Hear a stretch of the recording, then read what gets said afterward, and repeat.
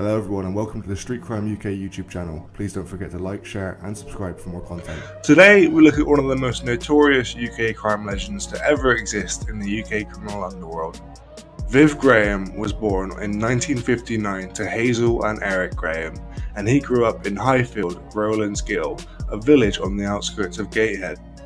After quitting his career as a successful amateur boxer, Mr. Graham became a doorman, eventually working with the well-known Gateshead hardman Billy Robinson and Paddy Leonard.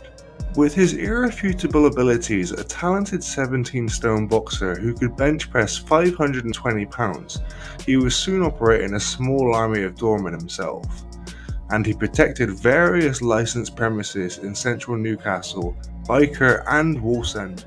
Mr. Graham became a reputed organised crime figure in the city and was involved in high-level extortions and racketeering. In 1988, he was shot at during an incident that is believed to have been a revenge attack for an earlier unprovoked assault by Mr. Graham and a fellow bouncer, which left the victim with permanent injuries. Mr. Graham's activities brought him a very large income, occasionally in excess of £30,000 per week.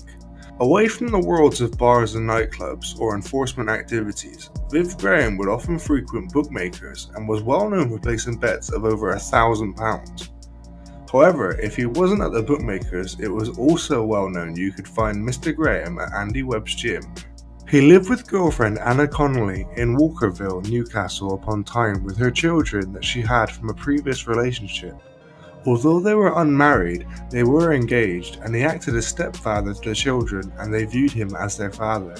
Miss Connolly's brother Peter was a pub owner in the Biker area of the city, and he would often be approached by fellow pub owners requiring the services of Mr. Graham. Mr. Graham became one of the most well-known and feared men of the northeast of England, and earned a huge reputation amongst fellow criminals for extreme violence and showing no mercy on his enemies. This reputation over time was only increased further when Mr. Graham had annihilated several ever well-known Tyneside hardmen. This resulted in many more people staying clear of Mr. Graham without wanting any confrontation. Following an incident in which he was severely assaulted, rival doorman Stuart Watson, who himself had also a substantial reputation in the criminal underworld. During 1989, Mr. Graham was working with a dangerous criminal gang who had been refused access to a nightclub by the then head doorman Stuart Watson. Mr. Watson believed that the ruthless gang would show no respect to other revelers and would treat the place as if they owned it. Furthermore, he obviously wanted to preserve his own position and dominance over the club. Years later, Mr. Watson said of the incident, "I was just doing what I had to do to keep trouble out of the club. As a doorman, your job is to prevent any bad characters from getting in." Unable to intimidate the formidable Mr. Watson, the members of the gang subsequently left, but later returned to the club, accompanied by this time by Viv Graham and some of his associates. It is said that Mr. Graham had been deliberately misinformed about Mr. Watson's activities, and that he was wrongly told that Mr. Watson had made threats against him. The ruckus that ensued took place at the now demolished Hobo's nightclub in Newcastle and was later revealed to have been recorded on CCTV. Mr. Graham can be seen delivering multiple debilitating punches to Mr. Watson and throwing the 17-stone doorman around the reception area of the nightclub. This incident resulted in Mr. Graham's conviction and inevitable prison sentence in spite of his victim refusing to give any evidence against him. While serving his prison term, Mr. Graham took a keen interest in the case of Stephen Craven, who by then was serving his sentence for murdering Penny Lane in Newcastle Studio nightclub on the 24th of December 1989. Mr. Graham attempted to assist Mr. Craven, who possessed his innocence to this day. We will go into the story of Mr. Craven very soon, so stick around for that, guys, it's a really interesting one. The BBC programme Rough Justice covered the murder conviction in Murder at the Studio, which was first broadcast on the 1st of April 1997. Although he protests his innocence even to today, Mr. Craven's conviction still remains in place to this day. Upon Mr. Graham's release from prison, he broke all ties with his former gangland associates, and by doing so, a prolonged bitter gangland dispute ensued. It was also reported that he attempted to mend fences with the previously mentioned Mr. Watson. However, Mr. Graham was soon back in court for an assault in which he is said to have punched a man completely senseless. Around this time, various adversaries with their own agendas began working against Mr. Graham. He had confronted a gang member in a popular Newcastle nightclub about him supplying drugs in one of his establishments, and following a scuffle, the man escaped via the fire exit with Mr. Graham in hot pursuit. Many unsolicited confrontations were set up to try and catch Mr. Graham, one with a notorious, well-known, now deceased fighter that he avoided. He had also at this point survived several attempts on his life. Mr. Graham's apparent dislike of drugs and how he had seen them ruin lives and antagonize the gangs that had a vested interest in selling them. They wanted to expand their drugs enterprises across the city and make more money, but Mr. Graham's anti-drug stance was the only thing that stood in the way. Mr. Graham was aware of their plans to remove many of his men from the doors and pubs of the clubs of Newcastle. He was starting to receive death threats almost daily, and shortly before his death, a car drove past Mr. Graham's home, and one of the passengers leant out of the car and shot out the windows of his house. On Christmas Eve 1993, Mr. Graham was involved in another confrontation with another notorious gang in Newcastle. An attempt was made to remove Mr. Graham's firm from an establishment, but the attempt failed, as Mr. Graham, being there in person, repeatedly punched one of the gang members, breaking his jaw, whilst the other members made a hasty retreat. On New Year's Eve 1993, Viv Graham was ambushed whilst returning to his car, which he had parked in a side street at Wallsend High Street. The offside front window of his Ford Sierra Sapphire Cosworth had been broken, possibly to make him hesitate before entering the vehicle, or to activate the alarm so as Mr. Graham would return to the parked car. However, there is speculation as to whether this was done well before the shooting in a separate incident. He was shot 3 times by an unidentified gunman, one shot leaving a large hole in his back, but even after being left in such a bad shape, he still managed to drag himself back to Wallsend High Street, where he was found by a fellow bouncer, Terry Scott. In spite of him receiving 30 pints of blood, Viv Graham unfortunately died at North Tyneside General Hospital 4 hours later, just aged 34. He was later buried at Hookergate Cemetery. It was reported that he had received a telephone death threat just hours before he was shot, that Viv Graham had often told others that were close to him that he most probably wouldn't even get to C40, something that would later turn out to be true. He had curtailed the activities of several drug-based gangs by refusing them access to pubs and clubs that employed him, but maybe to his own downfall, he was known to never carry a firearm. The Northumbria police interviewed an informant who named the killer and confessed to his role as the getaway driver. In 2014, a police transcript was obtained by a local newspaper that outlined a police visit to a so-called supergrass whilst he was serving a prison sentence. During the visit, the informant watched a video and showed detectives a safe house, a bungalow in Heaton, which had been used by the hitman in the immediate aftermath of Mr. Graham's death. He then detailed his own involvement in the notorious murder and named the gunman who allegedly murdered Mr. Graham. It is documented that he claimed to be in possession of a tape recording of the gunman admitting to the shooting, but he did not hand it over to the officers. He claimed to have stolen a Ford Escort from Berkeley to use for the shooting before travelling to Heaton. On the 31st of December in 1993, he picked up the gunman who said he was going to shoot Mr. Graham in the legs for retaliation for an ongoing dispute they had had. They went to Mr. Graham's house, but his car wasn't there, so they drove around Wallsend and soon discovered Mr. Graham's car parked just off Wallsend High Street. The stolen car was then parked with a view of the back of Mr. Graham's car. The gunman got out, walked over to Mr. Graham's car and smashed the driver's door window. When Mr. Graham returned to his vehicle, 3 shots were fired at him. The gunman ran back to the stolen Escort, got in, and the informant drove off. Once back in Heaton, the Escort was set alight and the pair were picked up by other criminal associates. The informant stated that the gunman had used a .357 Magnum. He stated that he believed the gunman was high on cocaine at the time of the shooting, and they both believed that Mr. Graham was only wounded, as he was last seen alive on all 4s beside his car. In 1998, Northumbria police questioned 5 men about an alleged conspiracy to murder the bouncer. In 2002, Tyneside career criminal Lee Sean Watson turned supergrass after he admitted the murder of Freddie Knights in Long Benton, Newcastle upon Tyne. During the Knights murder trial, the jury at Leeds Crown Court heard how Mr. Watson had told police who was responsible for the shooting of Mr. Graham. The court was also told after he was arrested for a separate offence in 1994 that Mr. Watson had boasted to police, "You couldn't catch us for shooting Viv Graham."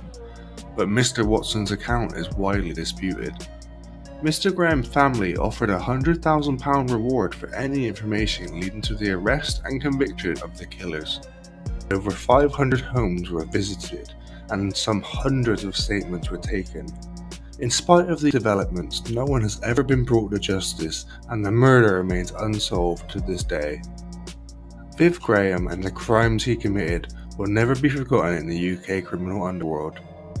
Thank you for watching, and until next time, stay safe. Hello and welcome to the Street Crime UK YouTube channel. Please don't forget to like, share, comment and subscribe. Today we take a look at the case of Carl Dobson, who's a famous grime MC also known as Crazy Tit.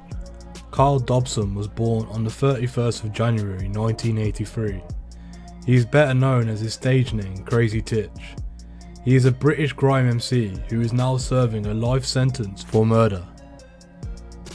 Mr. Dobson had become estranged from his brother Dirty Goods during his childhood, but they had later reconnected and became musical collaborators.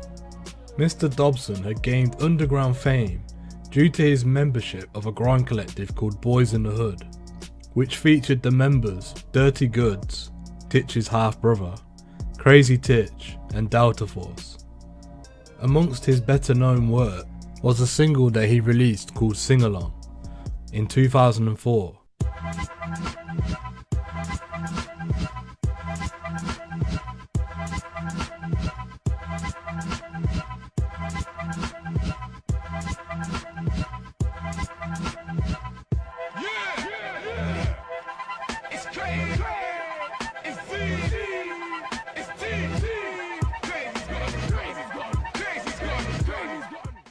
And Gully, in which he collaborated with the Sugar Babes Keisha Buchanan. It's crazy! Mineral connection, yeah! We got the boys in the hood, we got the kids, let's move, 2005! Growing cold, can't control, emotions overflow. Gotta get up and make that money, no time for waiting, honey. Hands on down, my time now. Pick it, I'll put it down. Gotta make it girly, no time for wait.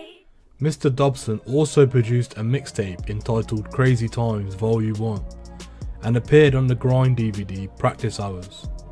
In 2006, Mr. Dobson had made an appearance as himself alongside many other MCs on Channel 4's show Dubplate Drama. Hey man, what's with this? No! No one don't wanna hear that! That's bullshit! The grime MC Crazy Titch had a reputation for violence during his time in the grime scene. Notorious footage exists of a heated argument between Crazy Tit and another famous UK grime artist who is known as Dizzy Rascal.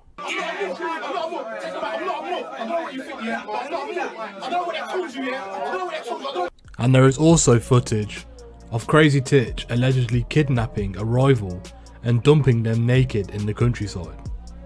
Mr. Dobson and his stepfather Anthony Green were sentenced to life imprisonment for the murder of a 21-year-old Richard Holmes, which had took place in the Chingford Hall estate in Chingford in November of 2005. Possibility for parole was set at a minimum of 30 years, by which time he will be in his 50s. Dirty Goods, who was Crazy Titch's half-brother, was acquitted in the same trial and released a song about its events entitled A Letter to Titch in 2007.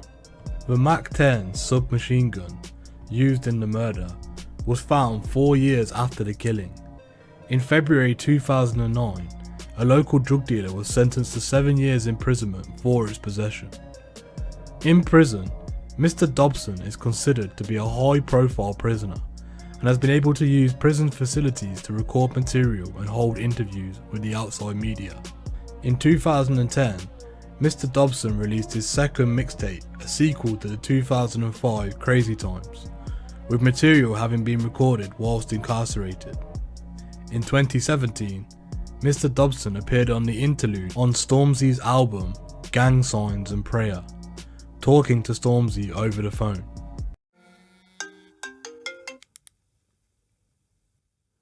Yo. Yo, gang.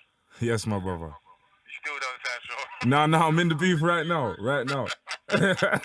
I'm in there right now. Alright, let's start then. In 2020, a lyric video was produced titled Voldemort, which included new audio from Crazy Titch. It was uploaded to YouTube to celebrate Titch's birthday in 2020.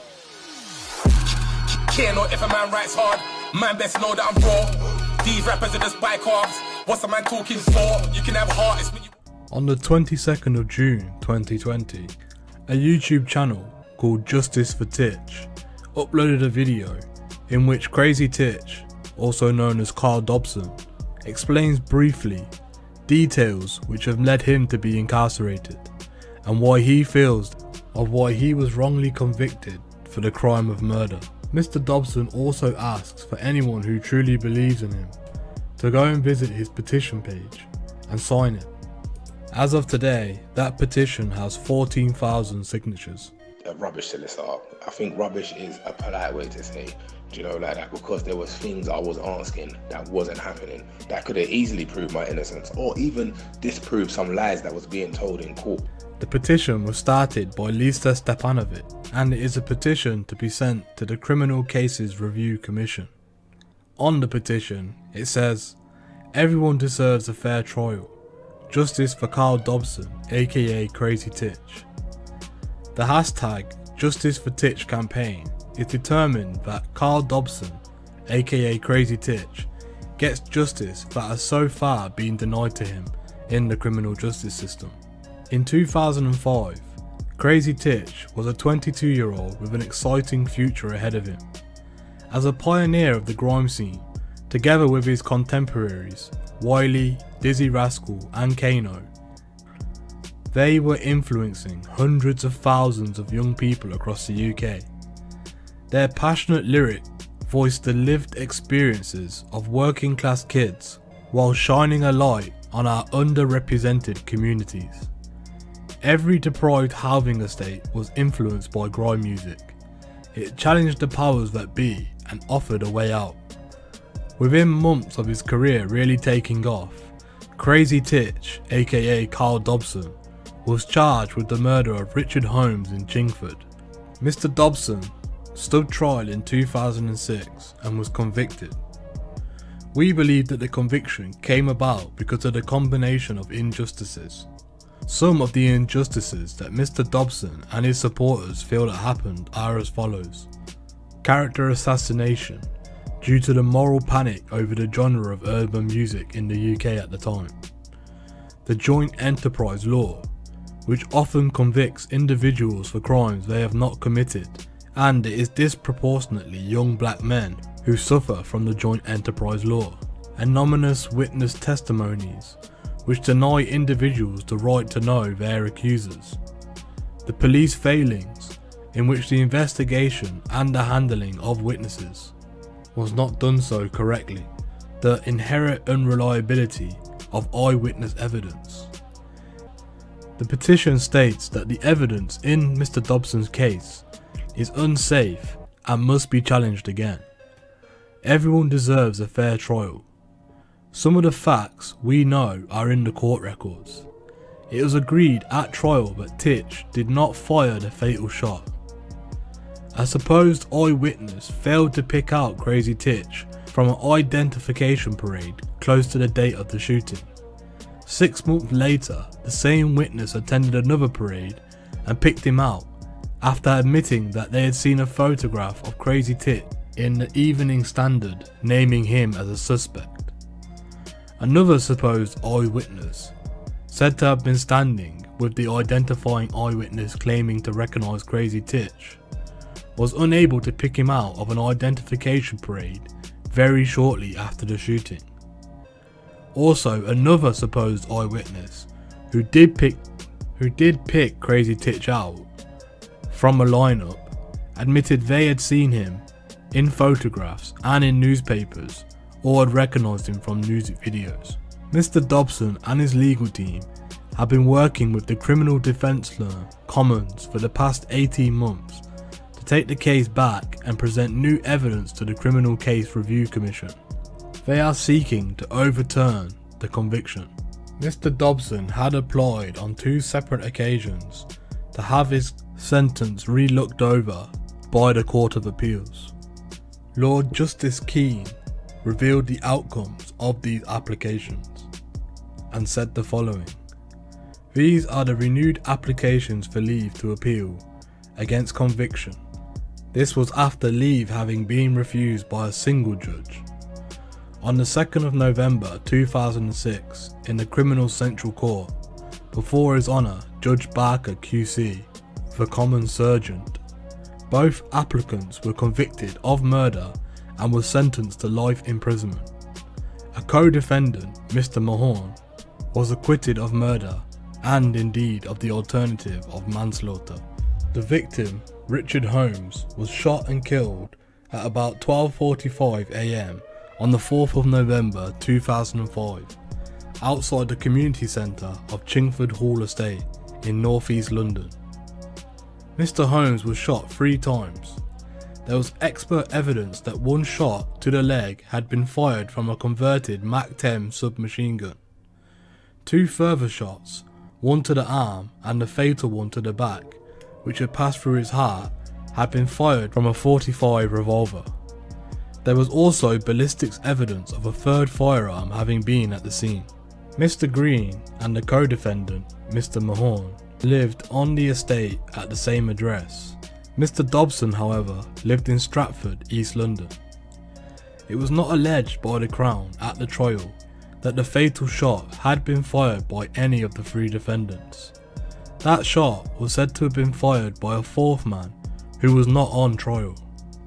But it was alleged that all 3 defendants were jointly responsible for the killing on the basis of joint enterprise.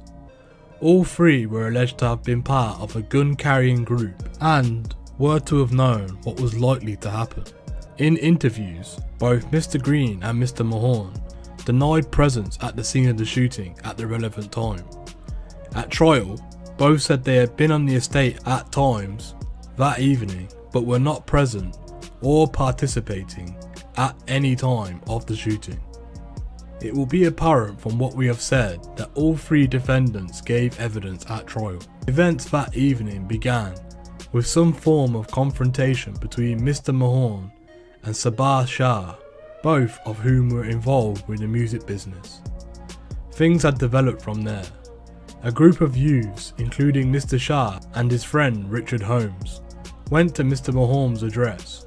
There was Southside evidence that proved that Mr. Mahorn had telephoned Mr. Dobson and Mr. Green and that they had travelled to the estate along with others.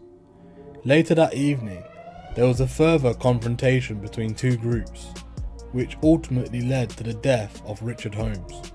The prosecution case turned largely on the evidence of 3 eyewitnesses who gave evidence anonymously and from behind screens.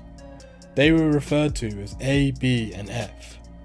We do not propose in this judgment to take their evidence in great detail, since this application is for leave. Their 3 accounts varied. In summary, all 3 named Mr. Dobson, who was known as Crazy Titch, as being present at the shooting and as having the MAC-10 submachine gun.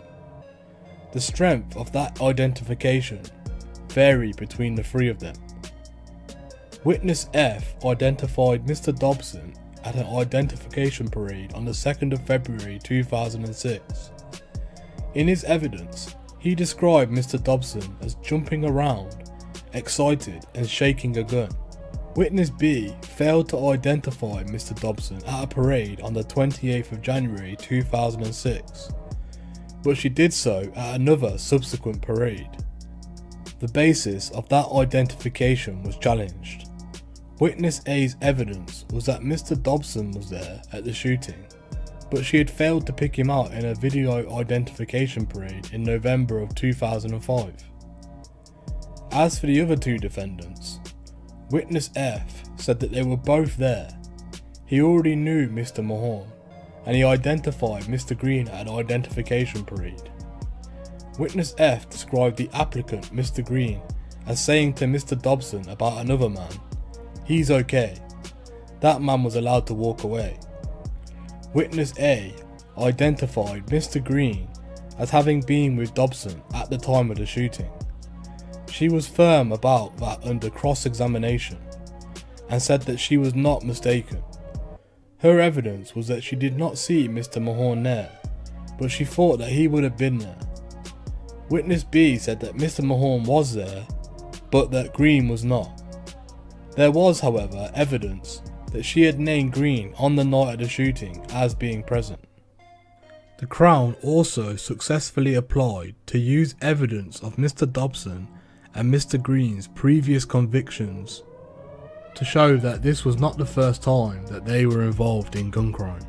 The judge unanimously convicted the applicants, Mr. Dobson and Mr. Green, and unanimously acquitted Mr. Mahorn.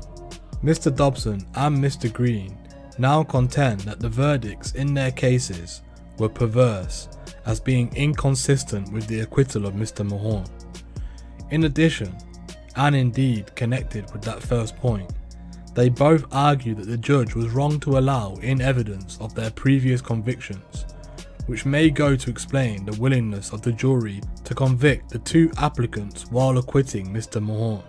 The appeal court will deal with these issues first before coming to a separate point raised on behalf of Mr. Dobson. It is convenient to take first the issue of admissibility of the previous convictions, as have counsel today. In his ruling, the judge spelled out the basis for the application by the Crowns as follows. Mr. Dobson was convicted of robbery in August the 27th, 1999, whilst using an air pistol with another in a betting shop. He was sentenced to 5 years detention. This, the prosecution say, is relevant to the matter in issue under section 101D of the Criminal Justice Act of 2003, and it shows that the criminal is willing to commit gun crime and is okay with the knowledge of knowing that a gun is being carried by another man. In the case of Mr. Green, he was arrested in May 1994 in possession of a fully loaded semi-automatic handgun, and in the previous 2 days before he was caught with the gun, had held up 2 petrol stations and a store with the handgun and robbed employees. No one saw Mr. Green with a firearm at the community centre when the murder of Mr. Holmes took place, but the prosecution assert that these offences go on to show a willingness to commit gun crime, and whether he would lend himself to gun crime, and also his knowledge of others carrying loaded weapons. It was also revealed that the 3 robberies and firearm offences on part of Mr. Green were committed in Canada. The judge summarised the arguments on behalf of the defence, which were mainly that the convictions did not help on the central issue of identification, and that the prejudicial effect would outweigh the probative value. In his notes, the judge asked 3 questions to himself. Does the history of the conviction establish that the offender is likely to commit the offences of the kind charged? Does that likeliness make it more likely that the defendant committed the offence charged? And is it unjust to rely upon the convictions of the same description or category, and in any event, will the proceedings be unfair if they are omitted? Having posed the 3 questions, the judge continued as follows. The circumstances surrounding the previous convictions of each defendant are different, and I have considered each case in isolation. The points made by counsel have force, and clearly the admission of this evidence against either will have a substantial effect. I bear in mind that these are single convictions, although in the case of Green, there were several offences involving the same firearm. Further, in his case, they were 12 years ago. I have considered the other evidence in the case, as well as the Section 101 1D and Section 103 of the Act. In my view, although effectively single convictions, the circumstances demonstrate much force in relation to the offence charged, and the age of Green's case does not diminish the importance. The critical issue is whether either of these defendants would lend themselves to an attack with firearms. The likeliness in each case has been established. It goes to the heart of the case, and it would not be unjust for them to be revealed. The provisions of the Act are satisfied that I grant the application to place these matters before the jury, and I have in mind that a careful direction must be given in the summing up.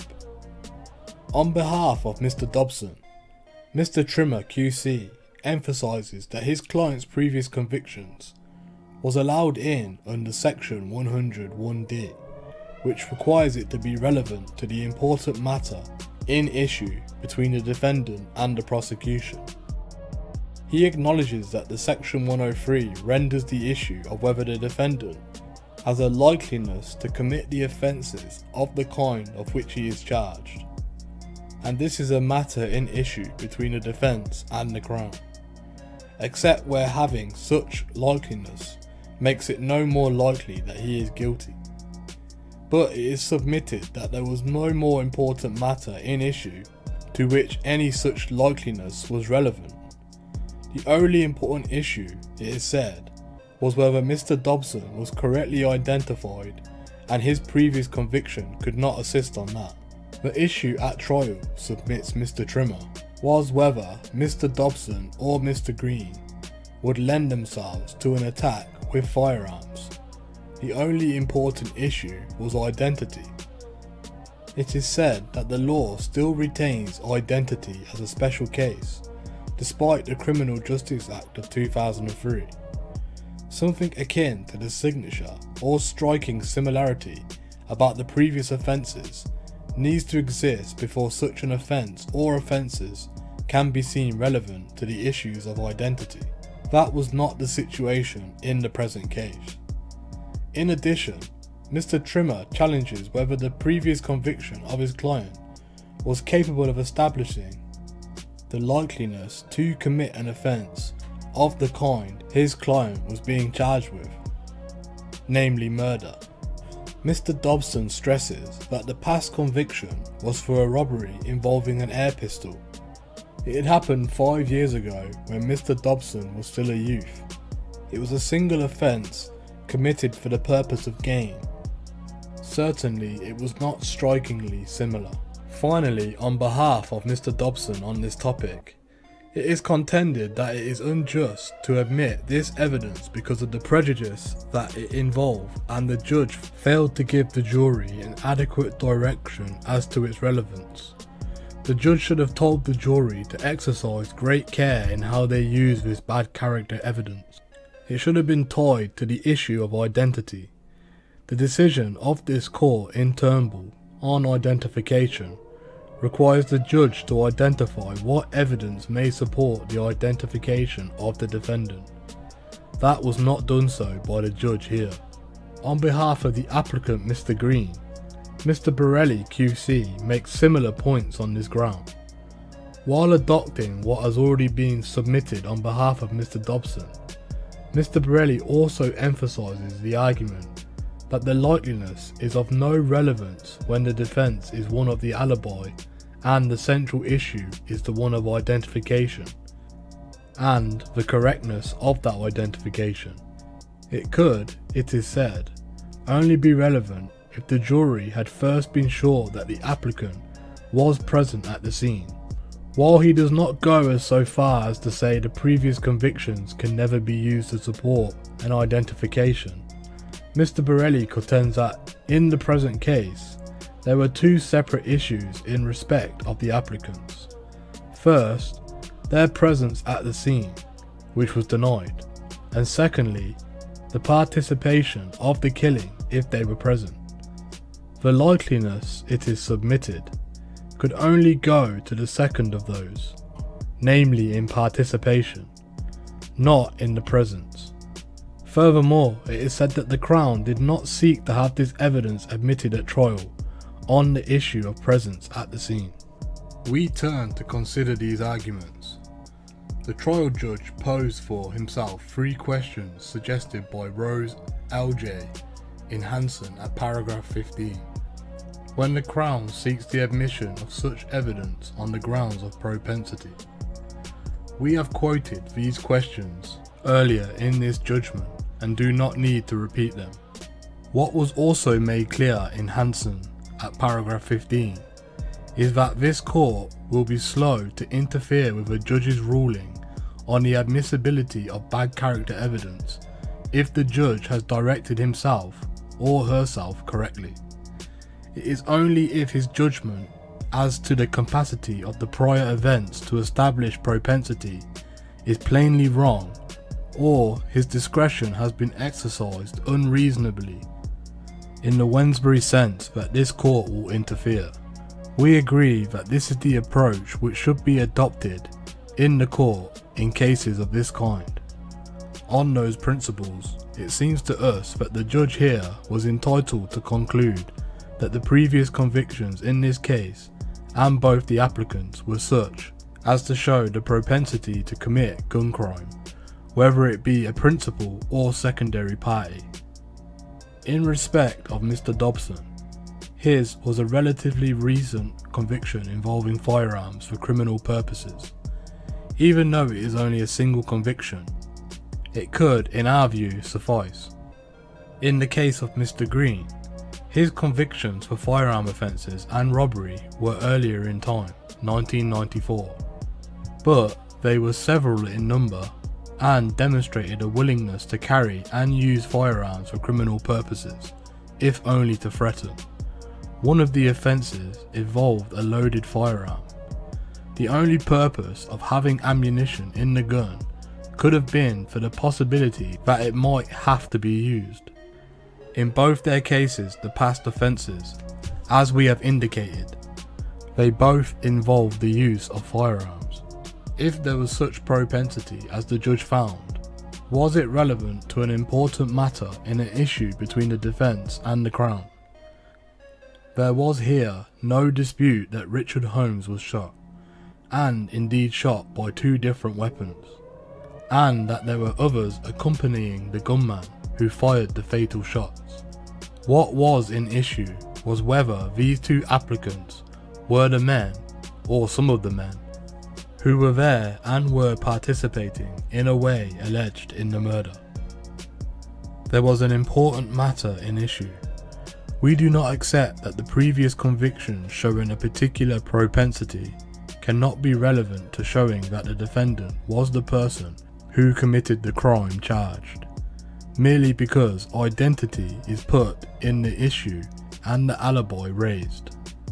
Merely because identity is put in issue and an alibi raised, it does not render propensity irrelevant.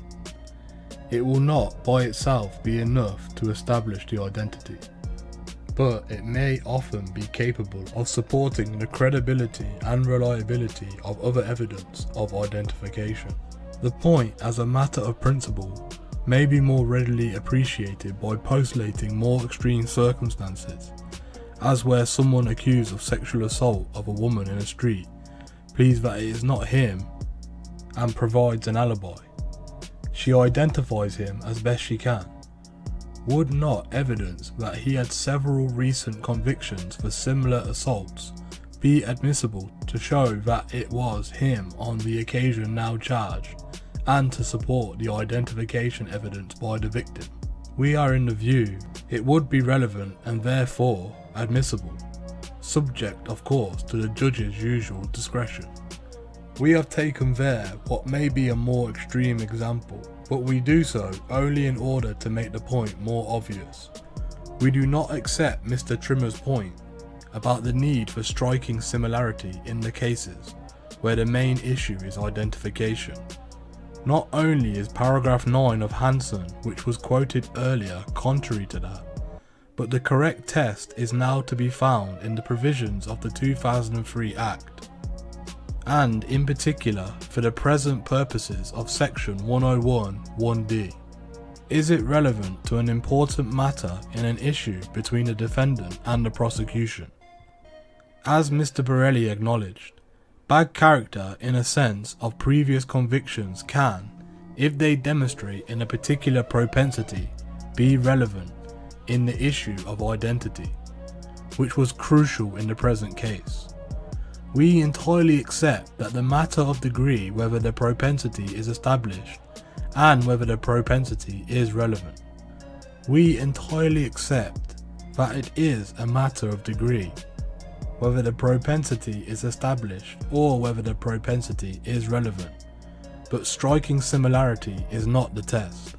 This can be appreciated from the decision of this court in R vs Eastlake 2007 EWCA Criminal 603. That was a case in which two male teenagers had been attacked by two males who then ran off. The appellants denied that they were the assailants. They relied on defense of an alibi. They asserted that the identifications of them by witnesses were mistaken. Evidence of previous convictions for assault was allowed to go before the jury under section 101(1)(d) and section 103, and in the event both defendants were convicted. On the appeal, it was argued that since the defense was an alibi, the previous convictions were irrelevant. Such evidence, it was said, did not make it more likely that the appellants were present at the scene. The argument was rejected. The court said this: "We do not accept this submission. The jury had to decide whether the two appellants were the two young men who committed the offence. The evidence of bad character was capable of establishing that there was a propensity to commit the offence of street violence and to do so together. The evidence was capable of lending support to the conclusion which the Crown invited the jury to reach, namely that the two appellants were correctly identified as those who committed the attack. This is so even though there is no dispute in the trial that those who committed it, whoever they were, acted as aggressors. We agree with that conclusion for the reasons which we have already indicated. Such evidence may go to show that the witness or witnesses identifying a defendant as present or participating is correct in doing so." Mr. Trimmer, on behalf of Mr. Dobson, sought to distinguish Eastlake on the basis that it was a case of striking similarity. We cannot agree with that. The previous offences which were there were simply ones of street violence. It is true that in one instance the two accused had in the past acted together, but no emphasis had been placed by the trial judge on that particular fact. R vs Purcell 2007 EWCA Crim 2604 is another instance where previous convictions were held to have been properly admitted to support an identification and to rebut a defence of an alibi. Implicit in what we have just said is that we reject Mr. Borelli's argument that the evidence of propensity was only relevant in the present case of the participation of the killing, as opposed to the presence. Just in Eastlake, the propensity in question was capable of supporting the identification of the applicants as being present and participating in the offence. Indeed, it seems to us somewhat artificial in the present case to separate those two matters of present and participation. What the evidence of propensity was capable of doing was supporting the eyewitnesses' evidence of identification. In short, that what they said they had seen was correct. In other words, had they identified the right people.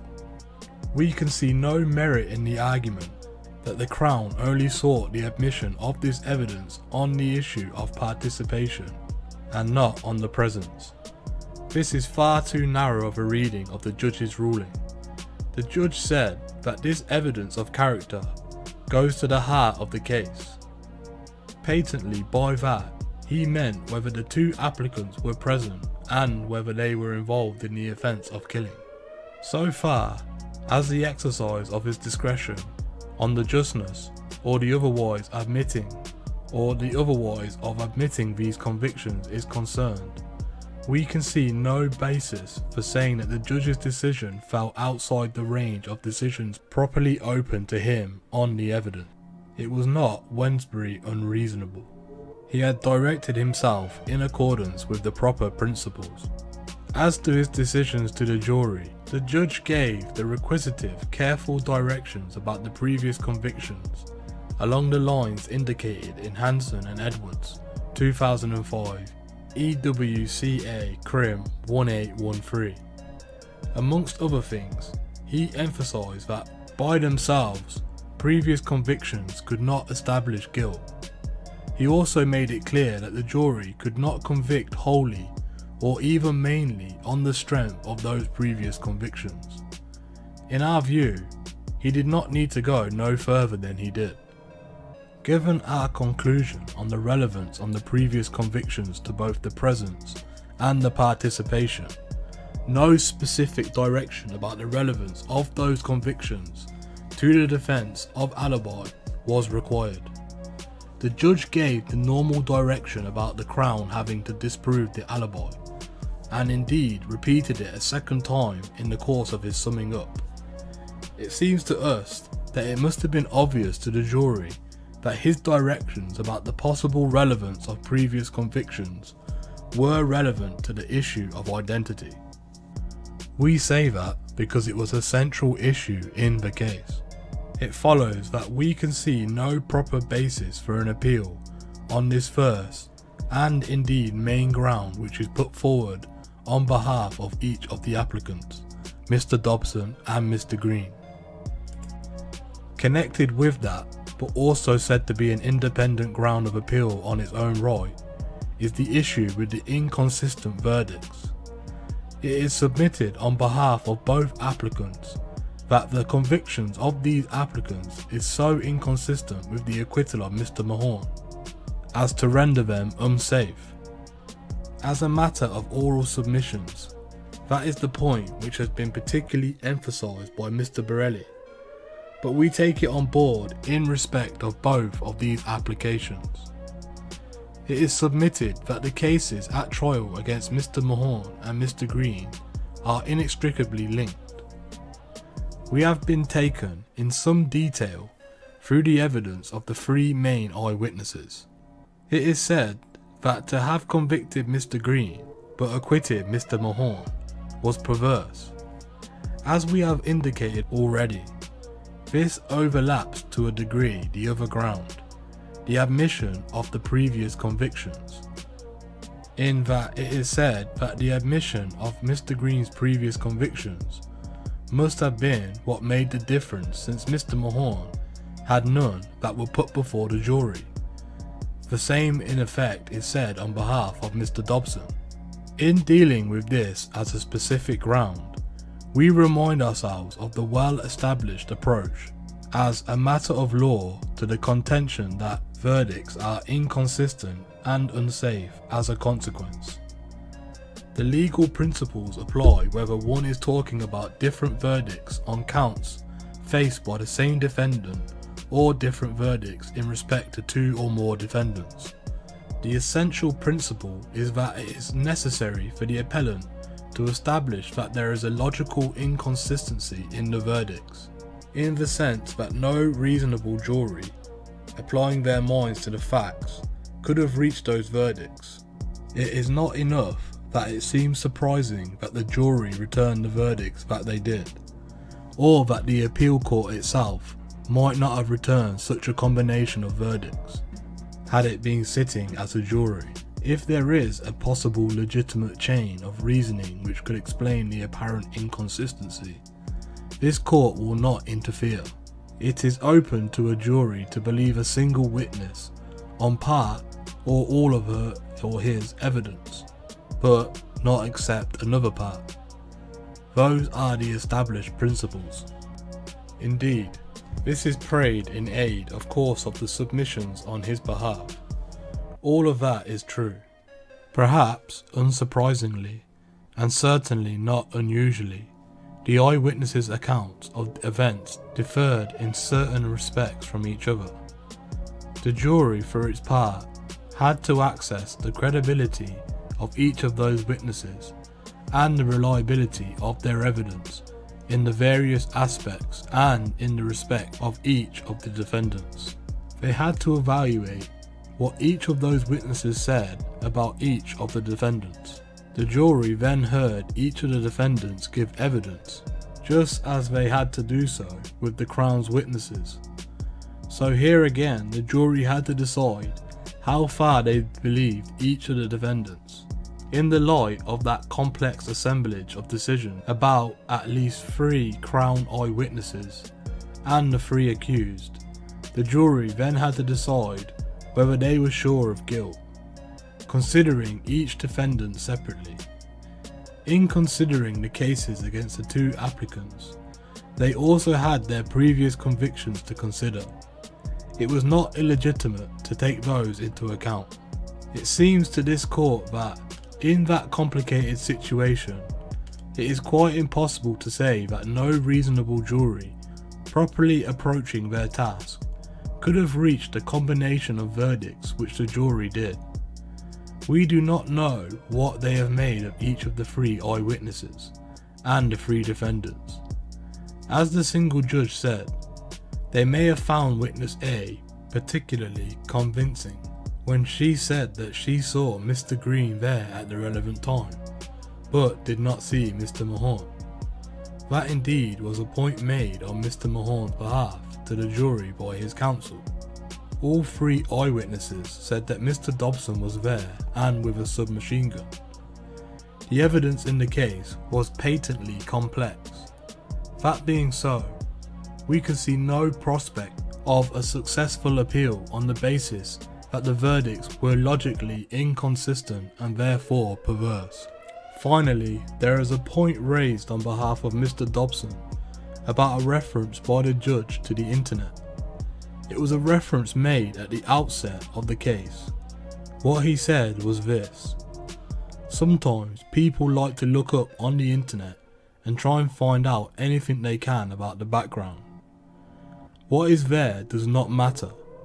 I am not banning you from looking at the internet, but it is really of no help because what you are doing is deciding this case on the evidence that you hear in this court, which we all hear together. It is argued now by Mr. Dobson that that statement undermines the safety of the conviction. A strong warning should have been given not to seek from the internet information relevant to the case, whereas the words used by the judge implied that it was not forbidden to look at the internet. Mr. Trimmer, on behalf of Mr. Dobson, whose submissions on this were adopted by Mr. Borelli on behalf of Mr. Green, contends that the judge, in effect, implied that the jury had permission to look up matters on the internet. If a juror takes into account any such material, then the principle that the defendant is entitled to see all the material on which the jury decides his case is flouted. In that connection, reliance is placed heavily on R vs Karakaya 2004 2 CR APP R5, where that principle is strongly endorsed. Mr. Trimmer has obtained some sample pages from the online encyclopedia Wikipedia. Some of the extracts post-date convictions, but others do not. They refer mainly to Dobson's musical activities, but they also include references to other offences for which he is sentenced for in 1999, along with a robbery about which they knew. Those other offences included handling theft, handling stolen goods, theft, burglary, and criminal damage. There is also a reference to him being on trial for a murder by paying someone to kill the victim. In the course of it, the judge made it clear that no jury had to decide the case on the evidence which they heard in court. We have not been provided with transcript of the whole of the judge's remarks to the jury at the start of the case, from which this extract have been taken. He came back to that again at the start of his summing up, but as the single judge said, and as Mr. Borelli believes happened, the trial judge has evidently just given the jury the unusual warning, the usual warning about not discussing the case, save in the jury room, and basing their verdicts only on the evidence which was heard. We can see no reason to believe that they did otherwise. In that situation, it seems to us that this ground provides no basis for a potential successful appeal. We have taken these various grounds separately, but looking at them, whether separately or together, we can see nothing that cases us to doubt about the safety of these convictions, and nothing which merits the further detailed scrutiny of a full appeal. It follows that both of these applications must be dismissed. Mr. Dobson was in the papers again recently, when it was exposed that he was in a sexual relationship with a married prison worker, whilst he was incarcerated at HMP Long Lartin.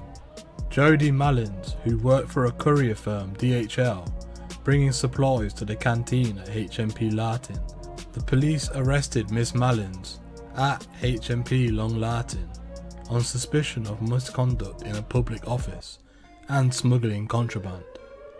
In 2010, the mother of Mr. Dobson's victim, Lynn Holmes, criticised how Mr. Dobson was able to record an album using his PlayStation while he was in his previous jail, HMP Swellside. Because of this, Mr. Dobson was moved from HMP Swellside to HMP Long Lartin, which houses some of Britain's most violent criminals. Thank you for joining us today. What are your opinions on the crimes committed by Mr. Dobson and Mr. Green? Do you believe the sentences were too harsh or not harsh enough? Do you believe that Mr. Dobson, also known as Crazy T, and Anthony Green deserve a retrial, or do you agree with the appeal judge's decision? We will put the link to the petition in the description. Please check it out and let us know what you think in the comments. Thank you for joining us today. If you enjoyed this content, please don't forget to like and share, and if you're new to the channel and you want to see more Street Crime UK content, please don't forget to subscribe and hit that bell button so you can join us on the next video. Thank you for joining us, and until next time, stay safe.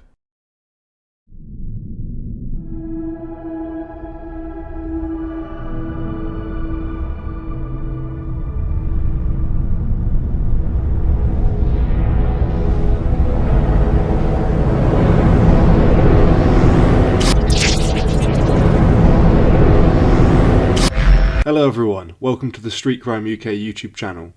Thank you for joining us. Please don't forget to like, share and subscribe for more exciting content. Today we'll be taking an in-depth look at a notorious English gangster and underworld figure, Mr. Anthony Thomas Lambrianou. Mr. Lambrianou was known for his association with the Kray twins, although being nearly 10 years their junior. Anthony, who was better known as Mr. Tony Lambrianou, was an underworld figure who achieved a peculiar 20th century celebrity status for his association with two of Britain's most notorious criminals, Reggie and Ronnie Kray. In his time, he had been a violent career criminal who had been attracted to the glamour and easy pickings of the Kray crime syndicate, but he acquired more status and respect for his loyalty to the Krays, even after they were dead, than for any of his criminal exploits. Born in Bethnal Green in 1942, Mr. Lambrianou grew up around Howland Street, Fitzrovia, London, with his father Christos Lambrianou, a Greek Cypriot, and Lillian Lambrianou, an Irish Catholic, who married in Camden on the 24th of June 1965. Having spent 5 years of his childhood in the County Durham town, Mr. Lambrianou was proud of his northeast roots. Then moving to Soho, he was then soon evacuated to the Midlands during the war with his brothers. His father Christopher was a Cypriot who had been sold into slavery at the age of 12. He had escaped in Egypt and arrived in England as a teenager. He found work during the First World War in a Newcastle munitions factory, after which he trained as a chef in London. A highly successful gambler in the late 1930s, Christopher Lambrianou brought a restaurant in Charlotte Street in the West End. At this time, he was also drafted into the RAF and was sent to work in the same Newcastle munitions factory, where he met and married Lillian, the daughter of a strict Roman Catholic farming family from Consett.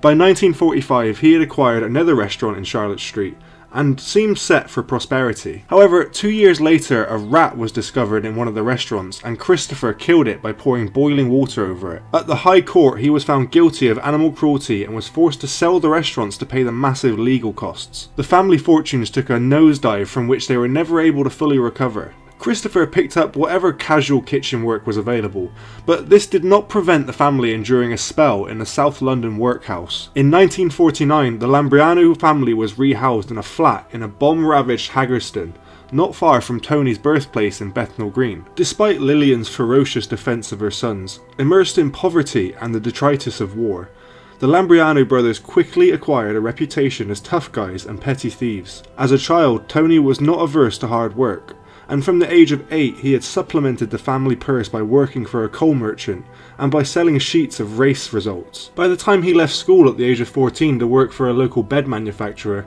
the Lambrianou brothers, despite their hard-working, strict and religious parents, were well established as thieves and fighters, and a more exciting world of dance halls, violence, scams and gangs beckoned them. Tony Lambrianou left the bed factory and made his money from thieving and protection, and eventually received his first conviction for burglary in 1960. The violence became more extreme, and Mr. Lambrianou thrived as an all-purpose moneymaker, stealing, running protection rackets, and working as both a bookmaker's runner and a thug who would do most tasks at £50 per day.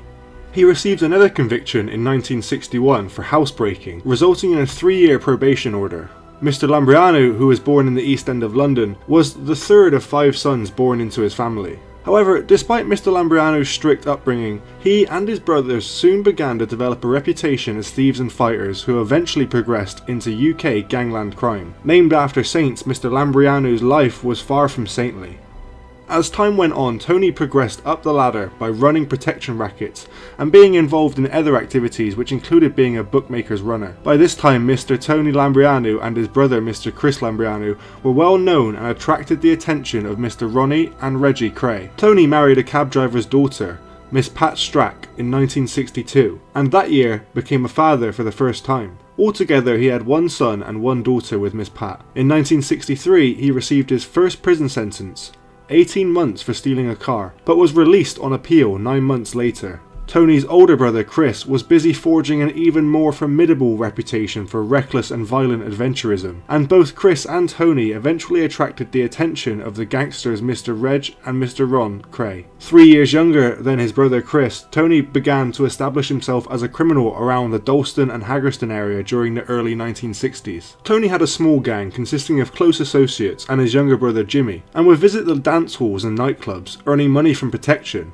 and other criminal acts, where he would be earning around £140 a week. The twins and the Lambrianou brothers were aware of each other as early as the late 1950s, but had not become close associates until the latter end of the 1960s. Mr. Lambrianou lived with his wife Pat just off of Bethnal Green Road in Blythe Street, where he became a fringe member of the notorious London gang, the Therm. By the early 1960s, the Crays were well established in the East and West Ends of London, and were always on the lookout for up-and-coming criminal talent. The Lambrianous would also appreciate the benefits of association with such a potent brand as the Cray twins, and they found that they could make good money with minimal effort by just merely uttering the twins' name. In 1965, Tony received a prison sentence of 30 months for assault with intent to rob. By 1967, Tony Lambrianou had 6 convictions, including shopbreaking and assault with intent to rob. He was released from his last prison sentence in November 1966, and on his release became closely associated with the event that was to mark the demise of the Cray firm.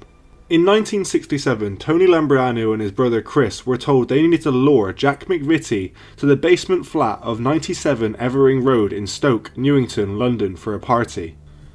Mr. McVitie had been recently drunk and had been waving a shotgun around the Regency. He had threatened the twins in his drunken rambling. Mr. McVitie had been a nuisance and embarrassment to the Cray twins for quite some time, and in the chaotic atmosphere that enshrouded the firm, in the wake of the Cray engineered prison escape and subsequent killing of Mr. Frank Mitchell, Ron's shooting of Mr. George Cornell, and the suicide of Reg's wife, Miss Frances, a further violent escalation was now inevitable. Furthermore, Mr. McVitie had recently bungled a shooting for which the Crays had paid him to do. His final mistake was threatening the twins after ripping them off on a drug deal. Tony Lambrianou, along with most of the Cray firm, assumed that a punishment beating would take place. But Reggie Cray had produced a handgun which had failed to fire, and so wanting to cause serious harm, he proceeded to butcher Mr. McVitie with a carving knife. The Lambrianous assumed responsibility for getting rid of the body, which was wrapped in a bedspread and placed in Mr. McVitie's car. Tony said that when they moved Mr. McVitie's body, the liver fell out and had to be burnt in the fire. Chris reckoned the liver had been skewered out. Tony then drove the car to St. Mary's Church in South London, where the body was later picked up by Mr. Freddie Foreman and apparently given an informal burial at sea. When in 1968 the entire Cray firm was mopped up by a special squad of detectives, Tony Lambrianou found himself under a media spotlight.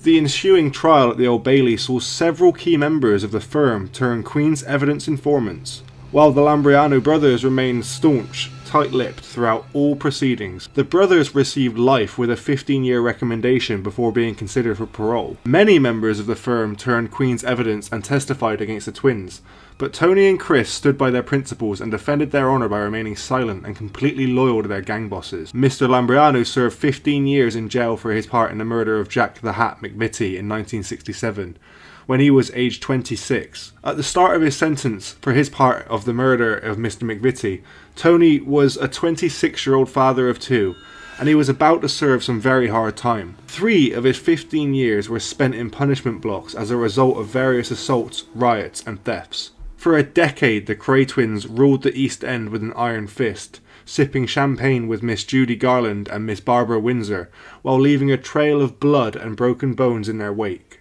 And East End gangster Mr. Tony Lambrianou was the man forced to clean up that mess. It was a dark and dangerous job. Mr. Lambrianou and his brother Chris were close to shooting 2 police officers to escape after the Crays forced them to dump the body of hitman Jack the Hat McVitie in October 1967. The infamous murder forms the chilling climax of the much anticipated new film about the twins, which stars Tom Hardy as both Ronnie and Reggie Cray. Ex-EastEnders star Jamie Foreman remembers them looking after him at the snooker hall while his father Freddie, an enforcer for the twins, did their dirty work. The Lambrianou brothers reluctantly agreed to help the Crays driver, Ronnie Bender, take the body south of the river and dump it on a railway line, so a train would obliterate it. But Mr. McVitie's body was too big to fit into the boot of his car. Tony would drive Mr. McVitie's car with the bleeding corpse on the back seat. Chris was following in his car with Mr. Bender. Mr. Lambrianou says that he was hoping the nightmare wouldn't get any worse, but it did. They were sitting at a red light when a police car with 2 officers pulled up behind Tony. They thought they were going to pull him over. Chris had a gun in his pocket, so there he was, ready to kill 2 policemen and orphan their kids to save himself. Luckily, the police car turned off at the next junction, and Tony was allowed to drive on until the car ran out of petrol outside a church in Rotherhithe, deep in Foreman's territory. On his release in September 1983, Tony faced a more complex world than the one he had left behind. Both of his parents were dead. His brother Chris, who had discovered religion whilst in prison and was released on the same day, became a market gardener. Tony clashed with his wife and with his by then grown-up children. Divorce and serious illness followed, and in the late 1980s, Tony Lambrianou began a relationship with Miss Wendy Mason, whom he later married. Tony Lambrianou was a passionate keeper of the Cray flame and was willing to defend their most indefensible crimes. He campaigned for the release of the twins, and even after their deaths, was always available to speak to the mass media in never less than glowing terms on their behalf. He often spoke of a set of underworld ethics that now seem as dated as bowler hats and bubble cars. He was most eloquent about traditional family values. If you didn't have a family of brothers with you, you were nothing, he said. Brothers were your strength. Mr. Lambrianou knew all about brothers. In 1991, Tony published an autobiography, Inside the Firm, The Untold Story of the Crays, Reign of Terror, and more recently co-authored with Mr. Freddie Foreman Getting It Straight, Villains Talking in 2001. The public's enormous fascination with 1960s gangland increased throughout the 1990s, and he became a highly visible celebrity at boxing matches and charity events. In 1995, Tony collaborated with a latter-day Cray associate, Mr. Steve Rafe, in raising thousands of pounds for the Gateshead burns victim Terry Moran. Patsy Manning was given a good kicking by the twins' muscle Tony and Chris Lambrianou, after pocketing money which had been given to him to visit an inmate in Parkhurst prison. The potentially fatal rift between Mr. Manning and the mob was revealed in Tony Lambrianou's book Inside the Firm, The Untold Story of the Cray's Reign of Terror. Tony described how he and his brother Chris, both enforcers for the twins, were tasked with giving Mr. Manning a slap. Mr. Lambrianou recalled that there was an incident, for example with Patsy Manning. The twins had taken the hump, and after giving him money to go and visit a certain individual in Parkhurst prison, Mr. Patsy didn't bother going to visit the man, but went out drinking instead. The Lambrianou brothers didn't know anything about this at the time, but the twins found out, and Ronnie said to them, "Tell Patsy Manning we want to see him." Tony went to Birmingham and spoke to Patsy, offering to bridge the divide between him and the twins. One night back in London, Tony went out to a pub called the Old Horns in Bethnal Green. When he walked into the pub, the twins were there with a couple from the firm and Mr. Patsy Manning. He was standing well away from them. He went over to say hello, and Ronnie said, "Invite Patsy Manning round to a party." If the twins were upset with anyone, an invitation to a party was a very dangerous thing, but Ronnie was right to be annoyed. Mr. Patsy was collecting money to visit the prison, and he wasn't doing it, even though he knew what he was dealing with. "Leave it to us and we'll take care of it up in Birmingham," said Tony, and Ronnie agreed. "As long as it's taken care of, we'll leave it to you." A couple of nights later, the brothers came out of the Cedar Club and got into the car. They pulled up at the traffic lights, and Patsy Manning drove up alongside them. They hadn't been making themselves busy to find him. They knew where he lived, and they knew his brother Alan, who owned a well-known club called The Wheel. They didn't want to make an issue of it. If they came across him, he would get a right-hander, and that would be the end of it. They both stopped at the lights, and Chris jumped out of the motor saying, "Look who's here." He got in beside Mr. Patsy, and they followed Tony to Patsy's flat. They went indoors, and Chris gave him a dig which bust his eye open, telling him, "You know why you're getting this, over the man you should have been visiting, and you're taking the dough off everyone for." They gave him a right kicking. After coming out of prison, Tony became a regular at charity events, and jumped at the chance to return to the area in 1995, and again in 98 to attend fundraisers organised by Mr. Wraith, to help two local youngsters. Mr. Rafe said, "I first got to know Tony because of my connection with the Crays, and when I suggested he might like to come to Tyneside to support the events, he didn't even hesitate. He was proud of being part of Geordie and loved the Geordie people. His parents had both died when he was in prison, and he never got the chance to go to their funerals. When I got to know Tony and his connection to the Northeast, I located his mother's grave for him and arranged for him to visit it and pay his last respect. In 1995, he collaborated with Mr. Race to raise thousands of pounds for Gateshead burns victim Mr. Terry Moran. He also helped Mr. Wraith with his own book, The Crays, The Geordie Connection. Mr. Wraith acted as security guard at Ronnie Cray's send-off in 1995, and one of his roles at Mr. Lambrianou's funeral was to stand guard over the coffin to stop ghouls snatching photographs. Tony died in 2004 at the age of 61 from a heart attack, and was given the traditional gangster funeral send-off, and was laid to rest at New Southgate Cemetery in London. Whatever the case, Tony Lambrianou's name will live on as one of the firm. Old school UK gangsters had a rule that people only did what they had done to their own kind. The everyday public was safe from their activities. The East End of London came out in force for the funeral of former Cray henchman Mr. Tony Lambrianou. Mad Frankie Fraser, Charlie Richardson and Freddie Foreman all paid homage to him. A white wreath spelling out the single word gentleman was on one side of the hearse, with a floral tribute reading good man on the other side. Tony was an old school gangster, and films like Lock, Stock and Two Smoking Barrels and Snatch probably used Tony as an inspiration. When he was released from prison, he could have tried to piece his life back together, but he did the reverse and decided to maintain the gangster image, regularly going to celebrity parties. Crime had been his life, and in 1991 he published an autobiography, Inside the Firm, and in 2001 co-wrote with Freddie Foreman Getting It Straight, Villains Talk. The gangster's ex-wife, Pat, also revealed in an exclusive interview that Mr. Lambrianou was a fool guy for the Crays, who then betrayed his underworld loyalty. It would have been a false move to testify against Ronnie and Reggie Cray at their murder trial, so fellow mobster Tony Lambrianou kept his mouth shut and spent 15 years in jail. In an exclusive interview, she opened up her secret stash of letters from jailed Mr. Lambrianou. One says, "Pat, I will mention it just this once and never again. I'm innocent of this charge and will fight it for the rest of my life, and I will win it. In the end.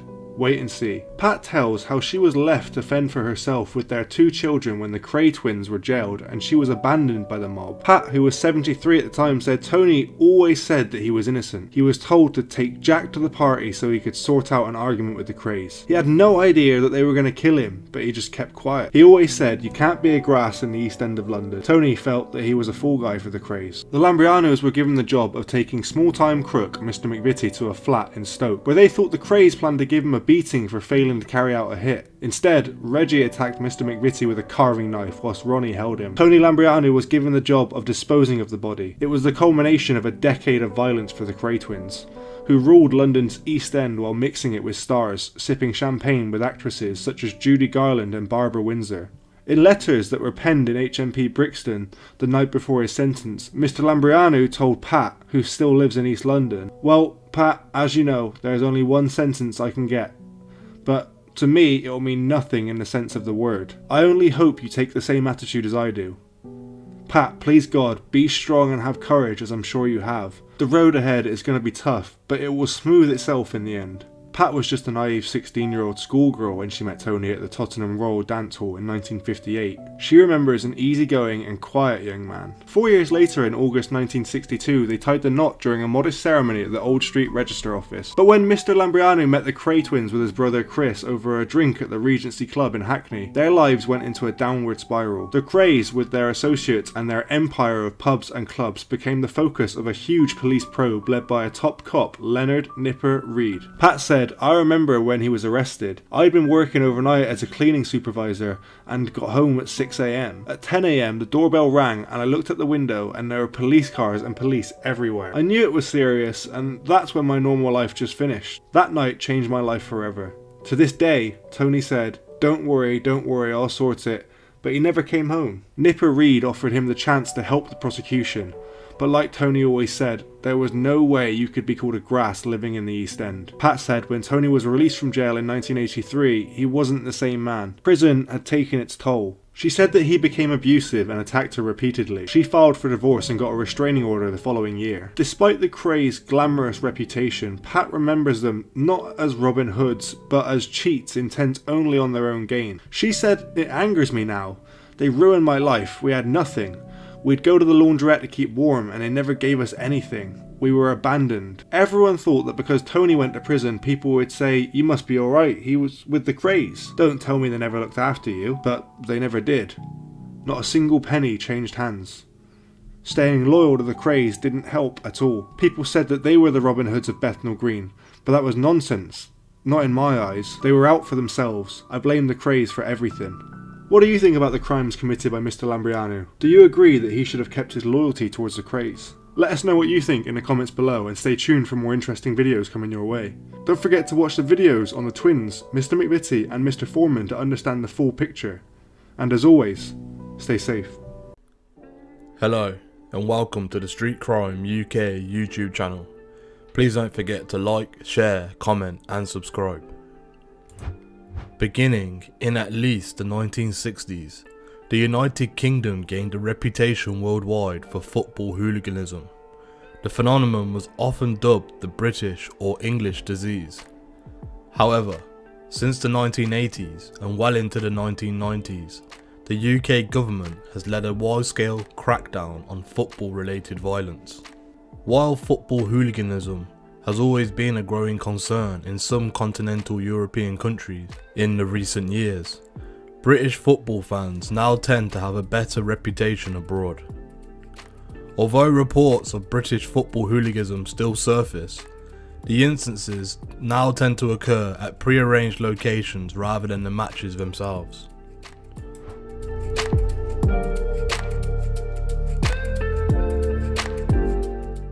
Football hooliganism dates back all the way to the Middle Ages in England. Fights between groups of youths often occurred during football matches organised between neighbouring towns and villages on Shrove Tuesday and other holy days. The local merchants were concerned over the effect of such disturbance on trade and called for the control of football as early as the 14th century. King Edward II had banned football in 1314, and then King Edward III had banned it again in 1349, because he felt the disorder and violence that accompanied the matches had led to civil unrest and distracted his subjects. A number of other monarchs and various other authorities also tried to ban football throughout the centuries in England and Scotland, but they were largely ineffective. Hooliganism in the modern game of football in England dates back to the establishment in the 19th century. Individuals who were referred to as roughs were known to cause trouble at football matches in the 1880s. For example, when they attacked the visiting team in the match between Aston Villa and Preston North End in 1885. Local derby matches would usually have the worst trouble in an era where fans did not often travel to other towns and cities, and roughs sometimes attacked the referees and visiting team players. Incidences of fan violence have been reported from the late 19th century into the early 20th century in England and Scotland. In 1909, thousands of Rangers and Celtic fans rioted at the replay of the Scottish Cup final at Hampden Park. Crowd troubles also extended to the areas outside the ground, into the town as well as the trains and the railway stations. For example, Leicester City fans vandalised the train in 1934, and several trains were damaged in 1955 and 1956 by Liverpool and Everton fans. John Moynihan in The Soccer Syndrome describes a stroll around the touchline of an empty Goodison Park, the Everton home stadium, on a summer's day in the 1960s. Walking behind the infamous goal, where they built a barrier to stop objects crushing into visiting goalkeepers, there was a strange feeling of hostility remaining, as if the regulars had never left. The News of the World's Bob Pennington spoke of the lunatic fringe of support that fastens onto them, meaning Everton, seeking identification in multinational port where the roots are hard to establish. The same newspaper later described Everton supporters as the roughest, rowdiest rabble who watches British soccer. Incidences of disorderly behaviour by fans gradually increased before they reached a peak in the 1970s and the 1980s. Between 1946 and 1960, there were on average 13 incidents reported per season, but between 1961 and 1968, the number had increased to 25 per season. Hooliganism in the modern age has been attributed by some sociologists to the decline of the British Empire.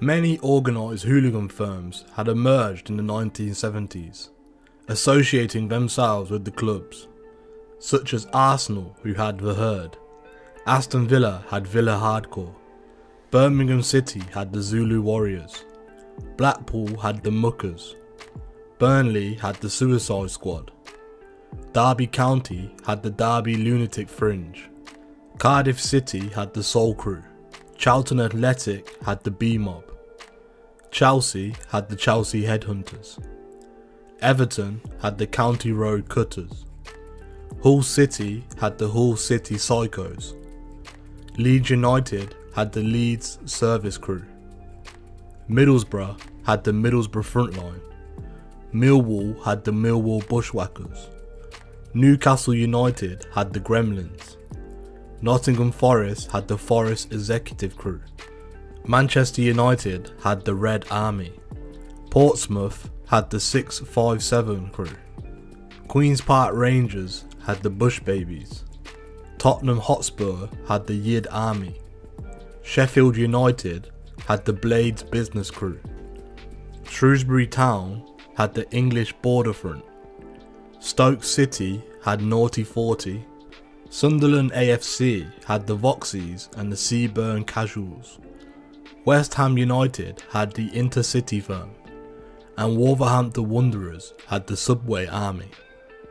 In 1974, when Manchester United were relegated to the second division, the Red Army hooligan firm caused absolute mayhem at the grounds up and down the country. And in the same year, a Bolton Wanderers fan stabbed a young Blackpool fan to death behind the Kop at Bloomfield Road during the second division match. These two events led to the introduction of crowd segregation and the erection of fences at football grounds in England. A bad-tempered FA Cup quarter-final tie between Newcastle United and Nottingham Forest on the 9th of March 1974 was halted mid-match when hundreds of fans invaded the pitch, one whom attacked Nottingham Forest midfielder Dave Sorella. The so-called relegation battle, when Tottenham Hotspur and Chelsea fans fought on the pitch before Spurs relegated Chelsea in the return fixture in 1975, made national news when shown on the BBC television programme John Craven's Newsround. Leeds United were banned from Europe soon after, when their fans rioted after the 1975 European Cup final against Bayern Munich in Paris. Manchester United were banned in 1977 after rioting before, during and after their UEFA Cup game with Saint-Étienne, also in France. In March 1978, a full-scale riot broke out at the Den during an FA Cup quarter-final match between Millwall and Ipswich Town. Fighting began on the terraces and spilled out onto the pitch and into the narrow streets around the ground. Dozens of people were injured. During the 1970s, black footballers became an increasingly frequent presence in English football, mostly born to Afro-Caribbean immigrants who had settled in Britain from 1948. With racial tension high in many parts of Britain and the far-right National Front peaking in popularity at the same time, many of these players were subjected to regular racial abuse from the fans of the rival teams, whose fans often pelted them with banana skins, as well as making monkey noises or shouting racist obscenities.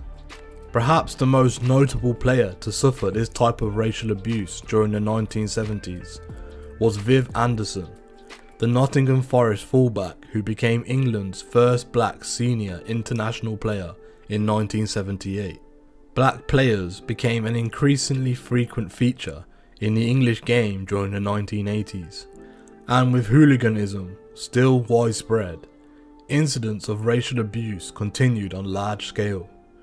John Barnes, who made his Football League debut for Watford in 1981, was soon targeted with racial abuse by rival fans, which continued after he joined Liverpool in 1987, soon after which he'd suffered severe racial abuse.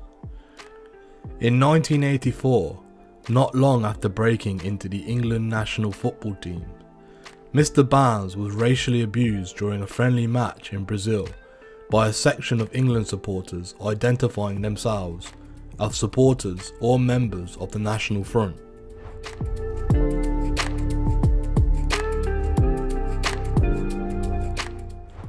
The intercity firm, like the subgroups from other clubs, specialised in infiltrating the terraces reserved at games for rival fans. Its members wore no club colours and would carry apparently inoffensive weapons like umbrellas or hardened hats, their anonymity by avoiding official supporters' transport. Once the game had started, they lay into their rival fans, causing havoc, and would melt away into the crowd. During the 1980s, clubs which had rarely experienced hooliganism feared hooliganism coming to their towns, with Swansea City supporters anticipating violence after their promotion to the Football League First Division in 1981, at a time when most of the clubs most notorious for hooliganism were playing in the First Division, while those living in Milton Keynes were concerned when Luton Town announced plans to relocate to the town. although this relocation ultimately never happened. On the 1st of May 1982, after a London derby between Arsenal and West Ham United, a supporter was killed in a riot between fans of the two teams.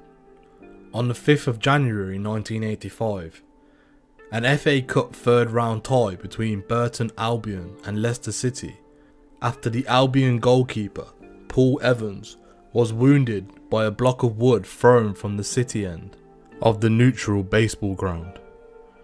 On the 13th of March 1985, Millwall supporters were responsible for large-scale rioting in Luton when Millwall played Luton Town in the quarter-final of the FA Cup, although a number of Luton fans were also involved in the violence.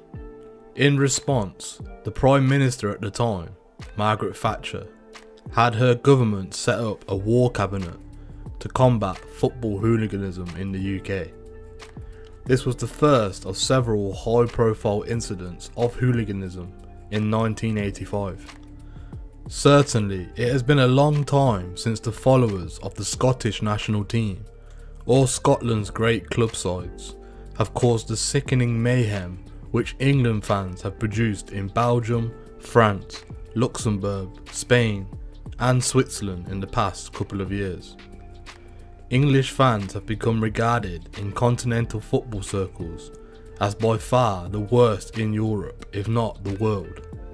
On the 11th of May 1985, the same day as Bradford City's stadium fire, a 14-year-old boy died at St Andrew's Stadium when fans were pushed by police onto a wall which subsequently collapsed following crowd violence at a match between Birmingham City and Leeds United. The fighting that day was described by Justice Popplewell during the Popplewell Committee investigation into football in 1985 as more like the Battle of Anningcourt than a football match.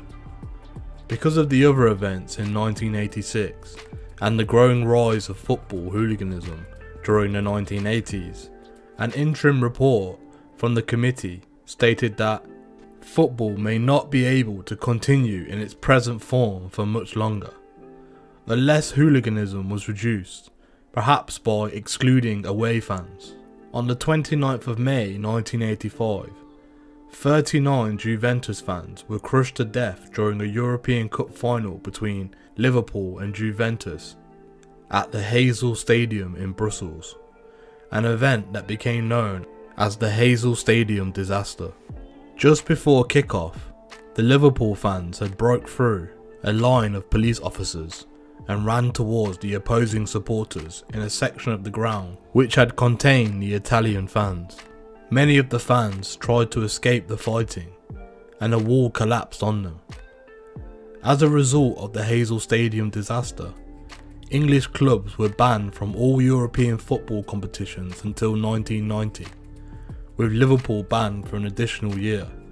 On the 8th of August 1986, rival gangs of Manchester United and West Ham United hooligans were involved in violence on a Sea Link ferry bound for the Hook of Holland. 8 football hooligans, all either Manchester United or West Ham supporters, received prison sentences totaling 51 years, 16 months later. Another incident was soon forthcoming. On the 20th of September 1986, Leeds United hooligans overturned and immolated a fish and chip van in Ostell Stadium, the temporary home of Bradford City, following the fire at Valley Parade the previous year. On August 15th, 1987, thousands of Wolverhampton Wanderers supporters invaded the seaside town of Scarborough for their opening game of the division. 56 people were arrested and thousands of pounds worth of damage was caused in some of the worst violence the town has ever seen. Millwall hooligans were involved in their third highest profile incident of the decade on the 9th of January 1988, when in an FA Cup tie between Arsenal and Highbury, 41 people were arrested for rioting after the Herd and the Millwall bushwhackers clashed. Football hooliganism has also featured prominently with relation to the Hillsborough disaster, with barristers representing the officers policing the ground, where 96 people died, saying they had a duty to prevent hooliganism and unruly behaviour from the Liverpool supporters, following the Hazel Stadium disaster. The UEFA president, Jacques Georges, caused controversy by describing the Liverpool supporters as beasts, suggesting that hooliganism was the cause of the Hillsborough disaster. His remarks led to Liverpool FC calling for his resignation. Many newspapers also reported that football hooliganism was a major factor in the tragedy, most notably The Sun, whose article entitled The Truth sparked a sharp fall in sales on the tabloid of Merseyside, with many agents refusing to stock it. However, in 2016, an inquest found that the 96 victims were unlawfully killed due to the failings by police and the ambulance services. Prime Minister Margaret Thatcher made a high-profile public call during 1985 for the country's football hooligans to be given stiff prison sentences to act as a deterrent to the others in a bid to clamp down on hooliganism. Her Minister for Sport, Colin Moynihan, attempted to bring an ID card scheme for football supporters. This scheme was set out in Part 1 of the Football Spectators Act in 1989. However, it was never implemented following criticism by the Taylor Report following the Hillsborough disaster. Documents released in 2014 revealed that the Conservative government of the 1980s crafted a number of schemes to combat hooliganism. This included an initiative to be titled Goalies Against Hooligans, consisting of getting more articulate goalkeepers, who are often first in the line of hooligan fire, to speak out against the violence. Racial abuse of black players was a common feature of hooliganism during the 1970s and even more so in the 1980s, when they were first prominent in the English leagues. Before the 1970s, only a small number of black players had ever played in English football, but the arrival of the common Welsh immigrants from Britain from 1948 saw many black players born in Britain to Afro-Caribbean parents breaking onto the scene a generation later. The first wave of black players mostly appeared for clubs who were based in areas which now have significant black communities, including Birmingham, Luton, Nottingham and West Bromwich. John Barnes, capped 79 times for England, was first racially abused by rival fans from Luton Town when he began his professional career at Watford in the early 1980s, regularly being targeted with racist chants and having banana skins hurled at him during the match. Soon after his transfer to Liverpool in 1987, Mr. Barnes was racially abused by Everton fans in the Merseyside derby. The Everton chairman at the time, Philip Carter, then denounced the racist Everton fans as scum. Mr. Barnes was only the second black player to appear for Liverpool, the first being Howard Gale, who had played a few games for the club at the beginning of the 1980s, while Everton still had yet to put their first black player on the field at this stage. Also in the 1980s, Paul Canaville became Chelsea's first black football player, as well as being racially abused by the fans of rival clubs. He was even abused by some of his own team fans, who had a reputation for being some of the worst hooligans in the English game at the time. Viv Anderson, who had become England's first black full international in 1978, was also subjected to regular racist abuse during the 1980s when playing for Nottingham Forest and later in Arsenal.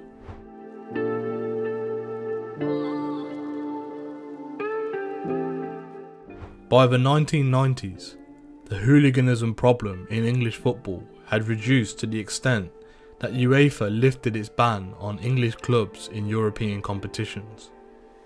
In 1994, a few days before Sunderland AFC's versus Nottingham Forest game, police snatched a pile of weapons and drugs worth thousands of pounds from Seaburn Casuals, which was a firm from Sunderland. They were preparing for a showdown with the Nottingham hooligans. A riot on the 15th of February 1995 during an aborted England vs Ireland friendly at Lansdowne Road in Dublin resulted in 20 injuries and 40 arrests. When the English equaliser was disallowed, English fans in the upper tier threw items onto the lower tier, ripped up seats and benches, and fought the Garda riot police. After England's defeat to Germany in the Euros 96 semi-finals, a large-scale riot broke out in Trafalgar Square, with a number of injuries, and a Russian youth was stabbed in Brighton after his attackers mistook him for a German. However, by 1997, it was said by Reuters that the English game had virtually rid itself of the hooligan scourge. Before the 1998 FIFA World Cup, 26 hooligans from Seaburn Casuals, a Sunderland AFC firm, after a military issue smoke bomb at a local pub after a fight with the bouncers. By the end of the operation, over 60 were facing charges. Some of the Seaburn Casual hooligans picked up in the raid were also involved with neo-Nazi groups like Combat 18. The operation failed when a judge ruled the CCTV footage from the pub inadmissible. France 98 was marred by violence as English fans clashed with the North African locals of Marseille, leading up to 100 fans being arrested. At the end of 1999 and the 2000 season, Sunderland topped the hooliganism table in the Premier League with 223 fans arrested that season. By the end of 2002 and the 2003 season, Sunderland topped the football arrest table with 154 arrests. According to Colin Blaney in Hot Shot, The Story of a Little Red Devil, many of the Manchester United hooligans turned to serious crime during this period. He states that roughly half of the team's hooligans became involved in selling Class A drugs, partly because of the wave of drugs that came in the early 1990s rave culture, a scene that football hooligans were at the centre of.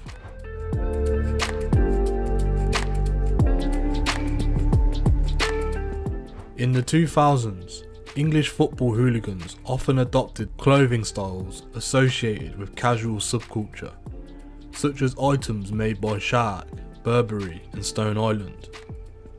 Prada and Burberry withdrew some garments over fears that their brands were becoming linked to hooliganism. The England team was threatened with being withdrawn from the Euro 2000 because of the poor behaviour of the fans. In March 2002, the Seaburn Casuals, the Sunderland AFC firm, fought with the hooligans from the Newcastle Gremlins in a pre-arranged clash near North Shields Ferry Terminal, in what was described as some of the worst football-related fighting violence ever witnessed in the United Kingdom. The leaders of the Gremlins and the Casuals were both jailed for 4 years for conspiracy, with 28 others jailed for various terms, based on evidence gained after police examined the messages sent by mobile phones between the gang members on the day. By the end of the 2002-2003 season, Sunderland topped the football arrest table with 154 arrests. The England reputation improved as a result of good behaviour at the 2002 FIFA World Cup and the 2004 UEFA European Football Championship, despite reports of the arrest of 33 England supporters at the latter tournament. The 2000s saw several death threats. Peter Ridsdale was a target of death threats from Leeds United fans. Swedish referee Anders Frisk quit his position after receiving death threats from Chelsea fans. Reading players Ibrahima Sonko and Stephen Hunt also received death threats from Chelsea fans in 2006. Fernando Torres received death threats from Liverpool fans. Sol Campbell received death threats from Tottenham fans. A steward had died after serious clashes between firms from Aston Villa and Queen's Park Rangers after a League Cup game in 2004. On the 28th of January 2007, the Wolverhampton Wanderers hooligans rioted after their side's 3-0 home loss to local rivals West Bromwich Albion. 11 officers were injured, as well as 9 hooligans arrested, as bricks, bollards and road signs were thrown. This was as well as gas canisters being let off. The police fought running battles with hundreds of thugs as chaos descended onto the city centre. Drivers were surrounded by violence in Stafford Street, and bus passengers looked on as the angry mob surged past. Officers used dogs to catch yobs who tried to flip over police vehicles near Monolux. A number of pedestrians were injured after being caught up in the violence. After some 20 years of improved behaviour amongst English football fans, extreme scenes of rioting and hooliganism took place at Upton Park on the 25th of August 2009 during a Football League Cup second round tie between London rivals West Ham United and Millwall. The pitch was invaded several times during the game by West Ham fans, and rioting in the streets followed. In one incident, a Millwall fan suffered stab wounds. The West Ham United and Millwall rivalry has led to officials to threaten to hold fixtures between the two sides in private, although the threat has never been executed. It was used for a November 2014 Under-21s Premier League Cup tie between the two sides with their development squads, which was ordered by the Metropolitan Police to be played at Rush Green with a 12 PM kickoff behind closed doors.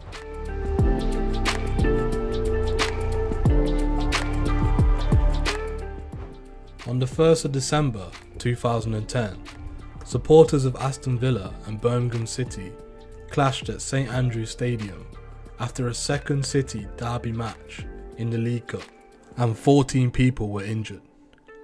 Missiles were hurled onto the pitch, a rocket flare was released in the stands, and there were scuffles in the nearby street. The use of bother boots in football hooliganism was countered in 2012 by warnings to fans that they would have to remove such boots in order to attend football matches. Bother boots is a type of boot that has been associated with violence.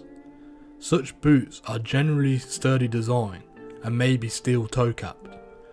They have been considered as offensive weapons used by hooligans for kicking opponents while street fighting. The boots became known in the late 1960s in the United Kingdom and continue to be a fashion statement associated with rebellion. The term bother in the UK developed as a fronting slang, probably Cockney for brother, and was used in connection with aggro or aggressive behaviour by skinheads and hooligans in the late 1960s. Heavy steel toe-cap boots were stereotypically worn by skinheads and were termed as bother boots. Initially, heavy black army surplus boots were worn, but later, yellow stitched Dr. Martens were adopted as the boot of choice. In a match between Sheffield Wednesday and Leeds United on the 19th of October 2012, Leeds United hooligan Aaron Corley attacked Sheffield Wednesday goalkeeper Chris Kirkland during a pitch invasion to celebrate a goal. The hooligan was identified on social media sites as someone who had previously been banned from every football ground in the UK. At a semi-final match of the 2012-2013 FA Cup between Millwall and Wigan Athletic at the new Wembley Stadium on the 13th of April 2013, Millwall fans fought amongst themselves, although it is believed that a group of Wigan supporters got into the Millwall end. 14 arrests were made. The very next day, Newcastle United fans rioted when their team lost 3-0 to Sunderland in the Time Wear Derby match in the Premier League. Bottles were thrown, bins were set on fire, and a horse was punched as mounted officers tried to move back crowds to allow visiting fans to be escorted away. 29 arrests were made during the game itself. On the 7th of March 2015, during a quarter-final match of the FA Cup between rival clubs from the West Midlands, Aston Villa and West Bromwich Albion, hundreds of Villa fans invaded the pitch whilst the game was still in play. A further invasion took place at full time, causing players from both teams to flee the pitch. Despite police officers and stewards' best efforts to restrain the fans, it is believed almost 1,000 fans entered the pitch. On that very same day, just 21 miles away, a group of Wolverhampton Wanderers hooligans clashed with Watford FC hooligans, one who spent 3 weeks in a coma. 4 teenagers were jailed and 2 more received suspended sentences. In his autobiography, Undesirables, Colin Blaney, a high-ranking member of the Manchester United's intercity gibbers firm, claimed that one of the main developments in the 2010s was that football hooligans were no longer involved in acquisitive crimes overseas, whereas they had once stolen designer clothing from abroad and used international games as an excuse to loot jewellery shops on the continent. The football firms of today solely engaged in profit-orientated forms of crime within the UK.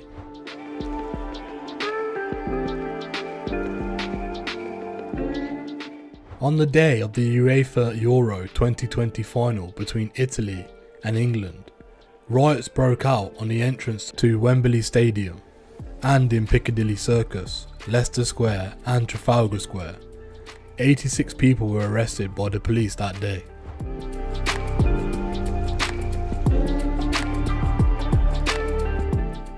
Northern Irish football suffered a major setback in 1948 when the supporters of Linfield invaded the pitch after a match against Belfast Celtic, attacking and seriously injuring 3 Celtic players.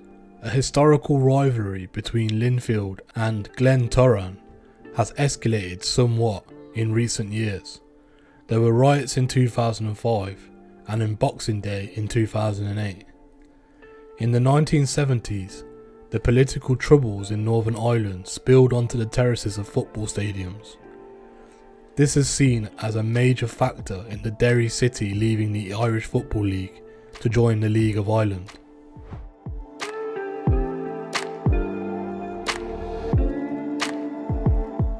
Rangers and Celtic have the most committed fans in Britain. Their following has not only sporting but religious significance. Rangers represent the city's Protestant faction, and Celtic players are the idols of the Catholics. Today's incidents are usual when the teams meet and the police always try to keep their respective fractions apart on the terraces segregated in stadiums. One of the first recorded incidents of large-scale crowd violence took place after the 1909 match between Rangers and the Celtic. The Glaswegian clubs clashed at Hampden Park at the 1969 Scottish Cup final, with 50 arrests reported on the terrace relating to fighting and the throwing of objects onto the pitch. More arrests followed after the post-match fighting between the supporters and the police. Worse violence took place in the aftermath of the 1980 Scottish Cup final between the Celtic and the Rangers. Hundreds of fans from both sides invaded the playing field after full time and fought a pitch battle with one another. TV commentator Andy McPherson likened the riot to a scene out of Apocalypse, adding, "At the end of the day, let's not kid ourselves. These supporters absolutely hate one another." In the aftermath of the clash, an Act of Parliament was passed that banned the sale of alcoholic beverages within Scottish sports grounds. By the 1980s, the casual manifestation of football hooliganism was adopted by the fans of many clubs in Scotland, with Aberdeen being the first club with a casual following, and the established skinhead/punk hooligan elements, Hearts and Rangers, that had dominated prior to this, were then challenged by the casual firms, or mobs as they were more popularly known in Scotland. Casual firms were attached to clubs such as St Mirren, who had the Love Street division, Clyde, which had Shawfield Shed End Boys, Aberdeen, which had the Aberdeen Soccer Casuals, Dundee and Dundee United, which had the Dundee Utility, Hibernian, which had the Capital City Service, Morton, which had the Morton Soccer Crew, Motherwell, which had the Saturday Service, Patrick Thistle, which had the North Glasgow Express, Falkirk, which had Fear, and the Dunfermline Athletic, which had the Carnegie Soccer Service. Aberdeen, under the Aberdeen Soccer Casuals ASC, became the best known.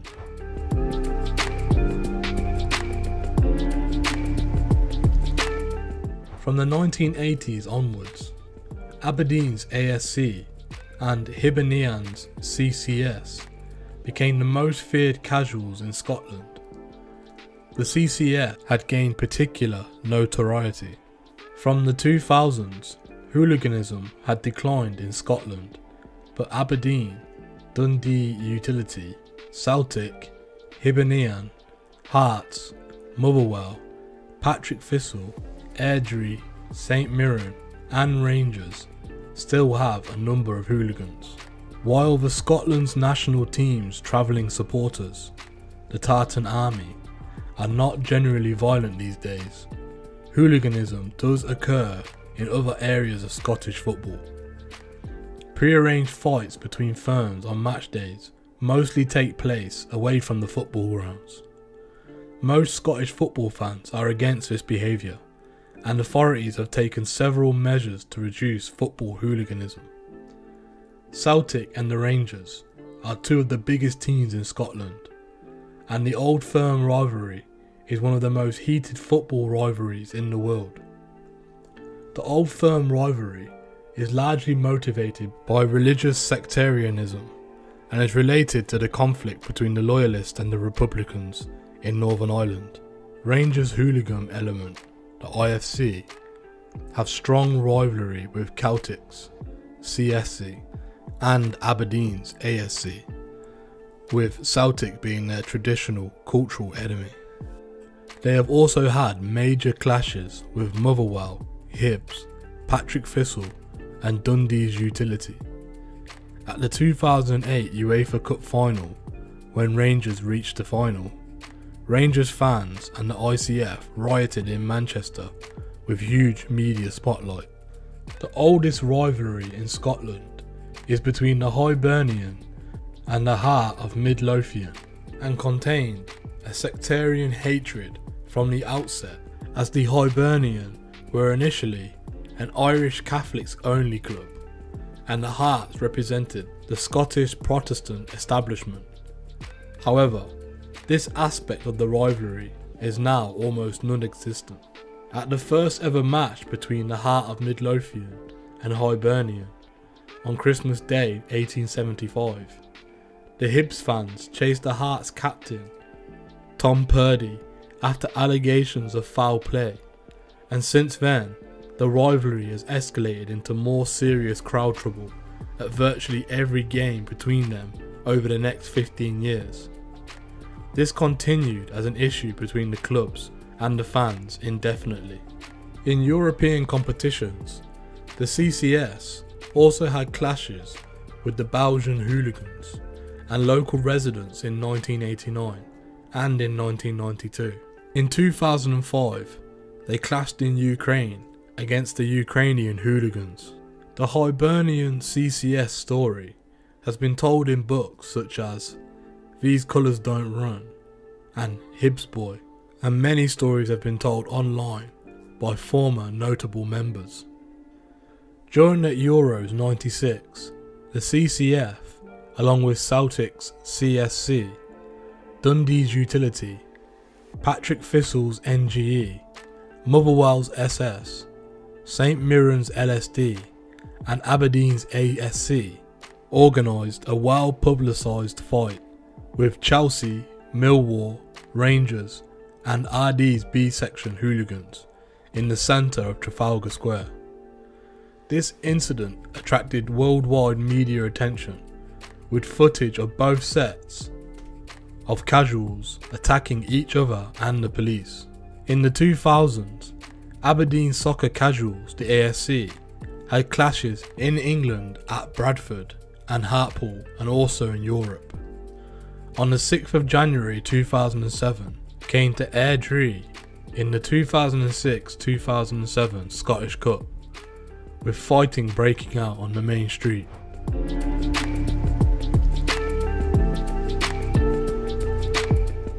Cardiff City's hooligan firm, the Soul Crew, has been involved in full-scale riots since the 1970s. In January 2002, Leeds United and Cardiff City fans, players, and the Cardiff City chairman, Sam Hammond, were hit by missiles during the match, and hundreds of Cardiff City fans invaded the pitch after the final whistle to celebrate knocking the then leaders of the Premier League out of the FA Cup. Cardiff City was fined £40,000 by the Football Association of Wales for the events that took place that day. Mr Hammond was criticised by the head of English police spotting teams for encouraging the hooligans by saying before the game, "It's better for us to play them at Ninan because the intimidatory factor will be so big. It's a bit like the old den at Millwall, except 10 times more." Mr Hammond at first blamed what he called racist English media for exaggerating the trouble at the Leeds game, but he also launched a war against hooliganism.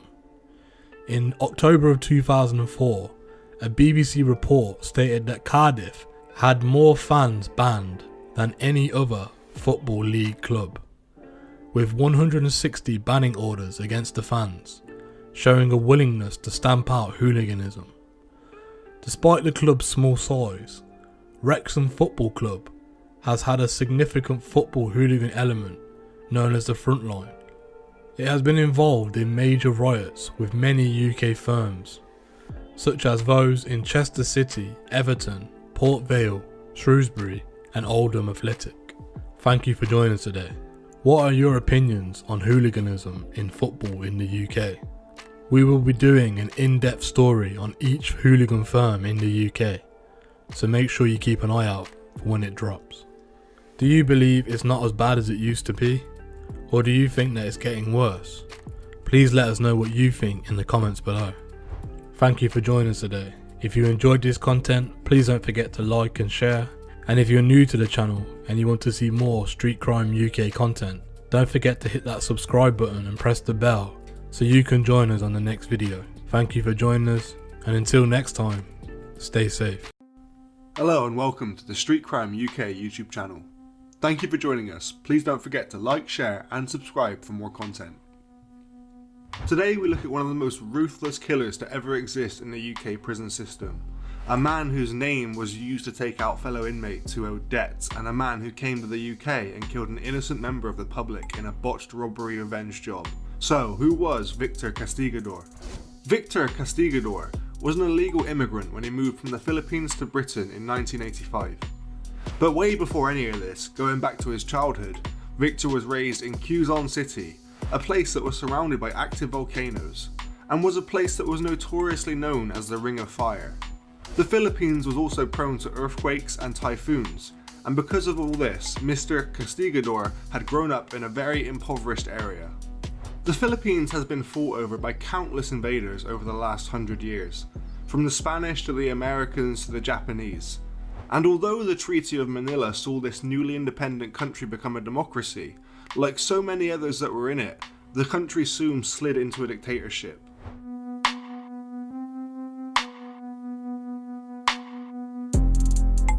Being a small and scrawny lad as a youngster, Mr. Castigador was bullied a lot by older children, in a way to assert their dominance over him. In response to all the bullying, he worked out a lot, and what he lacked in height he made sure that he made up in for his strength. By the age of 21, Mr. Castigador had applied for the army and for the secret police, but was denied both positions due to his height. The height requirement in the 1970s was 5'4" for the army and 5'2" for the police. Due to his lack of skill and being partially deaf because of a childhood infection, it is most likely that he started off as a security guard. Mr. Castigador repeatedly lied about joining the army, the police and a quasi-military death squad, and this was only the beginning of his lies. He had only worked as a diver and also lacked the basic literacy skills for an administrative role. It was more than likely that the only role that he was able to get that he could have been labelled as a career in uniform was a security guard. When it came to his love life, Mr. Castigador had met Jacqueline Haddon while she was still involved in a 7-year marriage. They had an affair and quickly fell in love. The couple travelled to England in 1984 and lived in a coastal village in Middleton-on-Sea, where they later had their son in October of 1984.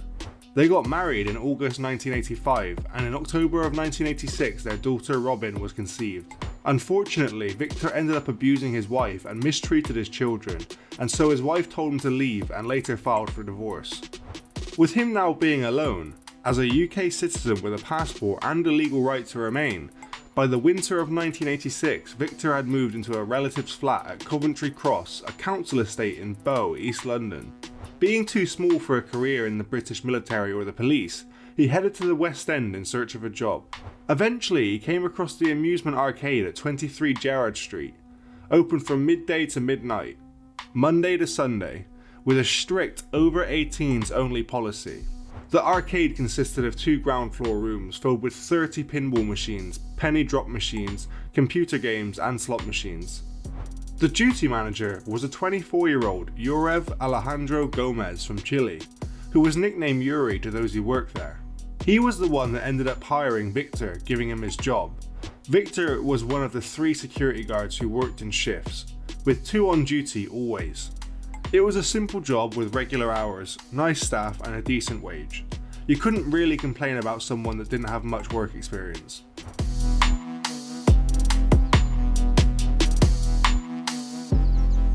The day started from 12 PM and finished at 12 AM. When it was time to close, one security guard would watch over the floor, whilst the other would escort the duty manager and the receptionist down to the basement. Behind a thick steel door stood the strong room, a reinforced concrete hold with no windows. Inside the strong room, there was a 6-foot square wire cage, where the takings were stored in a safe until the morning. The only one that had the key to unlock it was Yuri. The basement was also used as a storeroom and stacked with cleaning products, newspapers and paints for general purposes and repairs. By 12:30 AM the doors would be locked, the lights off and the alarm set, and then finally everyone would be ready to go home. The cleaners would start at 8 AM, but the staff would not come in until 12 PM and would start the day again. For Victor, every day he resided in a small room with one of the other 2 security guards for 12 hours, stuck seeing the same sights, the same familiar faces whilst executing the same routine.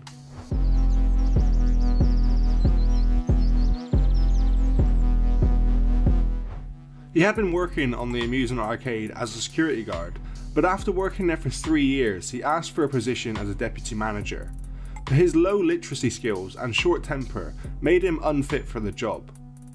When they denied his request for a promotion, Victor started to retaliate by being lazy and unreliable, causing a fuss for everyone else who worked around him. He was relieved of his position as security guard, and instead of moving on and finding a new job, that was not enough for Mr. Castigador, and it was now that his plan was made to rob the arcade. Mr. Castigador, followed by his 4 other accomplices, 17-year-old Calvin Graham Nelson, 19-year-old Paul Stephen Clinton, and their girlfriends, 17-year-old Karen Dunn and 20-year-old Alison Linda Woodside, were to rob the arcade of all its cash. They broke into the arcade late at night on August 2nd, 1989. The relief manager Yuri and the cashier Debbie were closing everything and counting the money when the 5 figures came rushing into the arcade and pointed guns in their direction. Mr. Castigador knocked out the first security guard. The staff had already been made aware to not resist in the case of a robbery due to all the money already being insured, in an event that such thing would happen. The staff stayed quiet and calm. following all instructions and paid close attention to everything that was happening in the situation. It didn't take much for them to identify the ringleader of the operation as Mr. Castigador. This was due to his short and stocky frame and thick Filipino accent.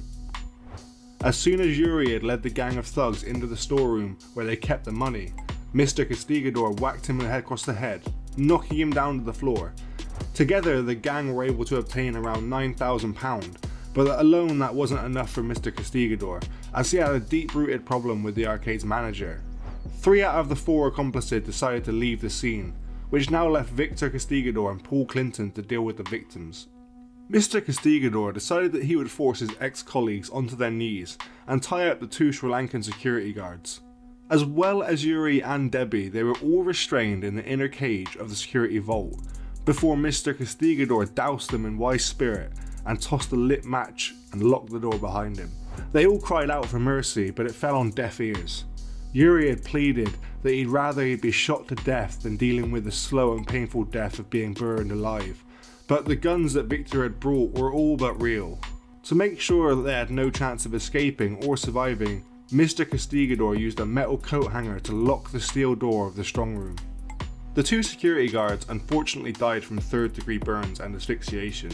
Eventually, Yuri had managed to break free from his restriction and tried to kick the door with his rubber-soled shoes, as the cage was too hot to touch. He kicked it, but it was to no avail, and Yuri and Debbie were able to survive only by putting out the fire and rolling around and breathing air through the keyhole of the door and a very thin gap underneath the steel door. It was only when the cleaners arrived in the morning at 7:55 AM that they were able to be saved and released from the cage. After calling 999, it did not take long for the Shaftesbury Avenue Station Police to arrive at the scene and to take control of the whole situation. As the detectives reached the basement, the whole area was charred black, making it hard to identify much. But one thing that did stand out was the smell of burnt flesh emanating around the room. Luckily, Yuri and Debbie were alive, but they were in critical condition.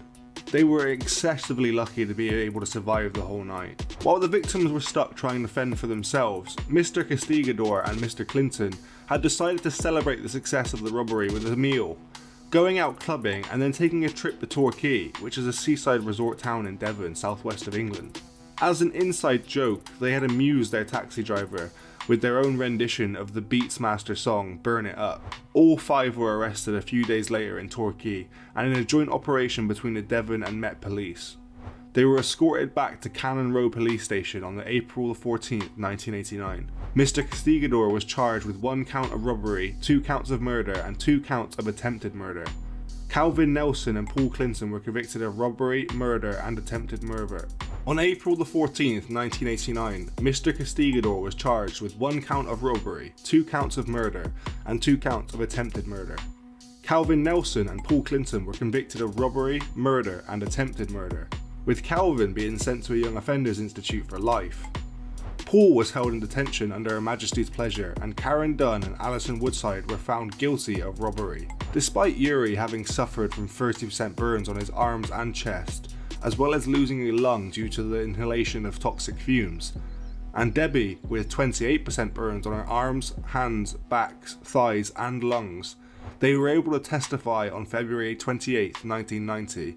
All 5 culprits were found guilty. To truly comprehend how vicious the whole ordeal was, James Macaulay, the Mr. Castigador's own defence barrister, said to the jury during the trial that it would be very surprising had you not come to the conclusion that Mr. Castigador was a ruthless, callous and inhumane monster. The judge, Mr. Justice Ruggier, concluded that I find it almost impossible to understand a mind as evil as yours, and sentenced him to life in prison.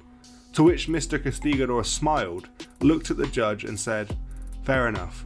There were in fact several things that went wrong with Mr. Castigador's plan to rob the arcade. The disguises that the gang had chosen to wear were far from impressive or appropriate for such a job. Mr. Castigador wore an oversized hood, a slipping scarf, and no gloves to cover up his fingerprints. If the whole operation wasn't bad enough, Mr. Castigador decided to do the operation with a toy gun rather than a real one, which might have gone in his favour if he had just taken the cash and left. Despite them gaining so much money, the gang didn't think to collect the money from the slot machines, and they didn't take into consideration the CCTV, which had recorded everything that had happened. It was very ill planned, and all the sloppiness that took place had contributed to the detectives being able to figure out who was involved quickly and track them down. What makes it worse is that he also involved 4 youths who were about half his age to be involved in a robbery, and in doing so essentially ruin their lives at such a young age. The only thing that actually was done right by Mr. Castigador was the execution of actually obtaining the cash, and this was only down to the fact that he knew the ins and outs of the arcade. So he knew exactly what he needed to do to get the money. It is just very unfortunate that his grudge against the arcade and his ego couldn't stop with just robbing the money. Mr. Castigador had to take it one step further and went out of his way to endanger and take the lives of the very same people that he not so long ago used to refer to as work colleagues.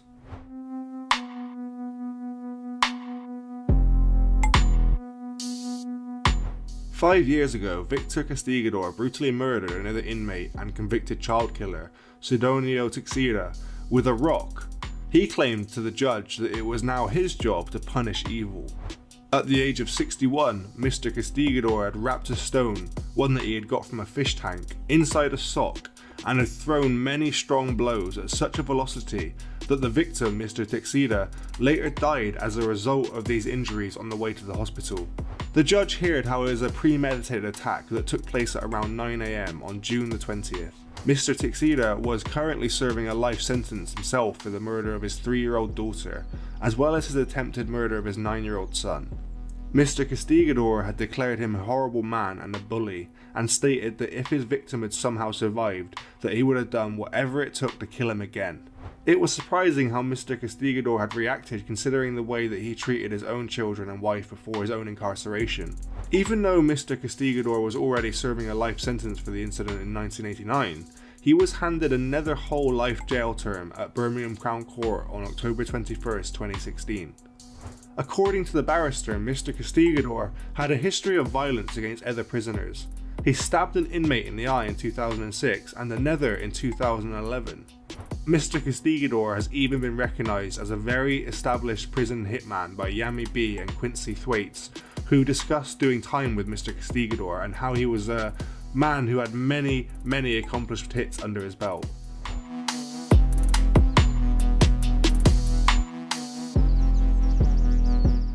According to the report, at 4:59 PM on March 18, 2017, Mr. Castigador was found slumped, with his right side shaking in an erratic manner.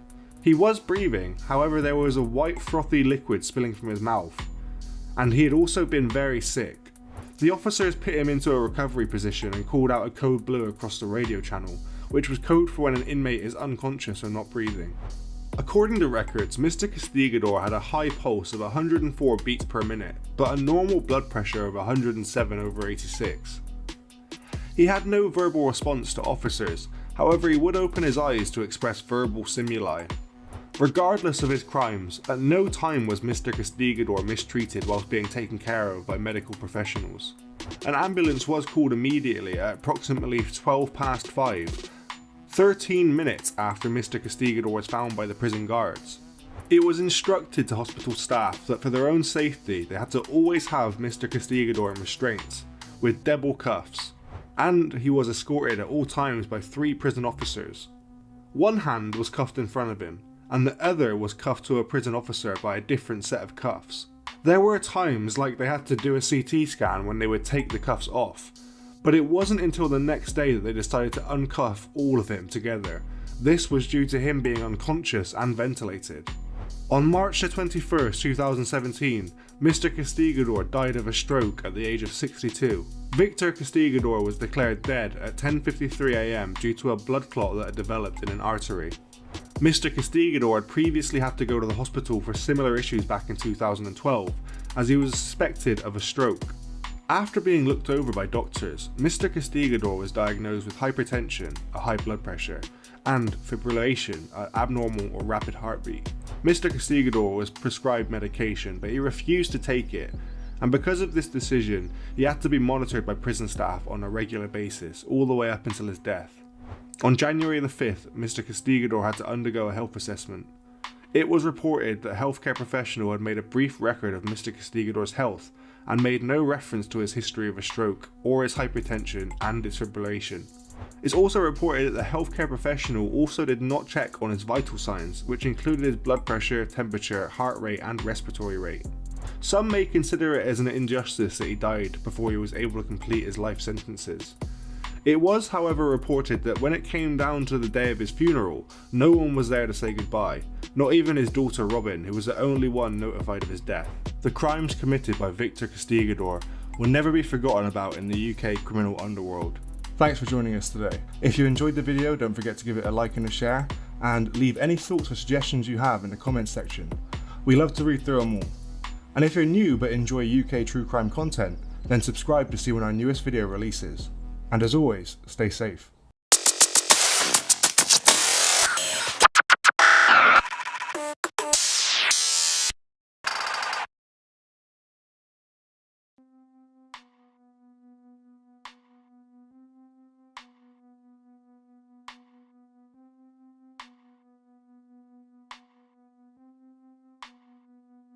In the early hours of October the 10th, 1990, a shocking double murder took place in a quiet town of Obury, Leicestershire. Two men, Gary Thompson and John Weston, were killed in a shooting incident outside the home of Gary and Mavis Thompson on Glen Road. The police suggested that Warren Slaney, alongside the victims, were involved in an armed robbery that had gone devastatingly wrong. As a result, Mr. Slaney was arrested and subsequently charged with the murders of Mr. Thompson and Mr. Weston. In 1992, he was handed a double life sentence. Despite this, Mr. Slaney has consistently declared his innocence, a claim that he still maintains to this day. Gary Thompson, who owned a string of hot dog and fast food vans, became the namesake for the case, which the press dubbed the hot dog murders.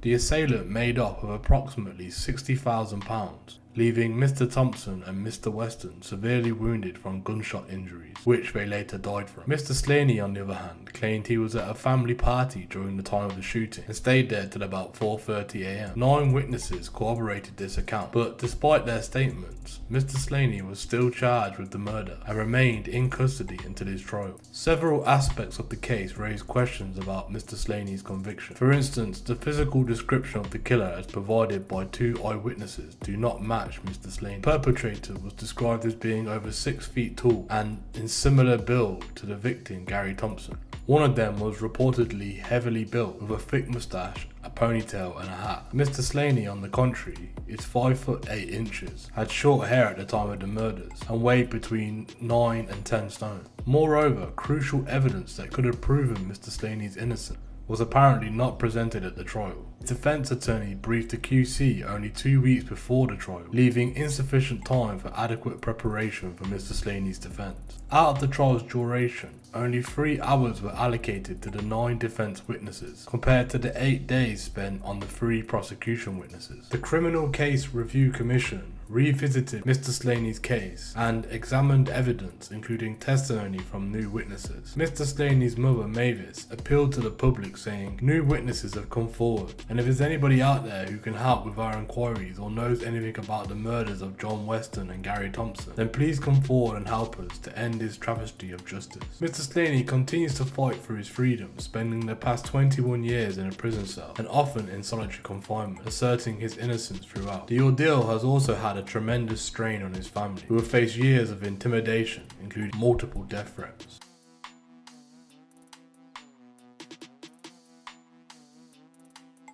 On Saturday the 15th of October 2011, it marked the 21st anniversary of Warren Slaney being held in custody for a crime that he proclaims he did not commit. To mark the occasion, the family, friends and supporters gathered in Leicester City Centre and released 21 balloons, one for each year that he had been in prison. Amongst those present was Mr. Warren's son, Jake, who was a baby when his dad was taken into custody for the notorious hot dog murders of 1990. Jake is now a young man working as a fitness instructor, having growing up only ever seeing his dad on prison visits. The protesters will also hand in a letter to the leader of the city council, highlighting the cost of the Leicester taxpayers of keeping, in their words, a wrong man in prison, whilst the actual murderer remains unpunished for these crimes. Estimates of the cost of Mr. Warren's wrongful imprisonment well exceed £1 million.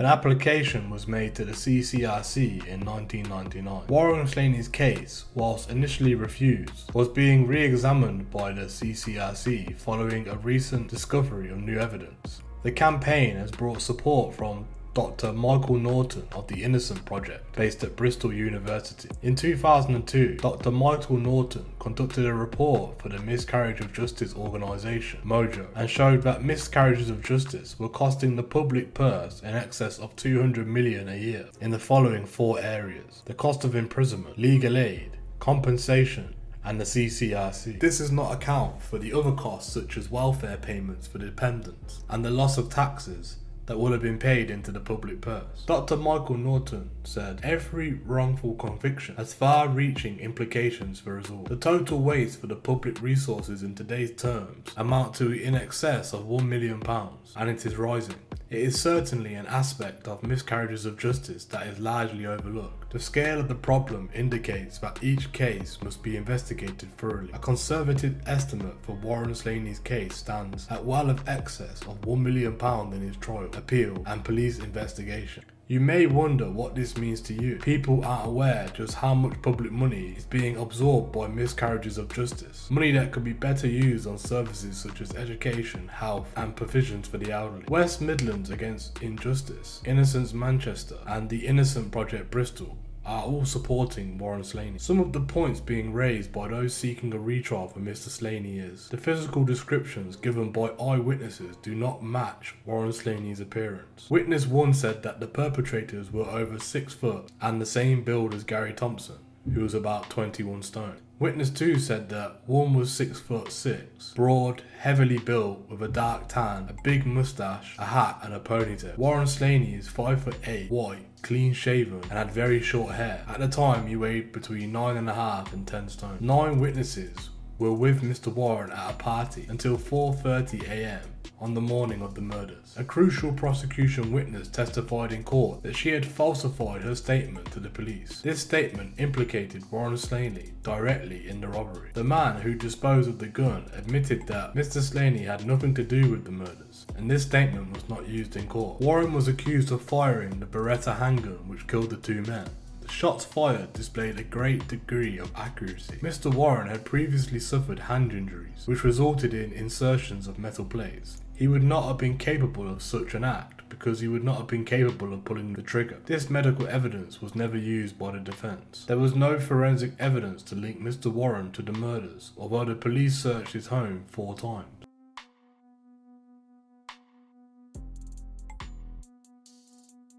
Warren Slaney, who has spent over 21 years in jail protesting his innocence for the infamous hot dog murders of 1999, has now been told that the CCRC has agreed to re-examine the conviction of the alleged hitman. The review has been prompted by evidence suggesting that a key witness who helped incriminate the then 24-year-old Mr. Slaney and was subsequently relocated by the police and may have received a reward for her testimony, something that was never disclosed at the trial. Mr. Slaney and another man, Terence Berg, were sentenced to life for the murders of the fast food tycoon Gary Thompson and his business associate John Weston. Mr. Thompson had built a multi-million-pound business from his fleet of hot dog and burger vans, which raked in huge sums of money at rock festivals and sporting events. Known by many as the Burger King, with a reputation for intimidating rivals, Mr. Thompson had inevitably made some enemies on his rise to the top of the burger van business. In 1990, when he was found with 3 bullet wounds and with his days taking of around £60,000 missing, when the police arrived, they put his death down to a robbery that had gone terribly wrong. At the height of what became known as the hot dog wars, and in a scene straight out of a mafia movie, a pig's head was dumped outside one of the rivals' houses. Several friends and family of Mr. Slaney, who was a boxer and a nightclub bouncer, said he was at a party at the time of the killings, but he was convicted after Mr. Berg and another man, who admitted conspiracy to rob, had blamed Mr. Slaney for the shootings. Another witness put Mr. Slaney Slaney in the company of Mr. Burt, trying on masks immediately before the murders, and said he had later boasted about them. It is this witness who is subject to the new CCRC review. Mr. Slaney's lawyer, Mansland Merchant, says there was no forensic evidence linking his client to the crime, and no test performed to match a partial fingerprint found on the murder weapon. And on the top of that, Mr. Slaney's slight frame did not match the figure described in the original eyewitness accounts of the shooting. Mr. Slaney's case has now been taken up by the University of Bristol Innocent Project, where law students investigate claims of injustice. As the CCRC looks at the possibility of rewards and incentives for witness in this murky gangland case, the only clear fact is that it is far from a simple bungled robbery that was depicted at Mr. Slaney's trial.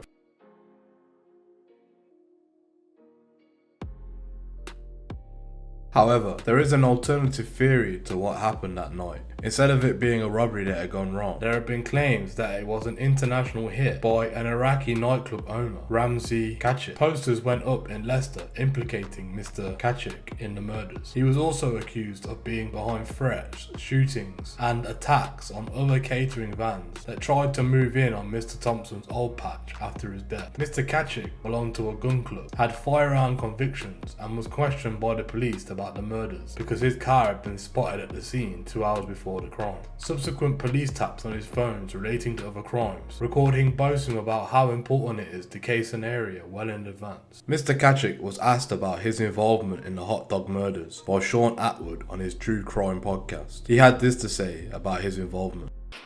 You were accused of being involved in hot dog murders. What was that about? There was a guy that did hot dog concessions. His name was Gary. He used to supply, mobile food things, concessions to the great big music festivals and things. So he could take £150,000 in a weekend. Wow. Which was all cash. Nice. And he was robbed. And what happened, one of the people involved shot two of them, sort of just executed them. I don't think it was necessary. But when it happened, the guys eventually got nicked for it actually used to work for me. Well, they did work for me. One of them used to work for me, sort of on and off, and the other two did. So when this happened, somebody came up to me and said, the police visited me, said, and they reckon that you killed that guy, hot dog man. You killed him. What? So that I killed him? I said, yeah. They're telling everyone that they're interviewing that you did it. So we ended up all getting arrested twice, and then there was no charges on me because first of all I did it. Then they wanted to say I arranged it. Then they want to say I supplied the gun, and then they said I supplied the packed lunch. It just kept going down and down. He must have supplied something. Conspiracy. Yeah, the conspiracy thing. Yeah, and the guys got done for it, but the guy that was the driver, he went QE against them, and I all got embroiled in that. What happened was there was a guy called, and I'll name this prick. He was a police informer. And if anyone fucking wants to contradict that, I've got his fucking interview tapes, at home. So he's a fucking grass. He decided to become agent provocateur with the police to try to rile me into saying something that could probably get me in trouble. And this went on for ages. He's ringing the house, and there was posters for the murders that they were putting out. So, does anyone know who murdered this guy? And he doctored them and just put Ramzi Kachik killed Gary Thompson, and put them up all over the place. I think what it was, he should have been with Gary that night, and he thought he got in his twist because he was on drugs and everything. He decided in his own mind, and he also was a hot dog man as well, that it was a hit on him and this Gary. And he just got that into his head, and he thought if he made enough noise around it, I wouldn't be able to get him, because he thought I were going to get him. But I did terrorise him a bit, but I didn't do anything about it because he didn't scare me. I knew he wasn't a danger to me, as a person. Otherwise, I would have had to have done something about it. But he made some serious threats, and the police said that there were people wanted to, kill me and stuff. And But you did end up getting busted, and that was for having guns and drugs in the house. How did that arrest come about? It was Sam actually got arrested, and she got stitched up by a friend's boyfriend. He asked if she could get him a bit of whiz, and I always had little bits of, because I was doing the raves and doing the doors. I had an all-night nightclub, and you'd take stuff off people, and I just had bits of my pocket. She just thought she was doing him a favour, and he grassed her up. Oh, that's right. So they could really basically get to the house. There was no drugs or anything in there, only those little bits. There's a little bit of acid in there, but nothing of any consequence. But I had a gun, a loaded gun, and a loaded shotgun. Shotgun, I had a license for it, but the gun I didn't. And the reason I had it in the house, because the police had been to me twice and told me that there was a hit out on me, and they actually said you need to have something in the house to protect yourself, because it's a serious threat that you're going to get shot. And that's why I had the gun in the house. And then I got 5 years for that. And did they tell you the motive for the hit out on you? No.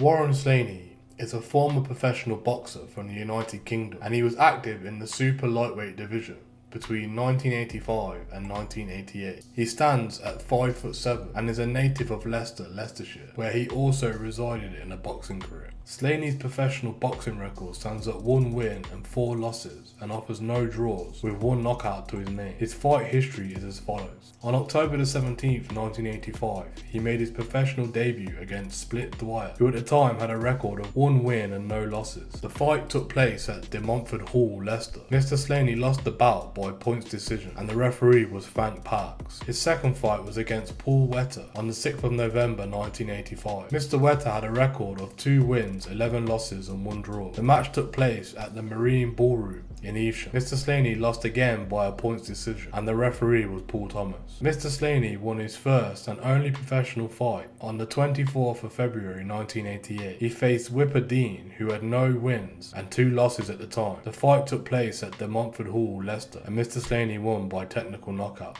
TKO. The referee for this bout was John Keane. Slaney's 4th professional fight was against Mark Kelly on March the 21st, 1988. Mr. Kelly had a record of 3 wins, 1 loss and no draws. The match was held at the Holiday Inn, Leicester. Mr. Slaney lost by technical knockout. The referee was again John Keane. His final fight took place on March the 17th, 1988 against Tony Foster, who had a record of 5 wins, 9 losses and 1 draw. The bout was held at the Belgrave Working Man's Club in Leicester. Mr. Slaney lost by a points decision, and the referee was again John Keane. Mr. Slaney had fought a total of 20 rounds over his career, with a knockout percentage of 20%.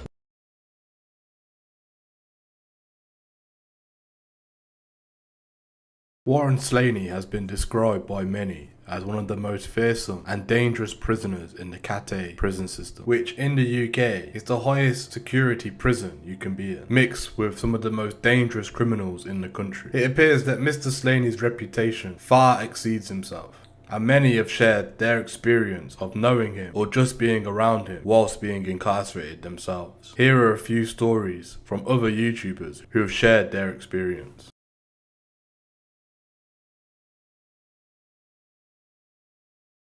You've got Warren Slaney. Everybody in the system, or just about everybody, knows Warren Slaney or who he is. If you haven't met him, you'll have heard of him. He is right up there at the top as being one of the hardest in the system, because everybody knows him in the category A's, and the majority of people are actually scared of him or in fear of him, because he's got that much of a reputation and he's that much of a fighter. In his earlier years before he went to prison, he was actually a boxer, so that's where he's gained his skills doing boxing, and when he's come into the system and he's been fighting, he's fought his way through the system. He's still, I'm forgetting exactly, he's nearly coming up to 30 years as a Category A prisoner for a murder that he didn't commit. Warren is from Leicestershire. Everybody down in Leicestershire knows Warren, and he's got a big name down there. So Warren is definitely up there as one of the hardest men in the Category A system. Gary Nelson and Warren Slaney had a big fallout. I think it was in Long Lawton where they had the first fight. I don't know the full ins and outs of that one, but I remember Warren was in Franklin, he was on G-Wing. Gary Nelson landed on my wing. And I remember they were both arguing through the fence. Because on the exercise yard, you've got G-Wing. On this side, you've got F-Wing here. There's a walkway in the middle. And there's two fences separating the two yards. But obviously you can see through and talk through the fence. And this day we were walking around the yard. Gary Nelson shouting over to Warren. Warren shouting back. And they're both griefing each other. And I remember Gary Nelson shouting over to Warren. Which antagonised Warren even more. Warren shouted over, "You just got it because you got done in off a black man." And he's griefing him, and Warren's at the fence, shaking the fence, going crazy, saying, "I'm going to fucking kill you when I get you down the gym." And we were walking around the yard, everyone quiet as a mouse. And everyone just stopped talking, just listening to what was being said backwards and forth. And like I say, Gary Nelson ended up getting moved because of an altercation on the wing. He got put down the block. And then there was a bit of a riot on G-Wing. It was the Muslim lads against... I was going to say like the lads from down south, but I suppose it was all of them. It was like the white lads. The Muslims against the white lads. And when I'm talking about the Muslims, I'm talking about like black lads as well that have converted to Islam. And they were all... Everyone was just fighting on the wing. Warren laid a few of the lads out. And I'm sure a couple of people ended up getting slashed. I'm not... Obviously because I was on F-Wing, we didn't know what was going on properly. But that's what happened on that wing. It went off big style and then everyone was getting moved about. And then not long after...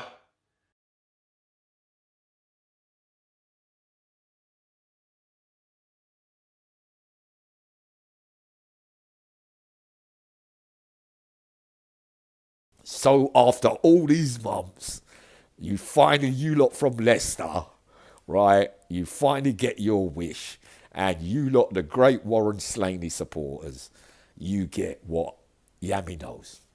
One of you said to me the other day, right? You said, Yami, you don't like Slaney, do you? No. At the end, I didn't really like him. There were some things that bothered me. I didn't get it, but I told him. I'll explain to you when we get to the end of the story. But I'll break it down from the beginning. Warren Slaney is one of the greatest warlords that ever walked through the Cates in history. That is fact. You can't get away from that. All the big names you never had your one of your altercations, but I saw little things in mixes and little exchanges in letters and words that meant that you didn't really want to fight. You wouldn't want to really tangle with him. In his 20s and 30s, he was unbeaten. No, you got to talk the truth. You got to talk the truth. Everyone fell over. That is a fact, right? In later years, the last few, coming when he was in his 40s, we're talking about 2000 onwards kind of thing, you started to have a few close ones, and then you got caught slipping. And in an instant of you never hitting the deck, the legend became kind of a bit mythical. But you all got to get old, like he always says, Yami, older, younger, fitter, but no matter what, I'll still have it. No matter what. He's not stupid, Warren. He knows what it is. What hurt him the most? Let's get the facts right. It starts from the court case. The 2 hot dog murders. Right. During that time Warren was out, there was a lot of problems in nightclubs, demand ups, allegedly. He was throwing it around. They was worried they wanted to get rid of him. There was a lot of stuff going on. They were shook of him. You know that. Everybody knows that in Leicester, that when he was around, it was real problems. When he got the bird, and remember he got convicted. Remember he had a all right, not bringing colour into anything. He had a black Cody, right? So the story goes, which I don't get, because I've seen him knock over white people as well, white geezers as well, is that every man that was black, he wanted to fight him because his Cody grasped him, and when Queen's Evidence had turned against him because of the feds. That's what they done to him. They railroaded him. It is facts. It is facts. I don't care what anyone says. They could say, yeah, but Yami done it. But yeah, I'm telling you what I know. And you know, if I tell you, I'm going to tell you exactly what I read with my own eyes, and my conversations, and my natural ability to look at what he could be lying and what could be facts and what could be fiction. Do you see what I'm saying? But I tell you what, it hurt him bad. The double life hurt him bad. No, he didn't. He wanted to get back out, Warren. Warren was a ladies' man, you know. He got girls. Warren got girls. He used to get loads of girls. He used to like going out. He used to like his old 80s stuff, his things. He used to say, Yami, play that again for me. He loved me, right? But the only thing is, them lot thought that he was not bullying me, but they thought I was a bit in fear of him because no one used to like sitting with him because of his character and the funny things he says, and he comes out with some silly things and blah, but I used to shout, Yami, Yami, Yami, and everybody used to be hiding and saying, Yami, he wants you downstairs, because you know that to have me with him, his afternoon's going to be all right, but he'll sit at the dinner table on his own or whatever, and he won't call for no one. But people walk past and all he ever says is, don't like him. That's it. That's the way it was, right?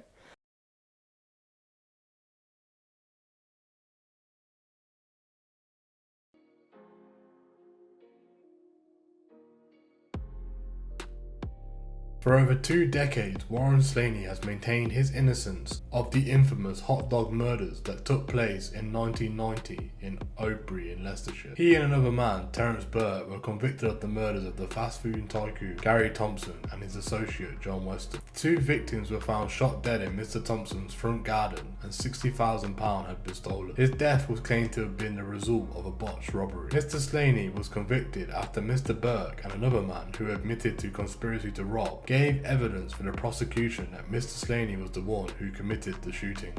In addition, another witness also claimed to have seen Mr. Slaney with Mr. Burke shortly before the shootings and claimed that he had boasted to others about the attacks. Mr. Slaney had a cast iron alibi. He was seen by several friends at a family party at the time of the murders. Further, he does not match the descriptions of the original counts by eyewitnesses who described the attackers as over 6 foot and heavily built, over 20 stones. Mr. Slaney was 5'8" and weighed 9 to 10 stones. The man who disposed of the gun admitted that Warren had nothing to do with the murders. This statement was not used in court. There was no forensic evidence linking Mr. Slaney to the murders despite his flat being searched 4 times by police. In 2010, the CCRC refused Mr. Slaney's application. His case is currently being investigated by the Winchester Innocence Project.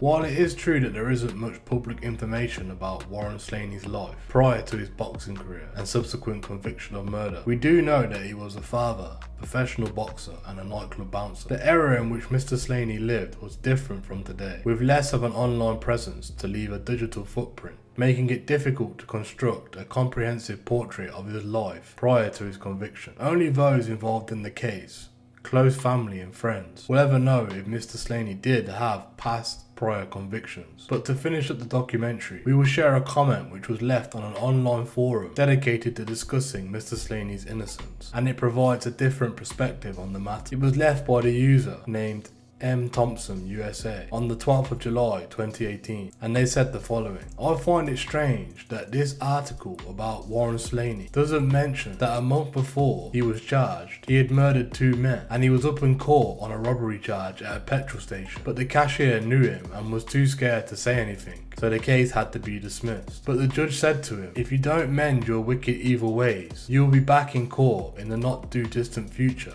on a murder charge. So let's see you put that in your report. If you're looking to learn more about the Warren Slaney case or show him support, an address for mailing him in the prison has been shared online. You can find this address in the provided description below. Remember, when writing to someone, it is important to follow all the rules and regulations of the prison.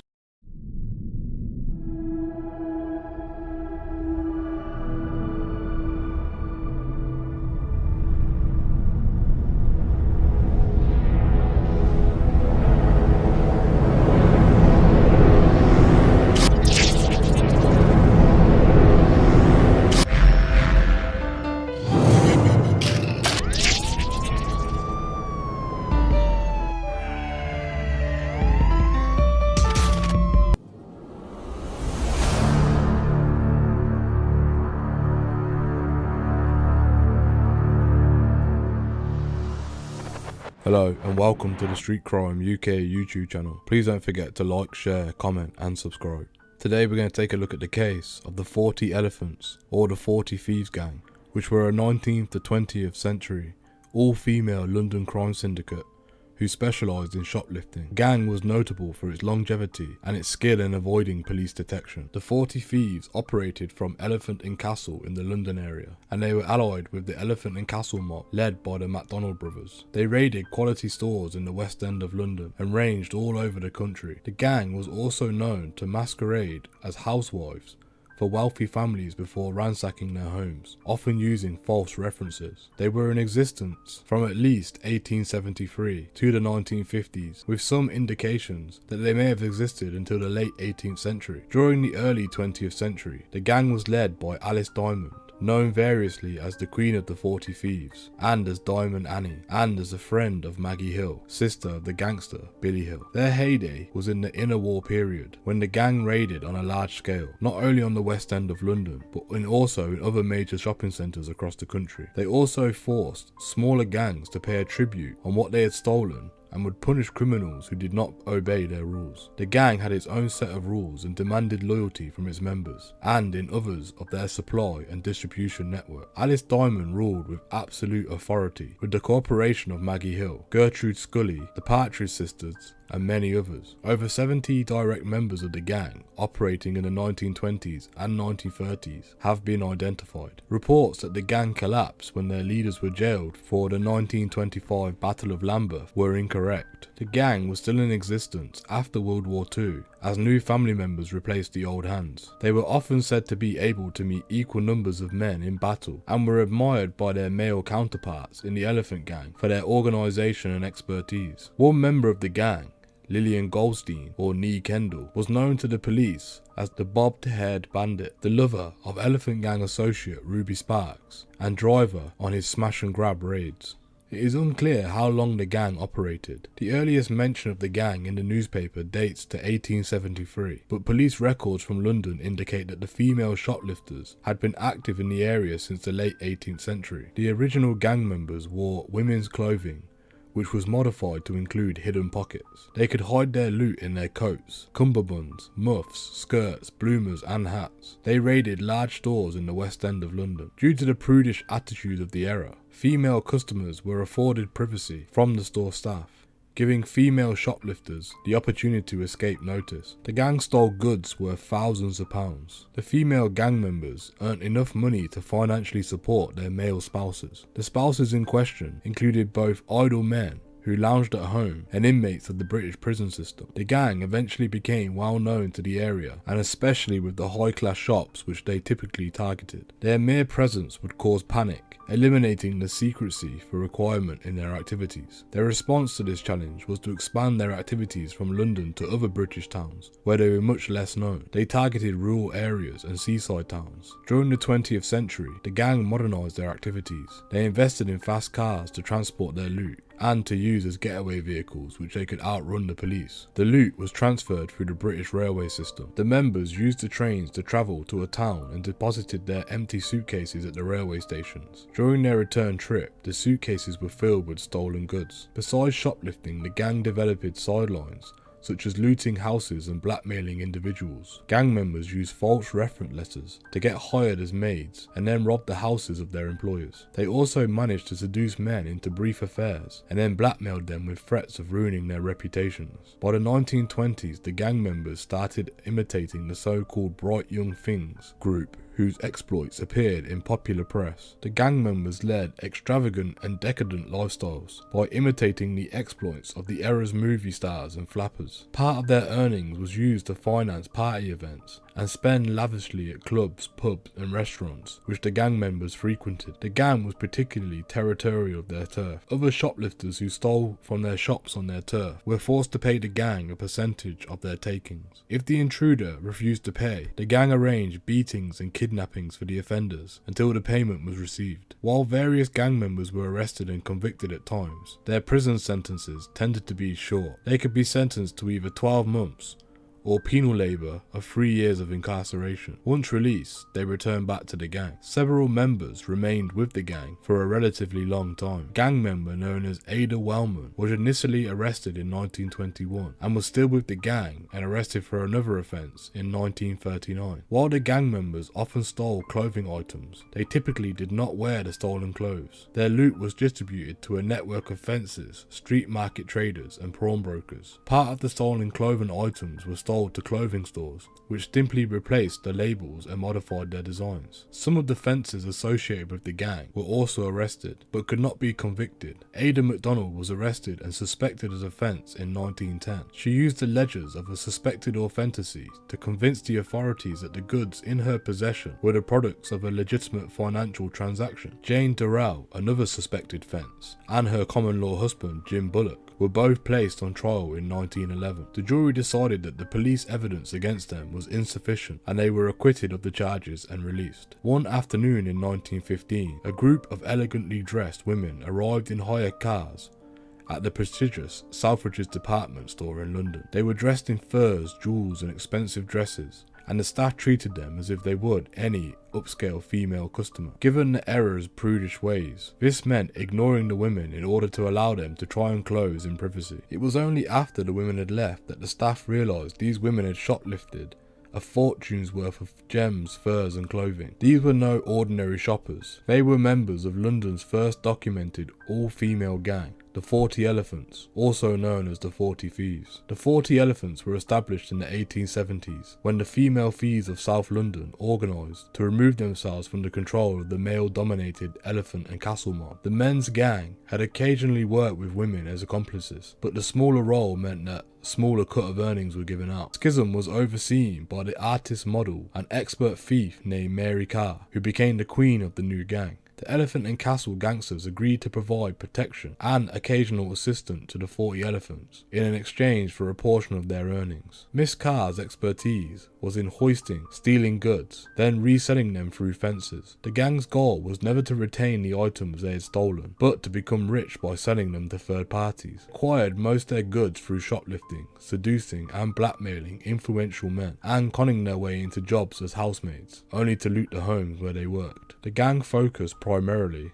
on the theft of gems, jewellery, furs, and fashion items. With the money they made through resale, purchased even more expensive items for themselves, never wearing what they had stolen. Alice Diamond, an even more formidable woman, succeeded Miss Carr as the Queen in 1916. Miss Diamond had been a skilled shoplifter since her childhood. She was known to wear diamond rings as a makeshift brass knuckle. This was her way of displaying her love for glamour and her love for violence. She was striking, powerful, and stood at 5'9", in a time where the average man was probably about 5'6".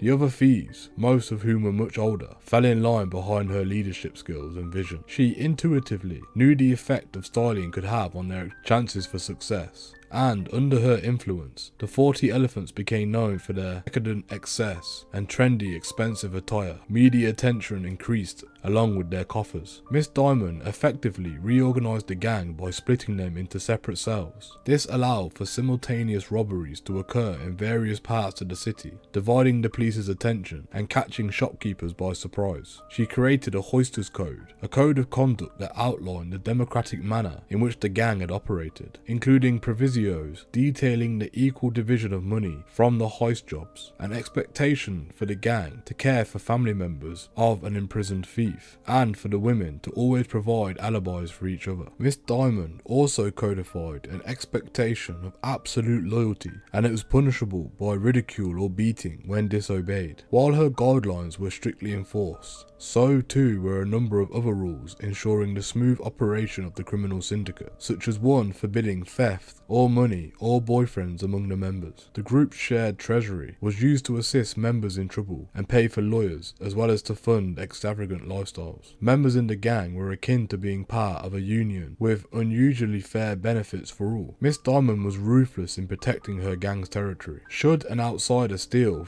from a shop in their area, they demanded that the interloper pay a percentage of their taking. If an offender refused, the gang would beat and sometimes kidnap until they agreed to pay the terms. The media's portrayal of the 40 Elephants continued to expand their legend, and their enemies continued to underestimate them. The newspapers wrote about Miss Diamond and her gang as gorgeous party girls, but the women were just as brutal as other street gangs. Glamour was both a goal and a smokescreen for the 40 Elephants, through which they created their own thrilling world of fashion, money and fame. In the 1920s, the 40 Elephants reached the pinnacle of their success and notoriety. Miss Diamond instituted numerous clever tricks into the gang's arsenal, ensuring that all thieves were equipped with secret pockets and flaps in their gowns to facilitate shoplifting. They were also early adopters of automobiles, making their getaways in the most glamorous of models. They confounded police by handing off stolen goods to an unseen accomplice on foot before dashing off in a high-speed car chase. Police were left befuddled when they caught up with the car and found it devoid of any stolen goods. Cars also allowed the members to expand their operation outside of London to nearby towns. All the better once Miss Diamond and other faces became too well known to the local law enforcement agencies to go incognito. Ultimately, Miss Diamond was undone by her interesting fixation on controlling the gang. The Hoisters Code forbade members from doing anything against Miss Diamond's wishes, including marrying men she did not approve of. When a member defied her in 1925, Miss Diamond led the gang in a brutal attack against the newlyweds, so destructive that it became known as the Lambeth Riot. For her role as the instigator, Miss Diamond was sentenced to 18 months in prison. By the time she was freed, a new queen had taken over. Miss Diamond turned to a career managing a brothel, while still offering advice to young aspiring thieves. One of her proteges, Shirley Pitts, was acknowledged the queen of the gang in the 1960s. Miss Pitt's operation was on a smaller scale than that of her mentor. Changing fashions made it harder to stow shoplifted loot inside clothing as stores increased security and surveillance. The 40 Elephants officially disbanded upon Miss Pitt's death in 1992, but membership and activity have been in decline for decades. By the time of Miss Pitt's passing, the 40 Elephants were a folk legend rather than the active threat. Yet the 40 Elephants remain one of the most successful and longest lasting criminal organisations in English history. While men gangs rose and fell around them, Miss Carr and Miss Diamond's ruthless efficiency and canny leadership allowed for their group to thrive. Miss Diamond's gang stormed into department stores so many times that the staff grew to recognise her and knew to keep watch. Ever flexible, she knew her own notoriety and, to her advantage, turned herself to distracting to a lesser known member to rob them unnoticed. Her mentorship grew in future generations of female thieves, providing both a role model and a route for lower class girls to achieve independence. Thank you for joining us today. What are your opinions on the 40 Elephants gang? Please let us know what you think in the comments below. Thank you for joining us today. If you enjoyed this content, please don't forget to like and share, and if you're new to the channel and want to see more Street Crime UK content, press subscribe and hit that bell so you can join us on the next video. Thank you for joining us.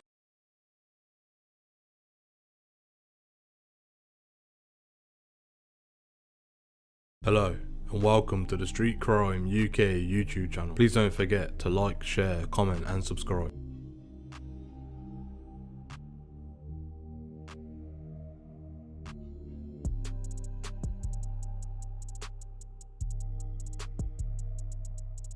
Kensal Green, or Kensal Rise, is a notorious area in northwest London. Kensal Green can be found in the London borough of Kensington and Chelsea. The surrounding areas are Houlsdon to the west, Willesden to the north, Brondesbury and Queen's Park to the east, and North Kensington and White City to the south. As of June 2014, the area has seen significant gentrification, attracting people from surrounding areas such as Notting Hill and Queen's Park. It was characterised by numerous independent stores, restaurants, pubs and cafes, and had earned a reputation as a celebrity haunt meets Nappy Valley. In 2009, Chamberlain Road in Kensal Rise was named the hippiest street in Europe by Vogue magazine, and in 2021, It was described as London's version of Beverly Hills. Luxury goods maker Marlboro named its handbag Kensal after launching an advertising campaign with Cara Delevingne. The area is characterised by numerous independent stores and restaurants, pubs and cafes. Popular cafes include Bell and Nev, Cable, Sonora and Wildcard. The pubs include the Island, the Whippet, the Rise, formerly the Chamberlain, and Parlour, which all offer outdoor dining. The area also features the original 60s gentleman hairdresser G Barber, which has featured in numerous TV shows and commercials, including one for Pinterest. There are also various sports clubs and gyms and house studios such as the Mobley Sports Centre and Graceland Yard. The area also boasts Britain's first independent boutique cinema and social enterprise, the Lexi Cinema. It is staffed by local volunteers and its profits go to an eco-village in South Africa. It has been the home of residents including musicians Pamela Faith and Rita Ora, chef Thomasina Myers, film directors, DJs and musicians Don Letts and Mark Ray, actress Tandy Newton, singer Lily Allen, model turned actor Sophie Dahl, author Zadie Smith, David Cameron's ex-strategy guru Steve Hilton, and the actor and writer Phoebe Waller-Bridge and Sienna Miller. It has traditionally been popular with those working in media and creative industries, but those buying properties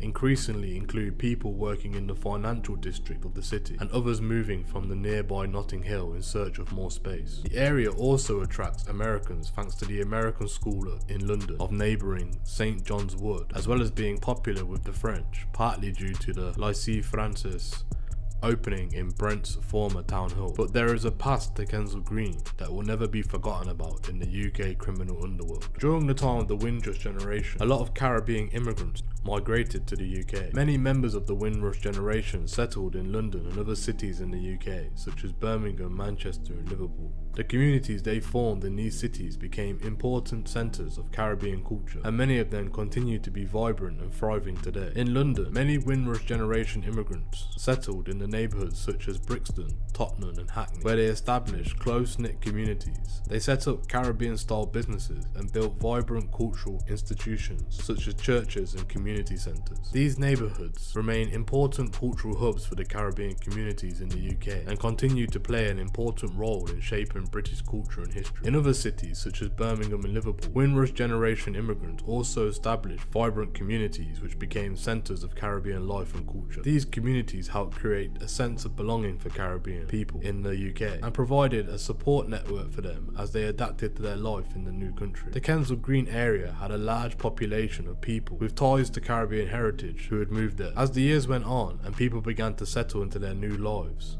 a large influx of drugs started being implemented into various parts of the country, and this had a very negative effect, especially in black communities, and things only got worse during the 1980s. This unfortunate situation created heightened tensions between opposing rival areas who used violence and intimidation to keep control of their very wealthy share of profits that the drugs had created. The war on drugs had begun and had only gotten worse during the 1990s when the formation of criminal gangs started to emerge. The leading prominent gangs residing in the northwest area of London were the Kick-Off Head Crew, the Must Love Crew, and the Lock City Crew. The Must Love Crew was created in the 1990s by the Yardies and British-born gang members residing in London, England. Family ties and affiliations. Gang members from both Brixton and Kensal Green formed the gang. During the day of the Yardies, there weren't any hostilities about any of the postcodes.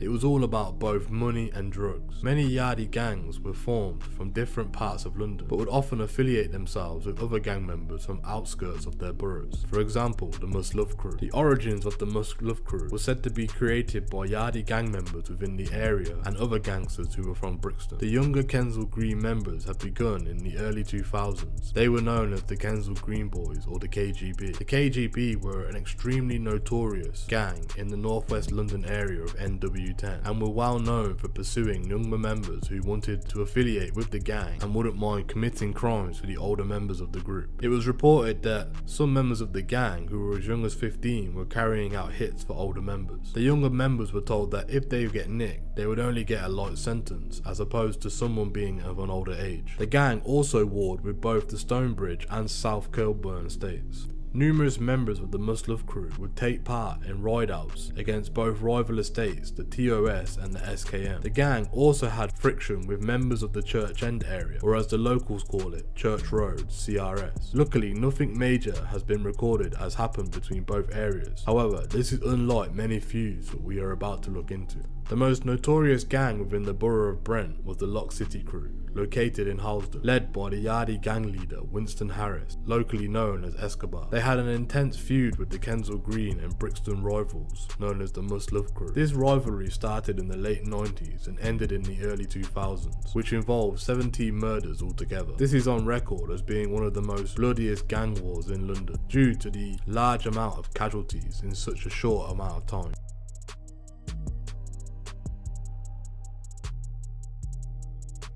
The notorious Lock City crew, which originated from Halsden, and the ruthless Mashup crew from Kensal Green, had what some would call one of the most intense turf wars within recent history within the UK. In total, there were 17 gun murders and 69 attempted gun murders in the borough between 1999 and 2003. The brutal back and forth violence, murders and senseless shootings had been one of the main reasons why Operation Trident had been created. Operation Trident was a specialised police task force in the United Kingdom that was established in 1998 to tackle gun crime in the black community. The unit operated within the Metropolitan Police Service in London and is responsible for investigating serious crimes including murder, attempted murder and other violent crimes involving firearms. The goal of Operation Trident is to reduce gun-related violence and bring those responsible to justice. Over the years, Operation Trident has been credited with making significant progress in reducing gun crime and gang-related violence in London, and it continues to be an important part of the Metropolitan Police Service's effort to maintain law and order within the city. However, the unit has also faced many criticisms in the past for its approach to policing and its relationships within certain communities, and it continues to be a subject of ongoing debate and discussion.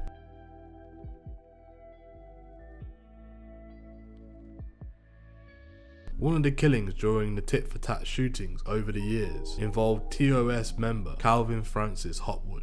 In 2003, the police held a month-long gun amnesty, but it appeared to have little effect in the communities where it really mattered. One family had told of their story. On the 16th of May 2003, Patsy and Martin Hopwood had to bury their son. Cavian, who was a 21-year-old college student, had died in a hail of 6 bullets on the Stonebridge estate near Halsden in northwest London. He was killed on the 2nd of April, which was a day after the start of the nationwide gun amnesty. His parents don't know why he died, and the killers may not have known, but Cavian wanted a career as a local social worker to help others who were worse off than himself. Patsy Hopwood takes what comfort she can from her 3 younger children and the congregation of Willesden New Testament Church of God. I know that I will find true justice through Christ, and I can find the strength to forgive the person who killed Cavian. I know that deep down, true justice will eventually be done one day. She said her son was a wonderfully dedicated and upstanding young man. Cavian was very, very quiet, she said. Neither I nor Martin ever heard anyone complain about him. He just had a smile on his face, and I'll always see that smile before I see anything else. I just can't see why Cavian got killed. His life was wasted by somebody who did not have anything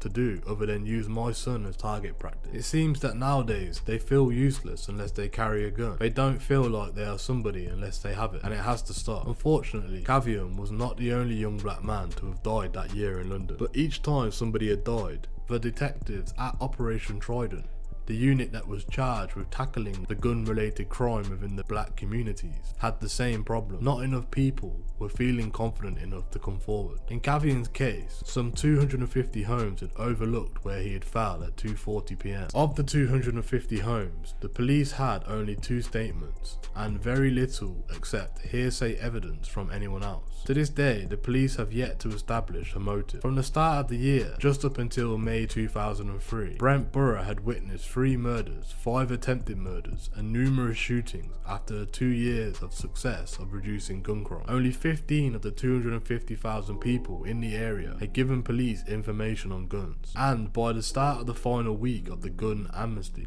only 6 firearms had been surrendered by the borough. Similarly, disappointing figures were to be expected from the other key areas Trident were monitoring: Lambeth, Haringey and Hackney. Police chiefs had cheered a huge drop in gun crime at the start of the year. The coming months would be the real test of the gun amnesty. I take this very personally, said the Chief Superintendent Andy Bamber, the at the time Commander of Brent Police. My officers take this very personally, and Trident also takes it very personally. We want to make a difference, but we can't do it on our own. We need help, and I can understand that people may be afraid, but if you're afraid of being identified, then why can't you just give us information anonymously? Commander Bamber said that the full force of the Met is being thrown at gun crime in Brent. Some of the best hand-picked police officers of the Trident team, armed response vehicles on almost constant patrol, elite officers prepared to risk their own lives with armed stops and suspects, and soon 40 more beat officers are going to be dedicated to the borough. But with all those resources at their disposal, they still need the information from the community. To better understand what the commander meant, he said, take a look at the murder of Herschel Broderick, for example. He was targeted in a drive-by shooting in Halsden High Street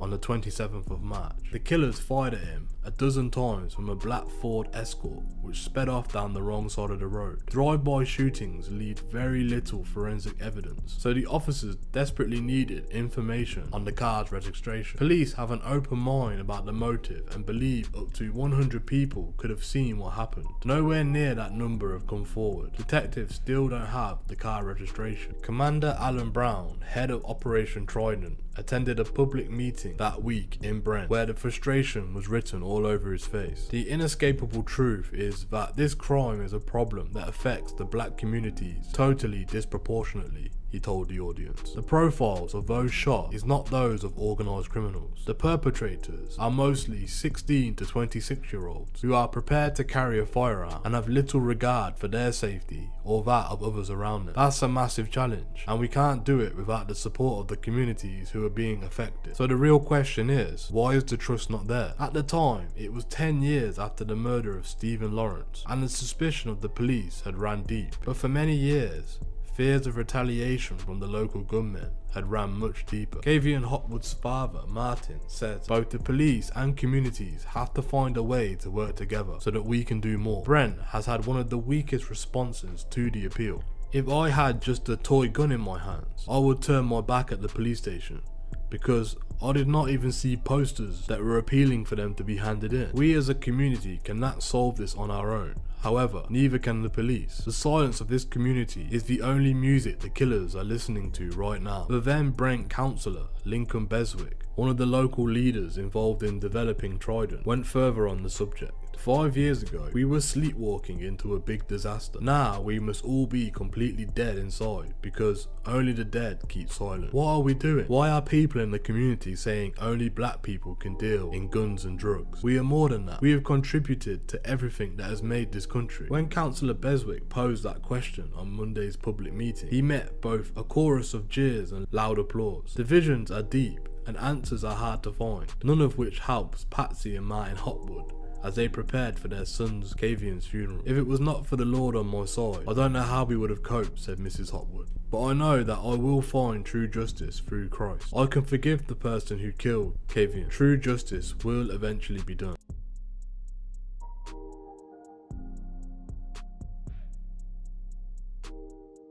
Gavin Hales, who worked as an in-house criminologist for Brent Council from 2003, had this to say in 2015.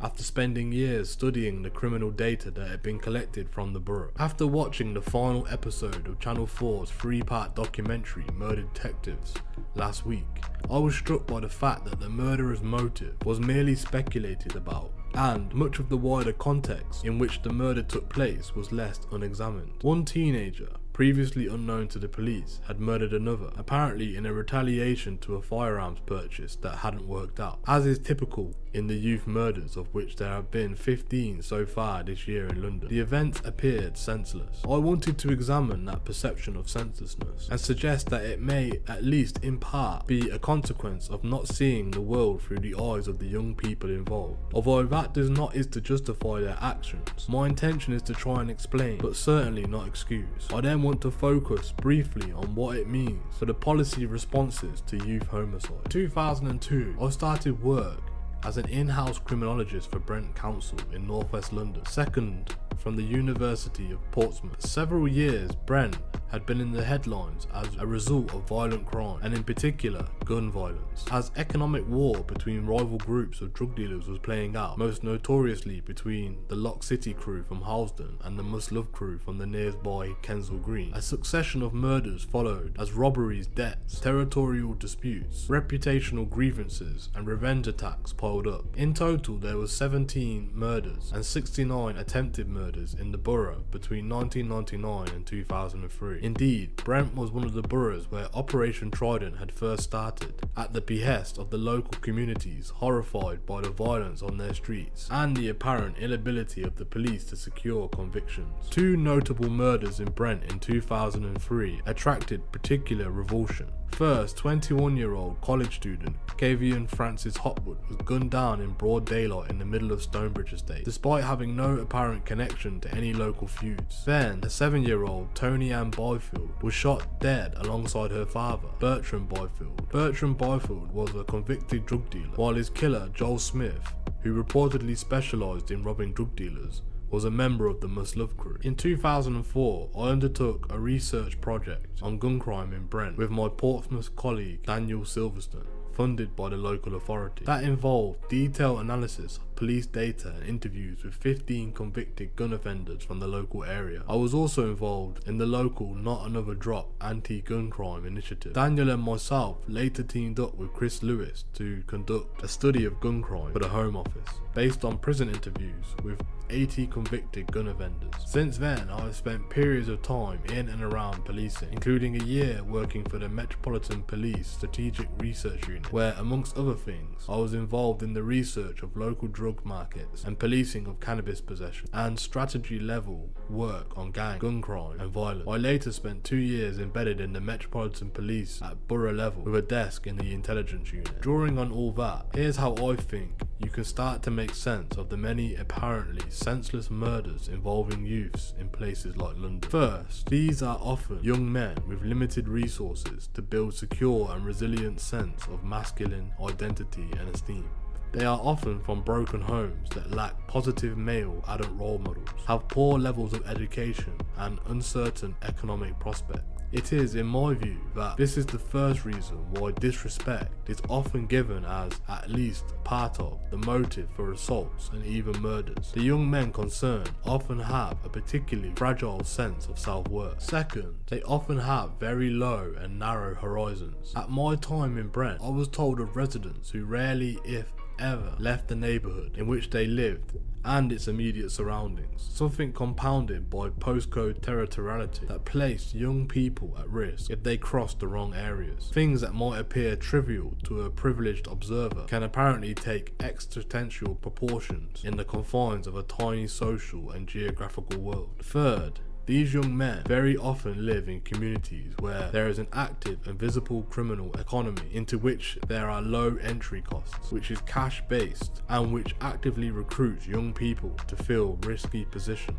notably carrying and selling drugs, but also carrying weapons. This recruitment can be exploitative and targeted at some of the most vulnerable people. It can also be encouraged or not discouraged by family members and others who benefit from the profits. Fourth, the street criminal economy and the networks that often facilitate it, gangs, peer groups, kinship networks and the like, have certain seductions, particularly if there are criminals visible in the local community who display the material signifiers of success to which young men aspire. Offending such as robbery can seem to provide credible shortcuts to satisfy unmet wants, while group membership can confer identity, status and esteem upon the members, who may perceive a sense of safety in numbers. It also exposes them to the risks of peer pressure, including to carrying weapons, collective responsibility and revenge, and the boundaries between victims and offenders are often blurred. Our gun crime interviewees describe the ways that rivals and trivial origins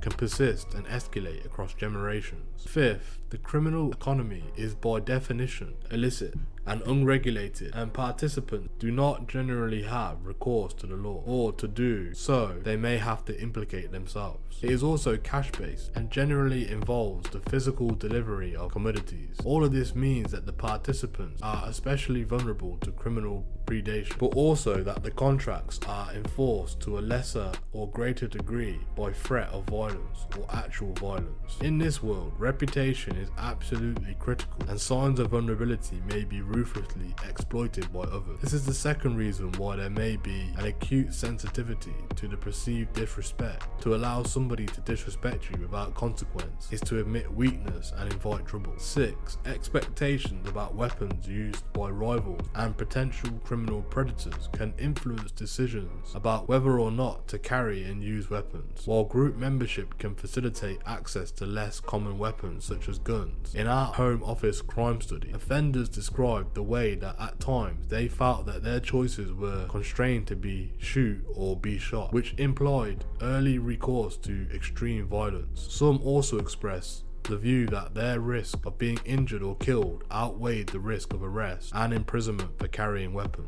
7. The communities from which these young men are often drawn, such as those in areas like Harlesden and Stonebridge in Brent, have had a history of difficult relationships with the police. Explicit anti-police norms are not uncommon, and indeed may be underpinned by intimidation with very real risk to anyone identified as a grass. Dealing with issues such as drug dealing and violence against the background of a poor community support, policing has tended to be adversarial in nature and typified by high levels of stop and search, with all the risk of the police legitimacy and the community confidence that can result. Among other consequences, these factors can combine to promote informal retribution. None of this is detrimental, and most young people from the affected communities will steer a path away from the worst, or indeed all forms of crime and violence. But for those who do not, cumulative impact of their circumstances can have a devastating consequence that, when understood, goes some way in making sense of the apparent senselessness of the youth murders. As to the policy of implications, it is clear that the factors outlined above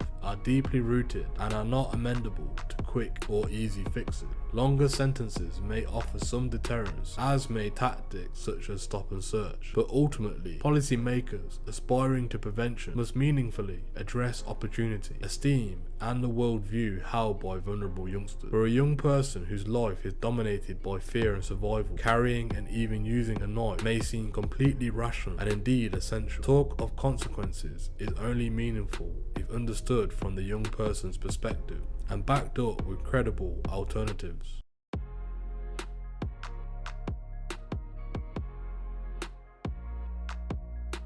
Over a dozen KGB gang members would purposely go on Kensal Green train station and jump onto trains during the process, robbing innocent civilians for their possessions such as money, phones, and any other accessories that could be worth money. There were also multiple occasions where the KGB members would for no reason assault and stab innocent members just for the thrill. However, some gang members who took part in such activities would eventually be caught on CCTV and then later jailed for their crimes. The gang had been found guilty of carrying out 150 robberies. The Kensal Green gang stabbed, punched and kicked their victims during 8 months of robberies, including numerous attacks on the London Underground trains. Described as a pack of animals, 6 of them were to be sentenced at Middlesex Guildhall Crown Court in March of that year. Commuters were wounded in the neck, chest, legs and threatened with death whilst being robbed. The gang members had ruthlessly threatened one female victim with rape at gunpoint unless she surrendered all her valuables. Jurors had heard the details of 32 reported assaults in the London Underground trains, where items including iPods, mobile phones, watches and cash were stolen. The police said the gang was responsible for up to 70 attacks on the London Underground, most of them taking place in northwest London. Thousands of pounds worth of property was stolen during the crime spree. The gang had compiled a robbery guide to the underground stations, and it was found in the bedroom of one of the gang members. Mr. Dennis had an extensively mapped out robbery guide to explain to others how to rob commuters on the underground stations in the most effective and efficient ways. Underground stations were being rated according to their police presence and likelihood that the victims would resist being robbed. The Kensal Green gang's attacks had culminated in the murder of the 31-year-old Mr. Reese Price, which happened in Kensal Green tube station in northwest London. Toyan Vassell, who was 18,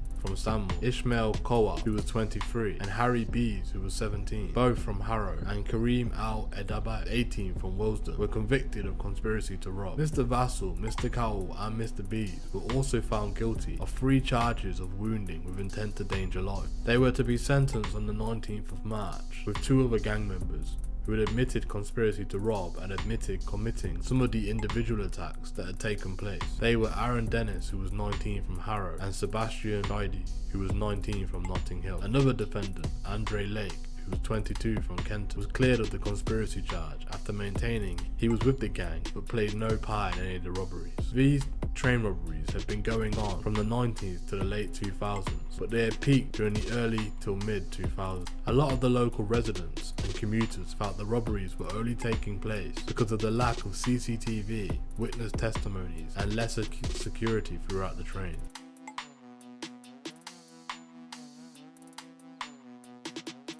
Tony Ann Byfield was 7 years old at the time of her death. She was born in Jamaica, but raised in the United Kingdom for most of her life. Her mother, Rosalind Richards, did not emigrate to the UK with Tony Ann and her partner Bertram, but arrived in the UK soon after the murder to make an appeal to the public to assist in finding the killer. While she was in the UK, she claimed asylum, but her request was rejected and she was due to be deported. A former member of the notorious West London street gang who had murdered the 7-year-old Tony Ann Byfield and Bertram Byfield, who she knew as her father, was sentenced to life imprisonment. Joel Smith had listened to the guilty verdicts at the Old Bailey and the sentence an hour later with no sign of emotion. But as he was led from the dock, the muscular tattooed 32-year-old gave the middle finger gesture of abuse at the detective who had first questioned him. Mr. Justice Goss told Mr. Smith that he had shot Tony Ann, a lively 7-year-old of full hope and excitement, in the back at close range in a cold-blooded, cynical, callous fashion. She had been killed in a drug-related crime, either a robbery or an assassination, in order to silence her as a witness to the slaying of Bertram Byfield, who was 42. They were killed in Mr. Byfield's West London bedsit when Tony Ann was formerly under the care of Birmingham Social Services. After the hearing, Detective Superintendent Neil Basu of the Operation Trident, Scotland's specialist squad in dealing with gun crime, thanked members of the community who were brave enough to help the police. Mr. Smith notoriously robbed crack houses, sometimes even at gunpoint. He was well known and had hung out with members of the Must Love crew, a gang who had a reputation for pulling guns at the slightest provocation. Shortly after midnight in September 2003, he and, police believe, an accomplice blagged their way into the ground floor bedsit on Harrow Road, Brent. Mr. Byfield, a Jamaican, was found on the floor tangled up in a bicycle. Tony Ann was found cowering in her nightdress and was murdered with a single shot. Mr. Byfield, who was born Anthony Pinnock in Jamaica, had moved to England and had dealt drugs after buying a British passport in the name of Bertram Byfield. He had a 10-year relationship with Tony Ann's mother, who bore him 2 sons. The little girl whose life was taken believed him to be her father. However, DNA tests showed that they were not related. In January 2000, while Mr. Byfield was serving a 9-year sentence in London for trafficking cocaine, Tony Ann was brought to the UK for what was supposed to be a holiday. At first, she stayed in Birmingham with Mr. Byfield's ex-partner and one of her half-sisters, but concerns about physical abuse were raised by her school teachers. Birmingham Social Services intervened and it was decided that she would be placed with a foster care family. Mr. Byfield had only been out of prison for a year, and for the summer holidays of 2003 it was agreed that she could stay with an aunt who lived in Brent and occasionally go and see her father. An independent report had found that Birmingham Social Services was, in fact, seriously inadequate in handling of Tony's care. At first, the police targeted Mr. Byfield's drug associates for the murder. Although Mr. Smith had a string of offences going back to his teens, he was not on Trident's radar for heavy gun or gang-related crime. But, nevertheless, he had panicked, and in doing so had left a trail of incriminating conversations with friends and associates. He thought it would be more safe for himself if he headed north and stayed up in Liverpool. The public revulsion in Tony Ann's murder meant intelligence began to filter through Trident detectives. In fact, Mr. Smith could have been involved in the murders. On Merseyside, where he now resided, he was known as Kane or Caney, short for cocaine. The breakthrough on the ruthless crime came a year later when police went on Crime Watch to appeal for information. "We aimed this directly at him," said a senior officer. The suspect, the programme was told, was a black British male in his 30s, formerly living in Brent but now in Liverpool and still involved in crime. Mr. Smith watched the show with mounting dread. He was on B wing of Liverpool's Walton prison, serving a 3-year sentence for wounding. A day later, on September the 16th, Mr. Smith phoned his girlfriend, Tony Blackett, about the programme he had watched the night before. This was damning evidence. "I feel like I'm a dying man, Tony. I will never see the light of day again." Tony Blackett began crying and asked, "What do you mean? What are you trying to say?" Mr. Smith said, "The watch thing. Did you watch it yesterday?" "No, I didn't. It's deep shit. They've got everything. The clock is ticking." Mr. Smith was arrested a few days later before he was due to be released. He claimed that he had visited Mr. Byfield's flat to buy cannabis at the time when Mr. Byfield and Tony Ann were shopping for her school uniform. In court, he claimed an old friend of the Must Love crew, who was currently serving a 30-year sentence for another killing, had actually carried out the shooting. Mr. Smith, who himself was one of the Must Love crew members, was an assassin for the crew, and it was reported that he had a rough background, being abused by his parents as a baby, and was subjugated to a life of crime. He was known in Kensal Green area as a local drug dealer and wanted to make a name for himself and would do anything to increase his reputation. He was known by his street name, Kane. Both Kane and Bertram Byfield, who was known as Blacker,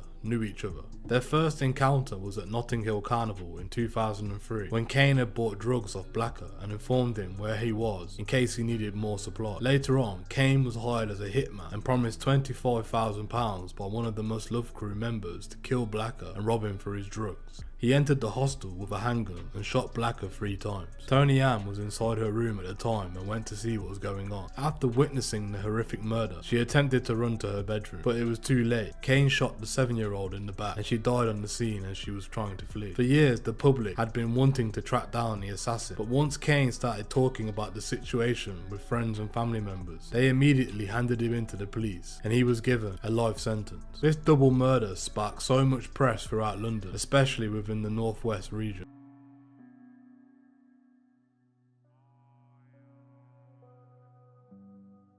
Rival gang member Rico Aubrey Joseph shot dead Sean Perch, known as Wings, in the Kensal Rise area whilst attending a partner. Both Rico and his accomplice had been after Wings due to personal disputes. They had caught up with him and they had spotted him inside a local corner shop. They waited for the intended target to step out and immediately fired 3 shots at point blank range, killing him with a fatal gunshot to the head. Rico would later be arrested but acquitted due to insufficient evidence. Years later, he would get recalled and charged for the murder due to new evidence. The others who participated in the ride-out had fled to Jamaica a year ago and changed his identity to hide from the British police. The Old Bailey heard Rico Joseph had no previous convictions before he shot Sean Perch dead outside an off-licence on Kensal Rise. Barrister said Mr. Joseph, who was at the time 23, of Alba Road, Wembley, had fallen in with those who were far more sinister. While Mr. Joseph was convicted of murder, a second gunman involved in the crime is thought to have fled to Jamaica. Mr. Perch, who was 31, had left the party to buy a beer on April 18th, 2003, when he was shot in the street by 2 men on a motorbike. They fired 3 shots at Mr. Perch and rode off on a motorcycle, which was later traced to Mr. Joseph's home. He was seen driving away in a car in which 2 loaded revolvers were found, the court heard. Michael Borelli QC, defending, told the court Mr. Joseph had no previous convictions, adding he should not be treated as a professional killer, but rather someone who was falling in with those who are far more sinister. But Recorder of London, Michael Hayham, told Mr. Joseph only he and his accomplice knew why they had shot Mr. Perch. He said, "It was a determined assassination. You fired 3 shots, one of which proved fatal." Mr. Joseph was told he would serve a minimum of 18 years in prison after being found guilty of murder. He was given a concurrent sentence amounting to 12 years for firearms and possession of crack cocaine.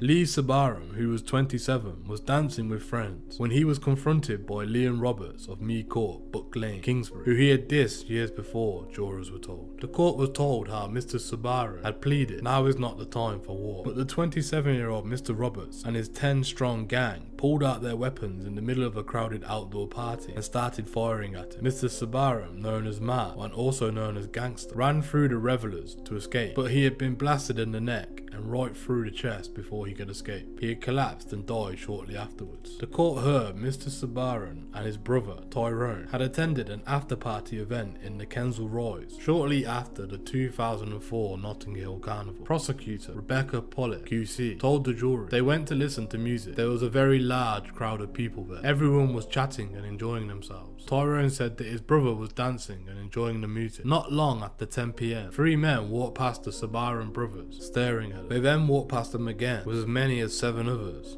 this time including Mr. Roberts. Pollitt QC said they stood around close to the brothers. Tyrone recognised the group as part of a larger gang who called themselves the Must Love Crew, occasionally known as the Love Lords. Tyrone remembers Leon saying, "What are you dealing with?" meaning what are you doing? Then Leon said, "You guys dissed me before." He was clearly talking to the brothers. Tyrone said his brother's reaction was to say, "Now is not the time for war, hold down the vibes and just leave it good." He was trying to calm things down. Tyrone was aware that 2-3 years before, his brother had, in some way, stood up to Leon over bullying of someone else. This had left a bad feeling between them both. Another member of the gang, 30-year-old Tunde Thomas, is then said to have pulled out a gun and pointed it at Lee, but Tyrone bravely tried to disarm it. Miss Poulette QC said Tyrone grabbed it and tried to wrestle it out the man's hand. As he was doing so, he saw Leon also pull a gun out and point it at his brother's face and neck. Within seconds, 2 more men standing with Leon also pulled out guns and pointed them at Lee. Tyrone described the guns firing. He believed Leon firing at his brother's neck at close range, less than 2 or 3 feet away. He had managed to get control of the first gun, but as he did so, 3 other guns were being produced. He fell down and dropped the gun that he had managed to grab from the first man. Looking up,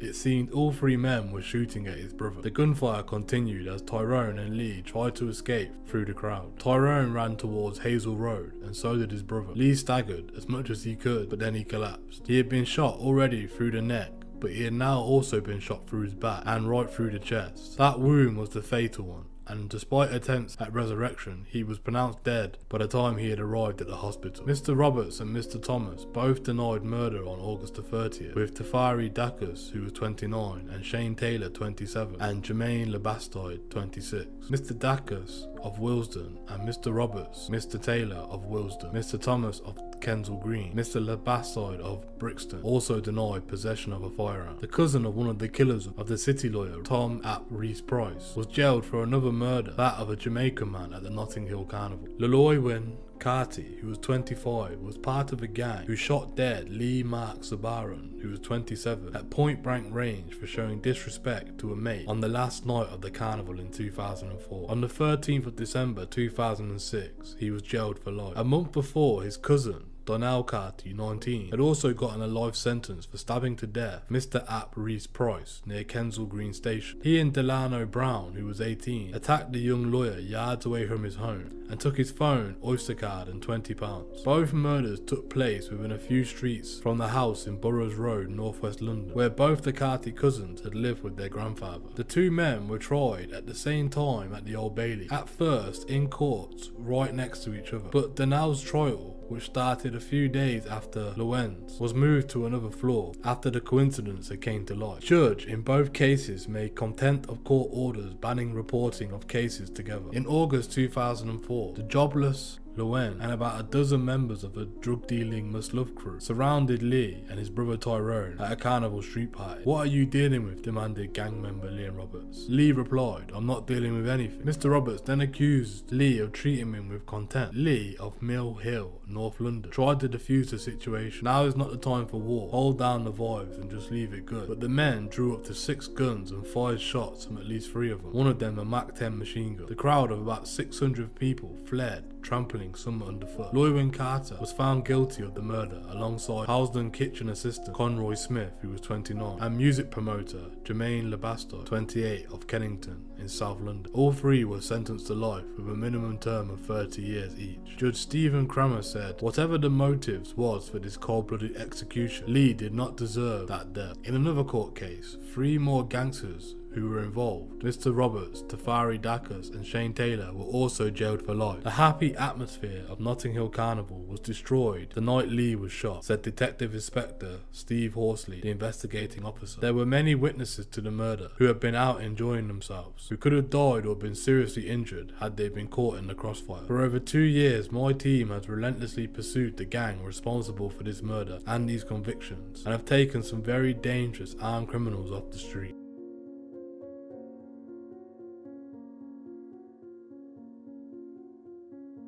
Jamal Moore, also known as Footage, was a KGB member and CRS affiliate, and his friend, Sean Stefanis, also known as Fuzi, the boss of TFL at the time, was celebrating at a family party and then decided to take a taxi home. The TOS members were looking for Fuzi. This is because of letters which were mailed to people's houses about the murder of Playboy, an ex-TOS member. Members of the TOS faction did not take a liking to threats. So once they got the information that a rival, Fuzi, was nearby, they made their move. They saw Footage and immediately turned their attention to him. They opened fire as he got out to get some beer from a nearby shop in Willesden Green. He was hit in the chest and rolled down a hill. He got on the phone with the police and told them that he was shot. Roberto Parchman, also known as Rufus, was a prominent gunman out of the bunch. After the shooting, Spider, also known as Darren Matherin, drove the car away from the crime scene and set fire to it to burn the evidence. But he got his hair caught on fire along with his legs. He was immediately rushed to hospital and later nicked for his involvement. He agreed to testify in court to decrease his life sentence on various charges, thus becoming London's first ever black supergrass.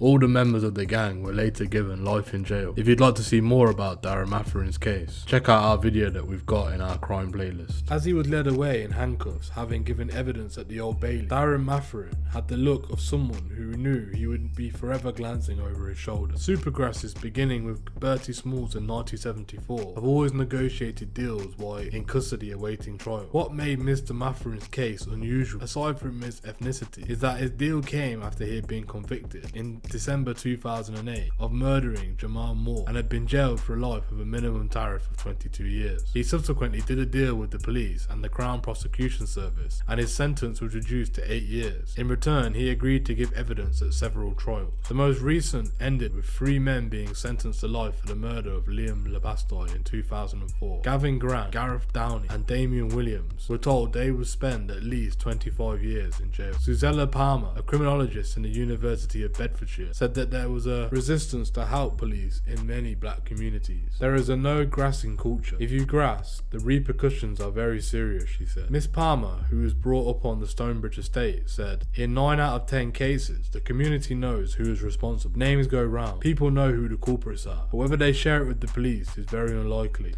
The police are almost irrelevant. Gus John, a professor of education who has worked with gangs in Manchester and Birmingham, said, there has been a wall of silence going up across the country as far as this type of crime, and this represents a dent in that wall. You can see why the police and the judiciary would decide to make a gesture in reducing his sentence. In May 2009, 28-year-old Shaka Anderson was acquitted after an Old Bailey jury rejected Mr. Matherin's evidence. Stephen Batten QC, prosecuting, admitted to the jury Mr. Matherin had a history of a life of crime, but said the alternative to offering him a deal was murderers may go free. Mr. Matherin claimed he was only a getaway driver in the killing of Jamal Moore in January 2005, naming Romain White and a second man as the gunman. In May 2006, Mr. White and the second man were convicted and jailed for life for Mr. Moore's murder, but their convictions were later overturned upon appeal. The background to the killing starts in January 2004 when the flat of Mr. White's girlfriend was burgled while he was in hospital. She suffered broken legs when she jumped out the window to escape. Leon Labastoy, suspected of involvement in the burglary, was shot dead, sparking a series of tit-for-tat shootings between Mr. White's friends and another group who included Jamal Moore. In 2005, anonymous typewritten letters were sent to Mr. White and several other men. The letters read,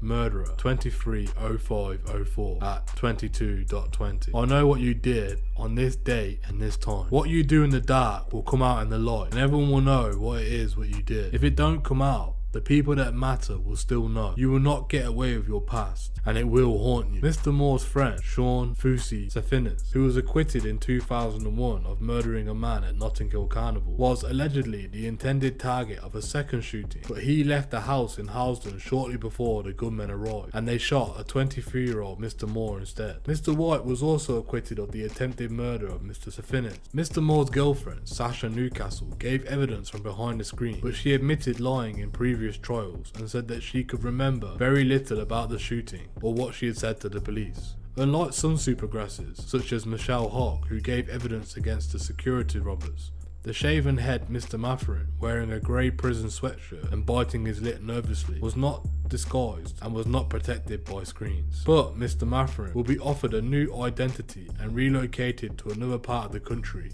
when he is released from prison. It is thought that his family have also been rehoused.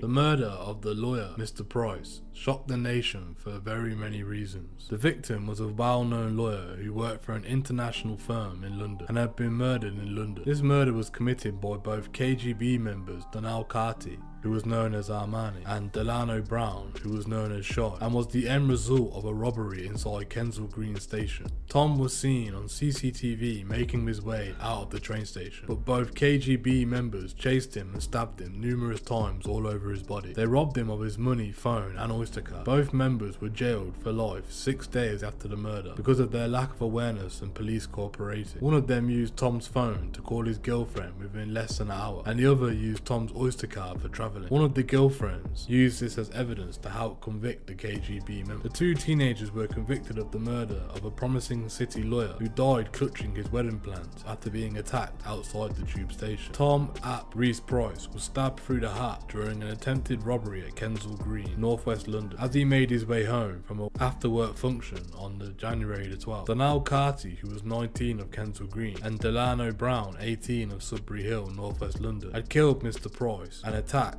and robbed another man at the same underground station less than 20 minutes earlier, and used both victims' mobile phones later that night, the Old Bailey heard during a trial. The jury was also told that traces of Mr. Price's blood were discovered on a pair of trainers found at a house where Mr. Carty was arrested. Forensic tests linked Mr. Brown with the clothing worn by Mr. Reese Price when he was killed. The jury saw CCTV footage of the man being robbed on the platform at 11:07 PM, and a minute later, two men in hooded tops running out of the tube station. Mr. Price was attacked outside the station at 11:30 PM. The jury also heard that the morning after the murder, Mr. Carty tried to use Mr. Price's Oyster card to travel, which he claimed to have found lying on a wall. After the verdicts, Mr. Carty went over to Mr. Brown and shook his hand, putting his arm around him. Crown prosecutor Jaswant Nawal said, "The streets are far safer without them." Acting callously and stupidly, they viewed their victims as easy targets for getting hold of cash, mobile phones and Oyster cards. If anyone resisted, they were attacked. Mr. Price unfortunately paid with his life. We now hope that Tom's family can at least gain some comfort from this conviction. Richard Horwell, prosecuting, told the trial that the two defendants murdered Mr. Price, a promising young man with everything to live for, through sheer greed. It did not matter to them that this man had worked hard for his position in life and that he had a promising career in the legal system ahead of him, said Mr. Horwell. It did not matter to them that he was to marry in September. All that was best in life was ahead for him. But to them, it was no more than a means to an end, and they treated him accordingly. The motive was greed. He was being targeted as a victim of robbery. Mr. Horwell described the victim as a proud man and said there were indications that he had tried to resist his assailants. Mr. Price was a proud man, and there was a real prospect that he did not submit to the demands of the robbers. He may well have taken them on, and if he did, the robbers rose to the challenge, and they proceeded in their attack on him. He said the last call Mr. Price had made on his mobile phone was to his fiancée before he boarded the tube to let her know that he was on his way home. After the murder, Mr. Carty used the mobile phone and Mr. Brown used one belonging to the other man to phone their girlfriends. Mr. Carty sold Mr. Price's phone to a shop assistant for £30 the next day. Mr. Carty and Mr. Brown both denied murdering Mr. Price. Mr. Carty also denied robbing him, and Mr. Brown admitted this charge. Both men pleaded guilty to robbing the other man. When arrested on January the 18th, Mr. Carty said he was innocent of the allegations and claimed to have been in a pub in Kilburn with relatives and friends and stayed the night at a relative's house. When the police searched his house, they found a pair of trainers that forensic tests showed that had a drop of Mr. Price's blood on one toe. DNA from several people, including Mr. Brown, were found on the trainers. Officers also found a top with traces of Mr. Brown's DNA, and fibers of Mr. Reese Price's overcoat were microscopically indistinguishable from the material of that on the top. Mr. Brown also said that he had been in Kilburn on the night of the murder and initially claimed that he had nothing to do with either the robbery of the man or the robbery and murder of Mr. Price. When the other victim's mobile phone was discovered at his home, he claimed he had brought it from two men, but when remanded in custody the next day he said he had robbed Mr. Price, but claimed that it was Mr. Carty who killed him. One of the two robbers convicted of murdering Mr. Price had his minimum custodial term increased by the Court of Appeal. The Lord Chief Justice, Lord Philip, sitting with two other judges in London, ruled that the 17-year imposed sentence in the case Delano Brown, who was then 19, was unduly lenient and raised it to 20 years. But they ruled that the 21-year minimum period to be served by his co-defendant, Daniel Carty, who was also 19, before he can apply for release on parole, was perfectly appropriate and not unduly lenient. The pair were found guilty at the Old Bailey in November of stabbing the 31-year-old solicitor during an attack just yards away from the London home he shared with his fiancée. Mr. Carty was originally given a detention for life with a minimum of 21 years, and Mr. Brown, who was only 17 at the time of the murder, was ordered to be detained at Her Majesty's pleasure, serving a minimum of 17 years. The move to have their minimum terms increased by the Court of Appeal was made by the Attorney General, Lord Goldsmith QC, who considered that they did not sufficiently reflect the very serious nature of the case. The three judges rejected submissions on behalf of Mr. Carty and Brown, who were both present in the dock for the ruling, that far from being unduly lenient, their sentences were too long. Lord Philip described it as a very serious matter.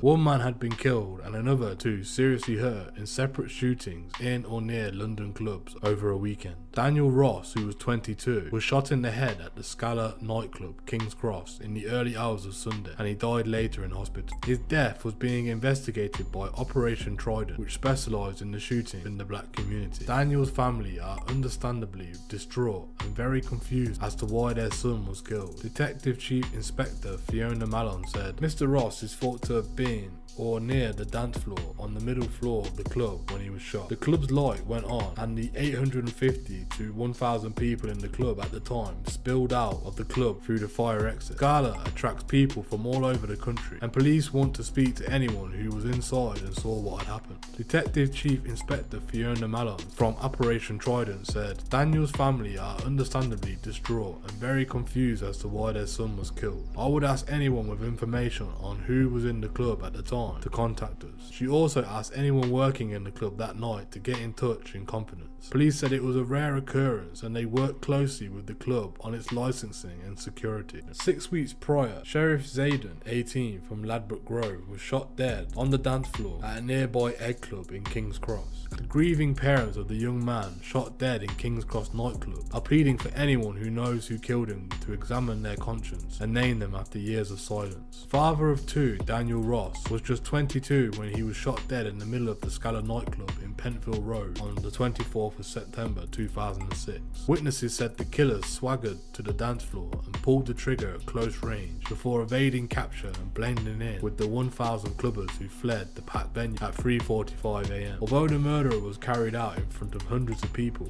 the gunman is still a free man. Police were offering a £10,000 reward for capture of the young father's killer. Daniel's parents said, "We have endured an emotional rollercoaster of anger, grief, pity, despair, and disbelief that people around us refuse to share the information they have about our son's murderer. There are no such words that could describe the pain we feel for not having our son Daniel in our lives. Our handsome son had natural charisma. He was full of love for his family. We loved him so much. revenge. They continue, saying Daniel would go an extra mile to help family, friends, and other people around him, even strangers. We remember not long after his death, a lady who we did not know told us that while struggling to carry her heavy shopping bags on a Saturday afternoon, she stopped and put the bags down to rest for a while, and at the time saw a car driving past her. The car stopped and a pleasant young man came out and offered to carry her shopping and asked her whether she had to go far. She told him her home was just a short distance away. Daniel took the bags and walked and chatted with her all the way home.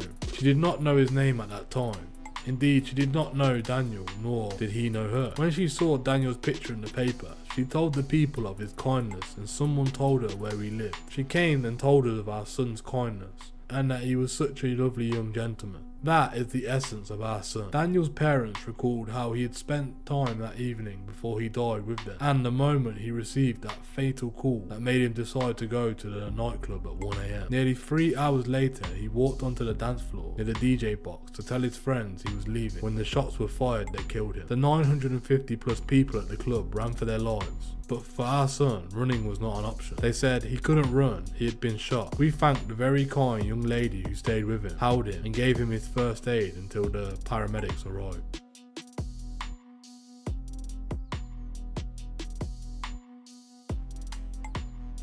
Tino Kavula, whose street name was Tank, was a prominent member in the South Kilburn estate, which back then was known as the South Kilburn Mandem. On March 4th, 2007, Tino was shot dead in his Audi in broad daylight. Tino, who was 20, was at a bus stop on Scrubs Lane in Housden, northwest London, when he was shot at around 4:15 PM. It was believed that his killer, who to this day has not been found, pulled up next to him in another car and fired a gun at him, shooting him 3 times. The killer then drove off towards Hammersmith, leaving Tino to die in the back of his Audi A3 near the junction of Harrow Road and Willesden Junction Station.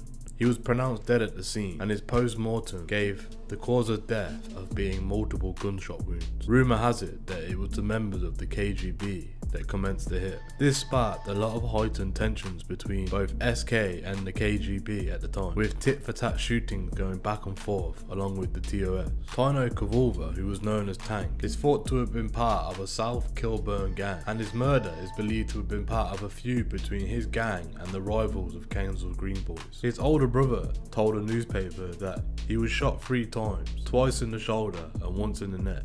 I came as soon as I heard it, and I saw him lying there on the ground. Despite the police reaching out to a large number of people during their investigation, many wouldn't give statements. Perhaps because the murderer has gang links. Detective Chief Inspector Stephen Lawrence, who led the investigation, said in 2009, "This was a ruthless and calculated attack in broad daylight on a busy road. The investigating team have no doubt that there are people out there who know exactly who did this and why. I am appealing to those who come forward to speak to the police so that the killers can be stopped." Ultimately, this wall of silence has meant that Tino's murder has remained a closed case for more than 14 years. Several murders are believed to have been linked to Tino's killing, including that of Daniel Omari Smith in 2010 and teacher Sabrina Moss in 2013. In both linked cases, those who were killed were not believed to be the intended targets of the attack. Daniel Omari Smith's killing in 2010 happened outside a KFC in Harrow Road, and he was believed to be an unfortunate case of mistaken identity. It was thought that he was believed to look familiar to Tino's killer, but after a lengthy trial, the suspects who were accused of Mr. Smith's murder were ultimately found not guilty. A post-mortem revealed Mr. Smith was shot in the back and the left shoulder and the upper arm, with a bullet travelling into his chest causing fatal injury. He was just 22 years old. It was believed that the rival gangster who suspected the shooting of another man dead had gone into KFC just moments before Daniel, and he was unfortunately mistaken for him. Daniel Smith had never had any involvements with the police or gangs, but the court heard that he bore a striking resemblance to the person who had believed to have killed Tino. 2 years after his death, Tino Kavula's brother, Kervin, and 2 others were found not guilty of his murder. The BBC reported at the time that the trial in 2012 that the prosecution said the murder in revenge for the shooting of Mr. Kavula's brother, Tino, who was found shot in his car in Scrub Lane, North Kensington in March 2010, the victim of disputes between 2 Kilburn gangs. But Mr. Kavula told the courts he suspected the police of shooting his brother. He said he had nothing to do with Mr. Smith's death, and he was with a friend at a social event at the time of the murder. John Sean Cooper QC told the jury that any suggestion that the killing was a result of revenge was utterly without any foundation. His killers have still not been found. Sabrina Moss's killers, Hussein, 29 from Willesden, Martin Warren, 22 of Kensal Green, and Yasin James, 20 from Wembley, were all convicted in 2014. She and her friend Sabrina Gachette, 25, were out celebrating her 24th birthday when they were shot outside a takeaway by two men armed with submachine guns and a shotgun. Her friend was shot in the back with more than 50 pellets but survived, while Sabrina Moss was shot in her heart and died in hospital. Old Bailey heard that they were not the intended targets of the attack. The gunmen wanted to hit the members of the South Kilburn gang, which Tyno was thought to have been part of, who were also outside the shop at the time. Her killers were jailed for a minimum of 37 years.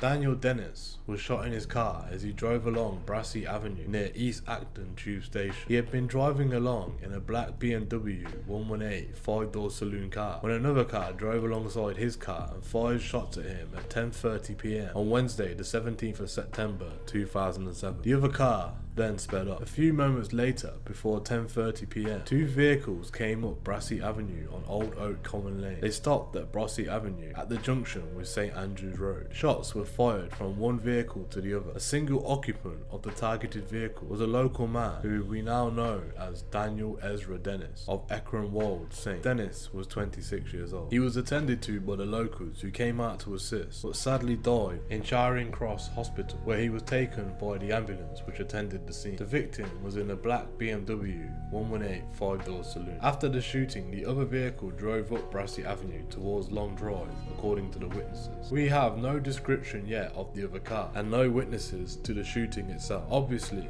we would like as many witnesses as possible to come forward to maximise the information we have. This is a quiet residential area. It was only around 10:30 p.m. and I am sure that people would have been up and about, perhaps watching TV, and would have heard the gunshots. There would be people who saw Daniel in his black BMW turn into Brassey Avenue. This was a targeted attack, and we are determined to put those responsible before the courts. We would like anyone with any information about this murder to contact the incident room. Brassey Avenue, a residential road which runs parallel to the A40, was closed while the police searched for the evidence. A post-mortem was carried out at Uxbridge Mortuary and established that Mr. Dennis died from a gunshot wound to the head. Locals spoke of being scared to go out at night due to gangs who hung around the area. On the 19th of October, a woman in her 20s was arrested in the morning at her home address. She was taken to the North London police station, where she was later bailed to return pending further inquiries. Earlier that same month, two men in their early 20s were arrested in West London in connection with the murder. They were later released on police bail to attend the police station in West London at a date in mid-December that year. 5 people were eventually arrested in relation to the murder, but all released without charge.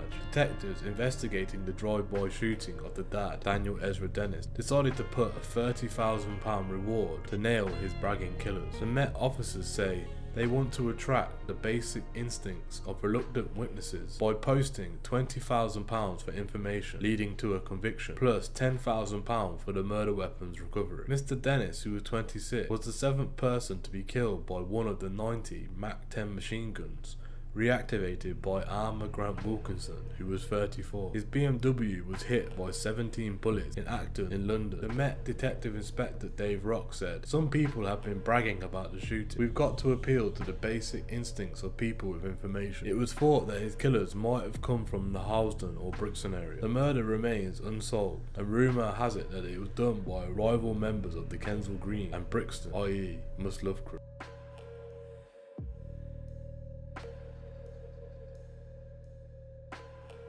The Stonebridge estate had been warring with different areas that didn't get along with the TOS gang and started linking up. This began the SMG Commission, which consisted of St. Ralph's, Mozart and Kensal Green gang members. All of these 3 areas will do a lot of tit-for-tat ride-outs on their opposition. London at this time was in the phase of copying American gang culture, and different gangs all over the city started embracing the Bloods and Crips.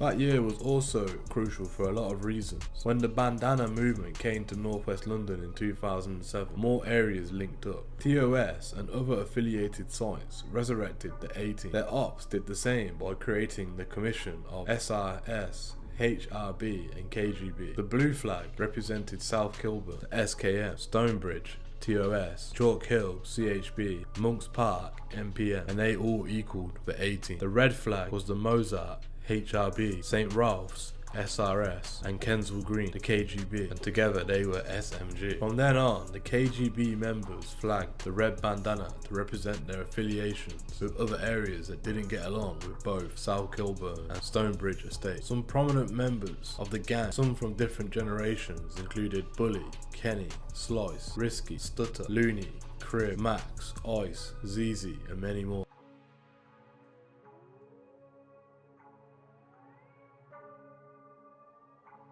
Detectives were shocked to learn about a killer who was a 15-year-old schoolboy and who was only paid £200. When a young mother was shot dead on the eve of her son's 9th birthday, detectives were initially baffled. Gulistan Sabasi, who was 26, lived in Turkey but had returned to London to see her son, who was living with relatives of her estranged husband. Fortunately, a CCTV camera had caught the killing on camera. The footage shows Santre Sanchez Gale ringing the doorbell and waiting calmly and patiently for Miss Sabasi to open the door before blasting her from point blank range with a sawn-off shotgun. Off camera, she collapsed and died in the arms of her mother, Dondu. Hooded and hiding his face from the camera, the assassin gave the impression of being an experienced professional hitman, which is why Detective Chief Inspector Jackie Sabiri and her team were so shocked when they discovered that he was just a schoolboy. She said, "When we saw the CCTV, we all thought it was a professional hitman. There was no hesitation and he showed no nerves. It did not look like a 15-year-old schoolboy." The minicab driver, who unwittingly took the killer to and from the crime scene in Clapton, East London, later testified that Mr. Gale, whose street name was Riot, appeared totally normal when he got into the back of the taxi. Detective Inspector Chalmers said, "We absolutely did not have a clue. We were at a dead end." However, the teenager had bragged about the killing to his friends in Willesden, and it was this loose talk which unlocked the case. Isaac Billy, aka Iceman, 21, a member of the Kensal Green Boys, KGB, in northwest London, had been threatening to take the life of a teenager called Ryan Hutanga. Mr. Hutanga told the police that Billy, a drug dealer with the street name Iceman, had threatened to shoot him because he knew about the murder of a Turkish woman. Mr. Hutanga made the statement that the killer had confessed to carrying out the shooting and that he had been taken there by taxi and that a security grille covered the door of the victim's flat. Detective Inspector Chalmers said, "When I heard about the grille, I knew only the killer could have known about that. We had never revealed that." In a second statement, Mr. Hutanga said the killer had told him his payment for the murder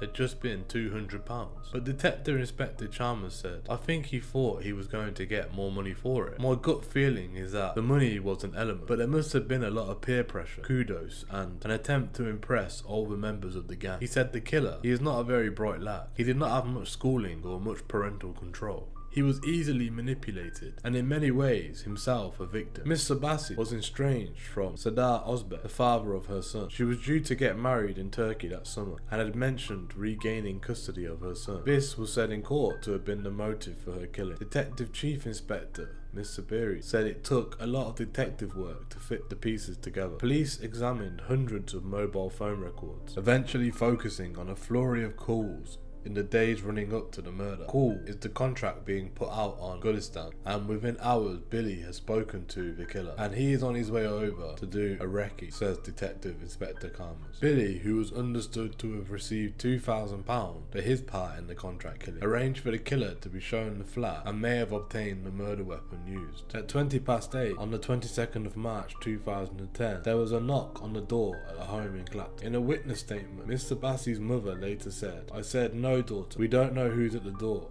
I will answer the door.' But she didn't listen to me." Inspector Chalmers said he believed Miss Sabasi might have opened the door because she hoped it might have been someone bringing her son to see her on the eve of his birthday. She had brought him a present and was desperate to see him. After working out the conspiracy, the police eventually rounded up their suspects. Mr. Osbeck was cleared of murder, as were Paul Nicolai, 29, of Tottenham, Leah Bryan, 25, of Hornsey. Mr. Gale was jailed for life and must serve a minimum of 20 years. Mr. Billy, 22, of Willesden, was given life and must serve 22 years. It was revealed that Mr. Gale was related to 2 other young men who were in jail for life serving life sentences for unconnected murders. His half-brother was Llewellyn Carty, who in December 2006 was locked up for a minimum of 30 years for the murder of the 27-year-old Lee Sabaru at Notting Hill Carnival. A month earlier, Carty's half-brother, Donnell Carty, was given a life sentence for murdering city lawyer Mr. Price during a botched mugging in Kensal Green.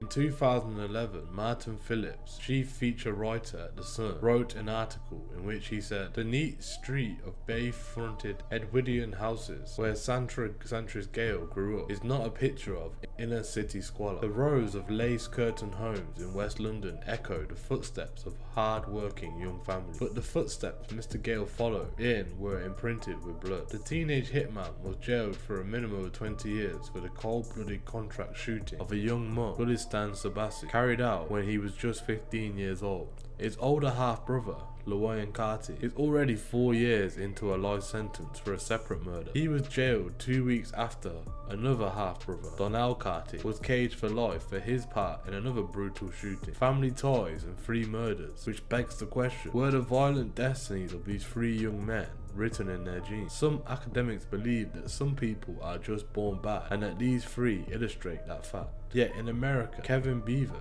Associate Professor at College of Criminology and the Justice of Florida State University, has published a study of a gene resulting in a deficiency of brain enzyme monoamine oxide MAOA, which has been linked to a propensity for violent criminals and antisocial behavior. He said, "What I have found is that a variance of this particular gene predicted for males who would use a weapon in a fight and who would join a gang. So if you had this particular genetic variant, you were more likely to join a gang. And if you had this particular genetic variant, you were more likely to use a weapon in a fight." In terms of genetic research, it was increasing the likelihood of violence among gang members by about 400%, but experts are divided, and it is not known how common the defective MAOA gene is. Steve Jones, Professor of Genetic Evolution and Environment at University College London, finds it hard to believe that one gene can be such a predictor of criminal behaviour. Referring to the gunman, Mr. Gale, he said, "The fact that this little bugger's brother and cousin have also done terrible crimes is much more likely to be due to a shared environment than shared genes. The truth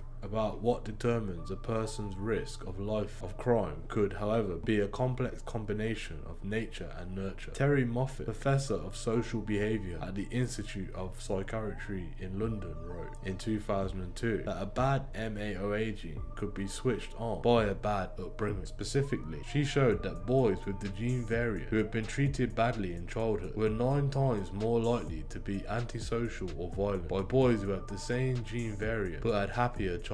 The Reverend Les Isaac, whose Street Pastor initiative has workers helping youngsters in areas where Mr. Gale lived, does not believe Mr. Gale's family is evil either. He thinks that there is bad in any young man, which can be brought out by the wrong influence. He said, "The fact that other members of his family have been involved in crime should have us asking the question, who has been influencing these young men? We have got to understand that in their world, it is all about aggression and that life is cheap." Reverend Isaac maintains that there are plenty of young men from otherwise respectable families who get dragged into a life of crime. He said, "When they come home, they are good as angels. They adhere to all the rules and cultural norms. But when they are out with their friends and in their world, they are as vicious as anything. There are people seeking to influence them, and if you are not on your toes, you could lose your child from right under your nose." Mr. Gale lived with his mother in a semi-detached house in Kensal Green, northwest London, in a street where similar homes fetch £500,000. His parents had split when he was young, however, and detective says he was frequently unsupervised whilst growing up. Detective Chief Inspector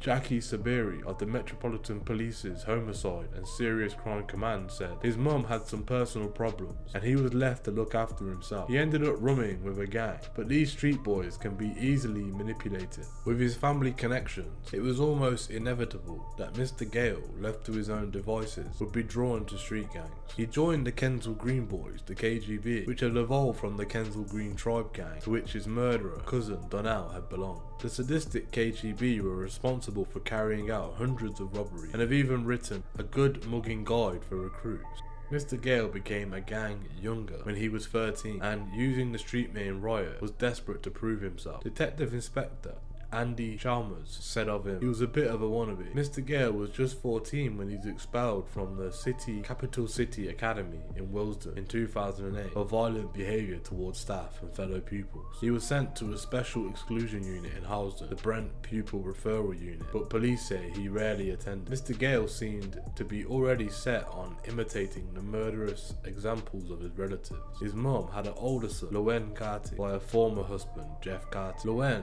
who was 24. Lowen was 24 when, after Notting Hill Carnival in August 2004, he was part of the Mashup crew who gunned down Lee Suburban, who was 27, in a revenge for showing disrespect to the gang leader. Lowen, whose part in the slaying initially went unpunished, was living at the time with his God-fearing Caribbean-born grandparents in a pleasant terraced home in Kensal Rise, close to the home of his already errant Sanchez Gale. Grandfather, Lebert Carty, knew nothing of his grandson's crime. A year later, another grandson, Donal Carty, 18, was also living under his roof while following his own life of crime. Donal was the younger son of Lebert's son, Jeff Carty, and a community worker. Barbara Prince, born after Jeff, split from his wife. By the age of 18, Donal had become a ruthlessly efficient, violent robber and a key member of the Kensal Green tribe. In January 2006, he and his 17-year-old cousin, Delano Brown, notoriously targeted the 31-year-old lawyer,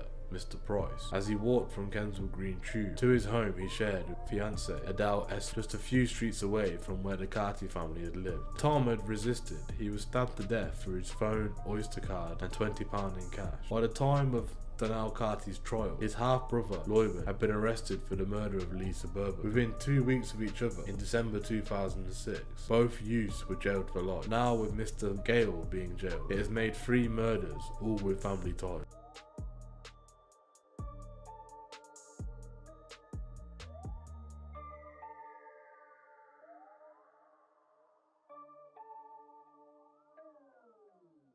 A notorious gangster made a rap video vowing to avenge his brother's murder hours after an innocent man was gunned down outside a takeaway after being mistaken for a rival linked to a bloody feud the Crown Court heard. Members of the South Kilburn gang, also known as Family About Cash, recorded the rap in which Kevin Kavula pointed at a tattoo of his brother, Tino Kavula, whilst another member sang, "This all started when my brother died, and it won't end until I see another homicide." A jury was on. Yo, this shit's been going crazy ever since my brother died. They keep on asking why you warring with the other side. Why? I'm riding on the blood, I keep on banging on them. Ain't nothing stopping till I see another homicide.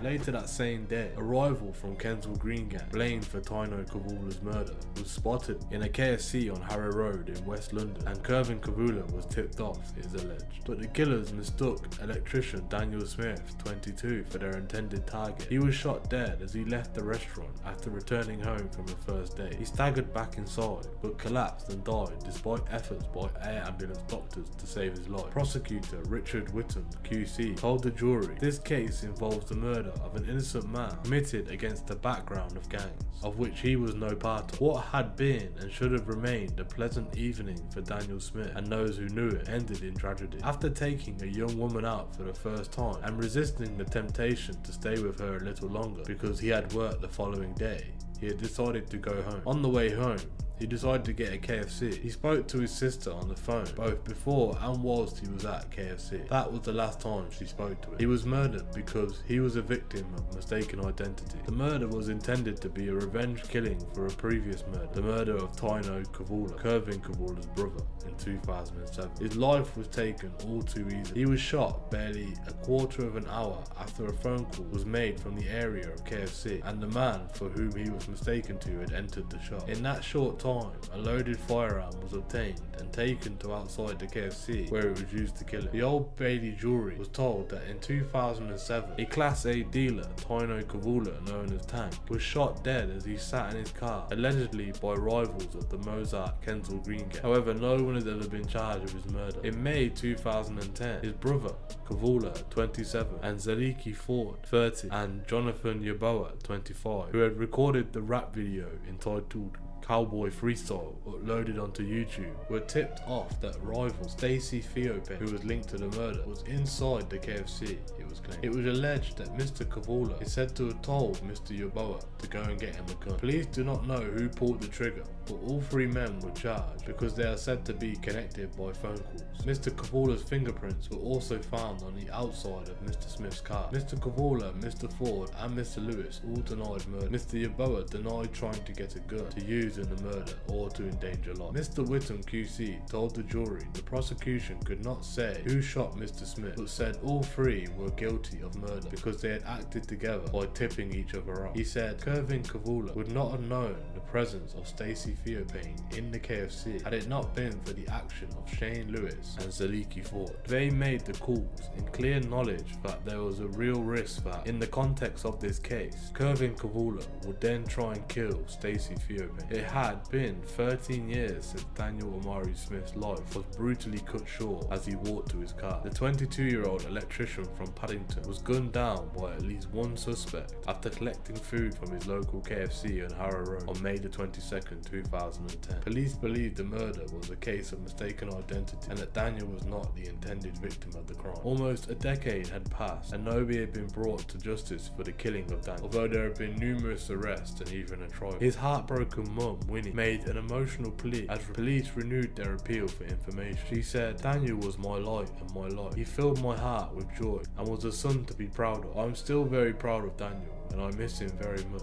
He held me up whenever I was down. His favourite line was, Mum, we can do it. And I miss hearing him say that. I used to feel like we were a family that stood on 4 pillars. But 9 years ago, our biggest pillar was removed. That was my son, Daniel. He filled the gap in all of our lives because he was there for all of us. Daniel, like the rest of us, enjoyed family. Family meant everything to him. His sister is getting married next year. We talked about times like that and how he would walk her down the aisle. He was such an inspiration. Now I have 2 grandchildren and they will grow up without knowing their uncle and the amazing person he was. This is often very hard as the eldest one always talks about him and wants to know so much about her Uncle Dan. Moments like these are extremely hard and painful, but they bring so much joy to our lives and that helps bridge the gap at times. What has bothered me so much for the last 9 years is how people can live with their conscience knowing that we have never had justice and that the people who killed my son, an innocent man, still walk these streets. I would like to appeal to those who have information and know who killed my son. I would like for you to free yourselves, your minds and your conscience, because I am sure, as hard as it has been for my family for 9 years, it must be troubling you too, and an important part of your lives. The main suspect taken in for questioning was the South Kilburn rapper known as Justo from the South Kilburn estate.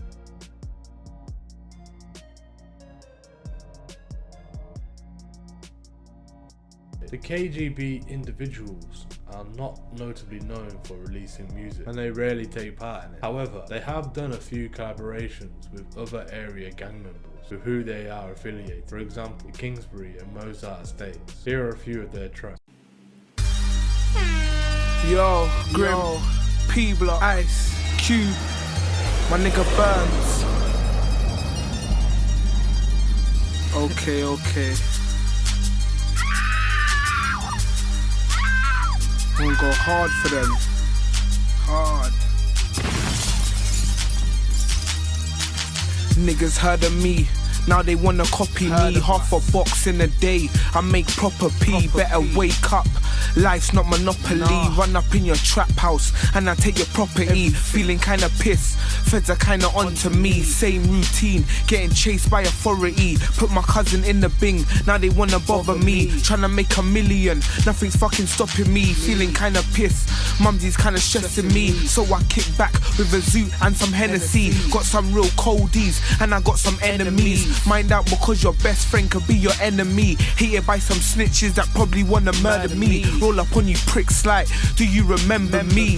Then I'm back on that Ross Clark strip. Tryna move that dro or that Ross Clark sniff. If I cock it back I won't Ross Clark miss. Straight headshots, take off your Ross Clark wig. Bang.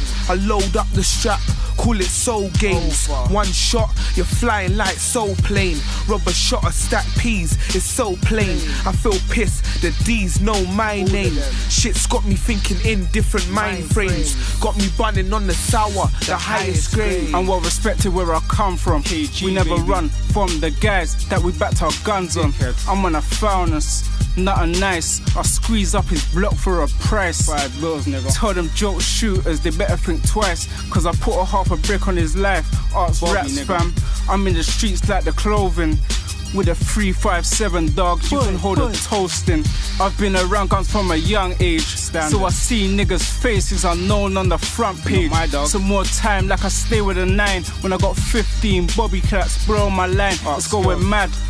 Plus these dickheads think they're bad. If I can't catch this youth, then I'm gonna burst his dad. Real talk, cause you know the roads are real. KGT town busy, we ain't scared to kill. Yo, fuck 'em, cause I know they're saying fuck me. So I'm gon' buck 'em, give 'em time to buck me. Ban, I'm laying, fam, I'm spraying. Fuck a pagan and all these fake friends hating. Burst a prick that's working with Satan. Got an eye and a friend that's working with the enemy. Fam, I got frenemies and friends that pretend to me. But it's love and loyalty to the end for me. And rules and regulations can't bend for me. But if it does cut, scales, Q straight, bullet off a send for me. And I ain't asking anyone for fend for me. I know I'm kinda fucked up and got bad tendencies, but he's saying he's come back with a vengeance. He don't remember me. Say nothing, these niggas I don't pen G. When it goes down, these little tongues are gonna remember me. I don't fuck around for my cause, I will dead G. I'm ready for the challenge, you testing me. Know my nan's blessing me, I'm confessing B. Sometimes I feel like a celebrity. Nah, I ain't begging G. Yeah, you need everything. All about the cheddar kites getting P. Feds on the beat, taking man off the street. You might see me in a ding dong, Q7 ride or the bike. I'm the type that don't let shit slide. Catch you by myself, I'm looking angry in my ride. The truth is there's bare pricks in the ends that I don't like. The 380's alright, it busts kinda fine. When you wear the 4-5, have jeans that are tight. It might fall down your trousers and get you 5. Got CID in the end, they're trying to play I Spy. Head's kinda tricky, my fingers kinda itchy. My dog's got the ding dong that's moving kinda nippy. If you're thinking about Strizzy, 380 daily, I'm starish fam. I shot food to the kitties, my ends is kinda tricky. The feds are trying to nip me, so I stay diplo, I'm shotting coke to the nitties. Whole time of niggas that put in the work like DB9, Slim Bums, Mouse or Mickey. Yeah, you done know, free Slim, free Bums, free Mouse, Mickey, all the official dons that put in the work. A little mission to the prison, soon come home. Big up my KG dons, big up my busy block dons, big up my farm dons, real niggas do this thing. Get peas, squeeze on set. If you want it, you know we on it. If you don't, then humble yourself, say nothing, starish. Free shotgun show, free biff, you done no busy all day, you done no GMG farm.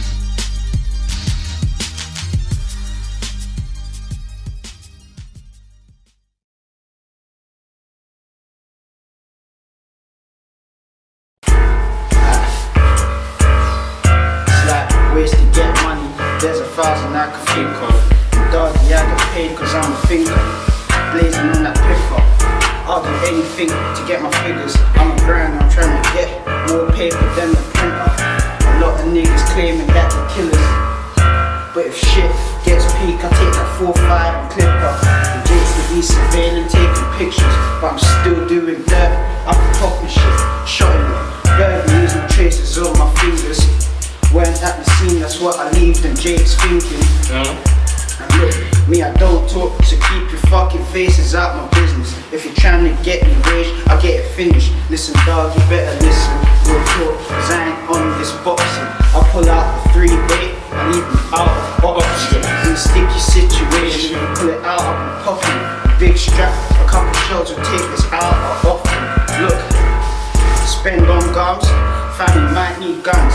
You'll be better off copping that Beretta, cause I ride out, popping, having hot wearing a sweater. Nigga fucking Lance, gotta get you peppered, get your wig top severed, and you snap back spun like webs. No forensics, fam, my yard ain't getting spun by heads.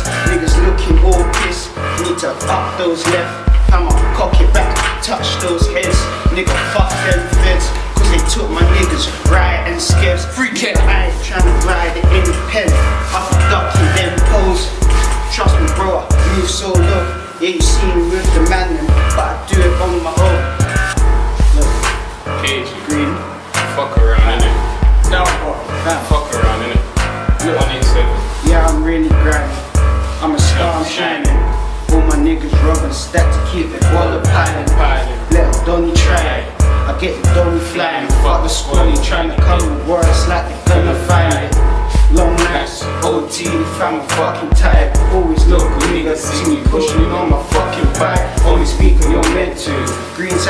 Kenzo.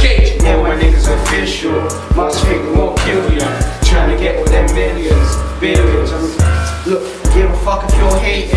Every girl loves a pig. And I'm stacking every money of this money that just to cop the biggest sprayer. I'ma spray it, setting pace cause I ain't trying to get closer to my death. So I ride, pedal bike, got that longy down my leg. Fuck the feds, to my brother's plats, BDK and skips. Got me spraying off my face while I'm lighting up his head. Listen, young CC is a fucking G. Young nigga with a buck fold in the piece. Niggas wanna talk shit, they can't talk to me. Cause doggy dog, I only roll beside the G's. Every nigga around me will fucking squeeze. Come and chat, doggy, leave you on your knees. I hear that, a lot of people wanna pitch me. I be trapping hard in my fucking city. I'm a shot caller, you could ask about. The blue still is peak when it comes around. Niggas getting hit up, instant car. Young CZ's running on your block for a victim. I will pop out a witness if I catch a pagan slipping. These niggas know about ZZ. I will shove the clip in. It's them KG boys. Nigga, it's that trap city. We'll be trapping so hard, I be slanging to the knees. You could phone up my phone if it only mean cash. All the bitches are pretty because they love the flash. Got that watch up on my wrist. You know I take the piss. I'm stunting on your bitch. We want some of this. Got the light and the dark. I was trapping in the park. You was in college, nigga. I was in the park. Hitting bird cells. It feels like I'm in hell. Under AE, my niggas tryna get at the kid. Wanna rap me if you want the zest from the trap. I be about doggy, all about flipping packs. Get that money in my chauffeur. Got your bitch screaming bird. KG niggas don't come with no tiny bro. I come around, let the sun sound. I hit him up. Niggas pissed off cause man that icky will hit him up. I ain't got a chat. My circle does this. OJ, the juice mate, we round there trapping. Teats be slanging and kite be banging. Swaps is anti and you know that we're slanging.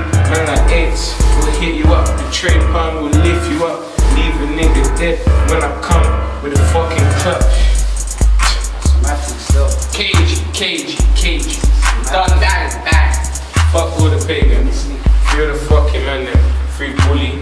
Free young slash. Free Kenya. Free Ross Clark Riot. Free Kenya. Free Ice. Free Platinum. Free Ross Clark Big. Free Ross Clark Biggie. Free Risky. Free Stutter. Shit. Zimmy W. Free Looney. Free Dennis. Free Crew. Zimmy W. Some real nigga ish. Maxu Land Roll. Free Max. Free Max. Why these niggas trying to act bad, man? And they know that ZZ's a madman. If I grip that tool, I'ma bang that. Bullet in his face, let all his guns fall back. I don't really have to chat, I do this act. Icky done licked off the fucking snap back. I grip that, then I motherfucking clap that. Flash, there niggas getting flashbacks. One shot to his head, that's a dead nigga. Flip a pack in the trap, that's a Z pickup. These sneaks know me, I'm a lead spitter. A red rapper, blue youths come better. Beretta rise up in any type of weather. Bully say the words and I put on the levers. These niggas are light work, the real feathers. Old 12 don't slip, will get wetter. This year, I ain't putting niggas in the stretcher. Straight M, straight cuddy, a real gutter, a real nutter. You know that I smash peas, probably Stevie Wonder can't see you wanna clap me. These niggas wanna blast me. Don't make me come and move nasty. I don't give a fuck if that bitch know karate. Take out the pumping, all his guns departed. Talking all the beef, but doggy blue started. Niggas know the hard love, doggy have lasted. Couple man in the ends, doggy is riding. So when we're riding, you know that we're smiling. Niggas gonna be pissed, we come round and climbing. Over buildings when the 4-5 stop banging. Niggas wanna act, but my team ain't jamming. If I back out the yank, they know I'm gonna shank him. Niggas know me, I ain't motherfucking wet. If a nigga diss me, I'ma tech out the tech. It's them KG boys, you know what I rep. Suwu is my set. Violate, you're gonna dead. Ask around doggy, I line up the Z. Phone up the bitch and line up the peps.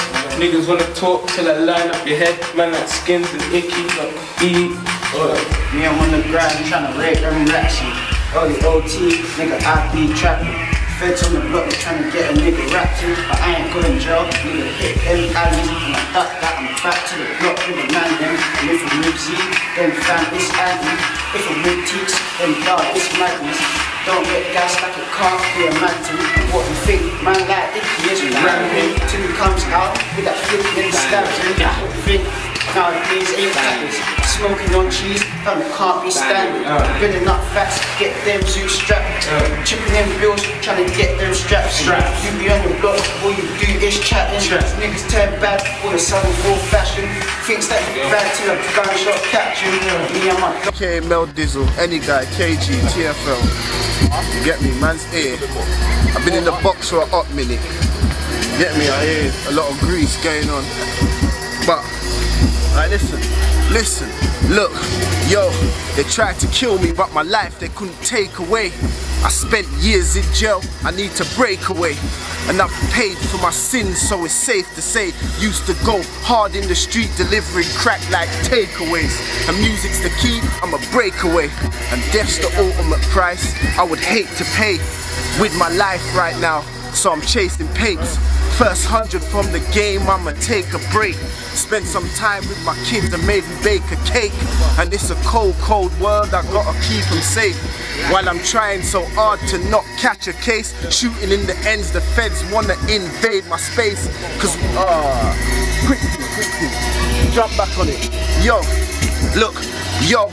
I try hard to sleep, but I don't count sheep. I'm trying to get up the hill, but it's too steep. I gotta roll with the ting, my life's that bleak. Might have to rinse it on the feds, cause it's that peak. And then run up in the yard like an athlete and crush everybody like it was a stampede. I put niggas in the box, flat scream, call me Freddy Krueger, cause the way that I crash dreams. And I'm on the block, but I'm not a vagabond. You could never lead my crew, you're a tag along. And you can hide, you will get sniped when I put the AK over the wall like a ragga song. And if it's beef cuzzy, we can set it off. You would have thought they were planes the way they jetted off. He wants to eat all the food, man will let him scoff. Now he's got something in his throat, fam, let him cough. Enough man talk this, they got a bag of chat. Keep talking, man and man will rally back. Far from happy, but you still get a happy slap. Put it on the net, watch it grow while I'm kicking back. And now I'm all up in your head like shampoo. I will tell you to your face, I can't stand you. I don't wanna catch a case, so. And now you wanna give me stick like bam. Look. The anger flows from my arteries. I sit and wonder where this pain comes from, why it still remains a part of me. Lord knows that my heart cries, but somehow my eyes remain dry like the sands of time. You know, I realized last year I don't know how to shed tears. These parasites live in fear, I and I live in none. It's Sandra's first son. I'm proud of the guidance that I gave the youngest one. I'm 26, so clued up and nothing like the old me. And there ain't nothing you could show me, my brown eyes seen it all from a young age. Cause fam, we be stuck in some dark days. My whole life I've done left when I should've done right. I feel like the earth stops when I lay down at night and I close my eyes and pray to the Most High. Asking for guidance so I can get by. I'm hustling, juggling, crack and B. Real shooter, I love to click, clack and squeeze. Holds 31, real mac and cheese. No French Montana, raw max and grease. Aim for headshots, I ain't trying to clap at knees. If you're real bitch boy, come clap at me. But I'll squeeze first and leave your body wrapped in sheets. TFL, D&G, stack for heats. So ride your own wave, don't ride ours. Do you ride your ting, cause you ride ours. Only ride out with a couple certified dogs. 3 straps, 2 max and a nice star. Only buy sticks, I don't buy nice cars. You little niggas ain't ready for my life, dog. Most of my niggas are behind bars. Shoot bare face, I don't really like Mars. Get me, it's rage. With air. Get me all type all the guns. Nothing. Listen, that's what I'm saying. Get it, right? Yo, listen. Yo, listen. That's what I'm saying. Big up with the Spliff TV Gangsters.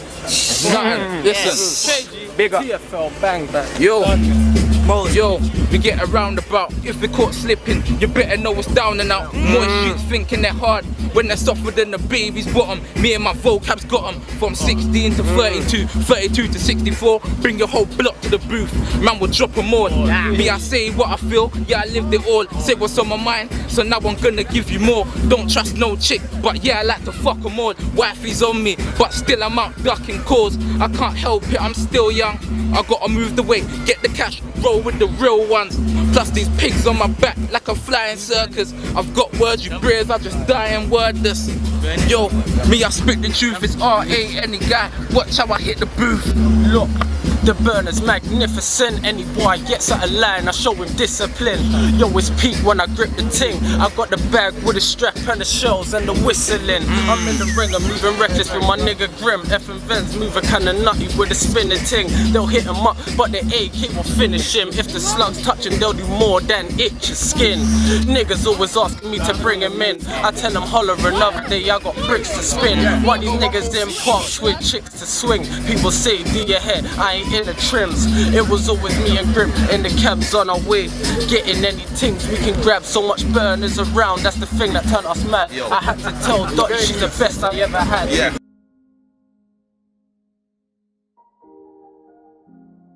Sabrina, who was a teacher, had been out celebrating her birthday with friends and family members in Kilburn. Her and her friend were shot from near point-blank range, although they were not the intended targets, the jurors were told. Hussein, 29 from Willesden, and Martel Warren, 29 from Kensal Green, as well as Yasin James, 20 from Wembley, were convicted at the Old Bailey. Miss Moss and Sabrina Cachette, 25, were outside a takeaway shop, the Woody Grill, with other people when they were shot by two hooded men armed with submachine guns and a shotgun. Miss Moss was shot in the heart and died in hospital. Miss Cachette was hit in the back with more than 50 pellets but survived. Drug dealers Mr. Hussein, Mr. James and Mr. Warren were also convicted of the attempted murder of Miss Cachette. They were also found guilty of two further counts of attempted murder of Mahad Ahmed and Edson De Silva, possession of a MAC-10 machine gun with intent to danger life, and possession of a shotgun with intent to danger life. The court heard the women were not the intended targets, but the gunmen wanted to hit the South Kilburn gang, who were also present outside the shop. However, Mr. Hussein discharged the MAC-10 spray and pray machine gun 6 times anyway, and Mr. James fired both barrels of the shotgun at near point-blank range before fleeing in a car driven by Mr. Warren. During the court case, security had to be increased where Mr. Warren gave evidence after he implicated Mr. Hussein and Mr. James in the shooting but denied his own involvement, saying he had just been there to do a drug deal. In return, Mr. Hussein and Mr. James said Mr. Warren was a dirty lying scumbag who would only name them to protect the real killer. A fourth offender, Simon Baptiste, 29 from Cricklewood, was convicted of conspiracy to cause grievous bodily harm between August 22nd and August 25th the year before. Prosecutor Mark Haywood QC said the attack took place against the backdrop of violent tension and animosity between groups of young men. He said the reason for that is not clear, but it was very serious. All the defendants were due to be sentenced on the 12th of September. On the verdicts, Ms. Cachette said, "Justice has not only been served for us as victims, it has also been done for the community, where there are violent people off the streets." In a statement following the convictions, Miss Moss's family said she was a beautiful, loving, caring person. "As much as we are pleased that these individuals will be behind bars for a long time, it doesn't alter the fact that Sabrina is gone and her son has been left without a mother. Sabrina was a completely innocent victim of a totally senseless and callous crime, and even though this chapter is now closing in our lives, we will never be the same, and our lives have been forever affected." The trio of killers, who were all from Brent, who were serving life sentences for the murder, had their appeals thrown out of the appeal courts. The Kensal Green Boys KGB gang members challenged their convictions at London's Criminal Appeal Court on Tuesday, May the 24th, where 3 top judges said the case against them was strong and compelling. Hussein, who was 31 of Cranhurst Road, Willesden Green, and Martel Warren, 24 of Napier Road, Kensal Green, and Yasin James, who was 21 of Chaplin Road, Wembley, had fired indiscriminately into a crowd of people, killing a nursery teacher, Sabrina Moss. She was shot in the heart while celebrating her 24th birthday in Kilburn High Road. Her friend, Sabrina Cachette, suffered life-threatening injuries but survived, while 2 other people were hurt in the shooting on August 23, 2013. The appeal court also rejected a bid by Mr. Warren and Mr. James to have their minimum sentences cut, with Lady Justice Hallett saying long sentences were reserved for the gravest crimes, which this was. All 3 men were found guilty of murder, 3 counts of attempted murder, conspiracy to cause grievous bodily harm, and 2 counts of possession of a firearm with intent at the Old Bailey in August 2014. They were ordered to serve 37 years in jail before they can apply for parole. After the sentencing, Sabrina Moss's uncle spoke about her as an angel and was thankful to the justice system following the sentence of her killers. The prosecution's case was that Mr. Warren, Mr. Hussein and Mr. James,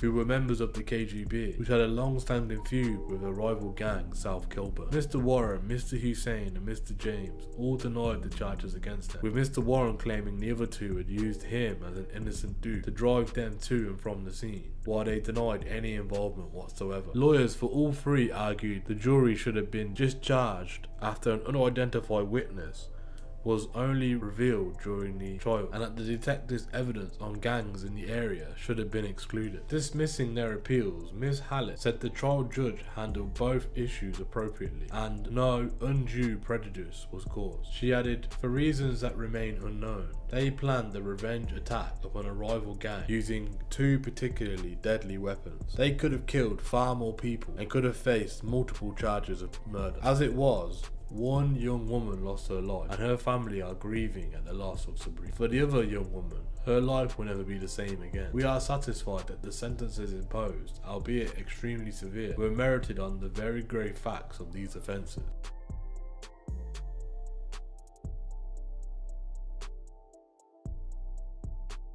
That same year, an affiliate of the Mashup crew, whose real name was Donovan Gordon, locally known as Sonny, a music producer, was gunned down by a former drug dealer partner from Ealing, Daniel Bidace Anthony. The reason for the shooting is a botched drug deal worth over £100,000. The gunman kicked in the door where Sonny and his missus were staying and shot him in the chest. He then tried to kill the missus, but the gun jammed. Later on, the individual went on the run because he found the victim had affiliations with the Mashup crew. He was later nicked by the police after CCTV footage and sentenced to life. The gunman, who tried to kill a disabled woman after shooting her partner dead in a cold-blooded deliberate execution, had been jailed for a minimum of 42 years. Daniel Bidace Anthony, who was 30, fired twice double-leg amputee Amy Asherty, who was 28, as she lay in bed. 1 bullet pierced part of her lung and remains lodged in her body, whilst the other missed before the gun jammed, the Old Bailey heard. Bidace Anthony, a drug dealer, had already killed Miss Asherty's partner, Dothan Gordon, in the living room of the couple's home in Ealing, West London, during the attack in June. He wanted to kill Miss Asherty because she recognised him, jurors were told. Mr. Anthony showed no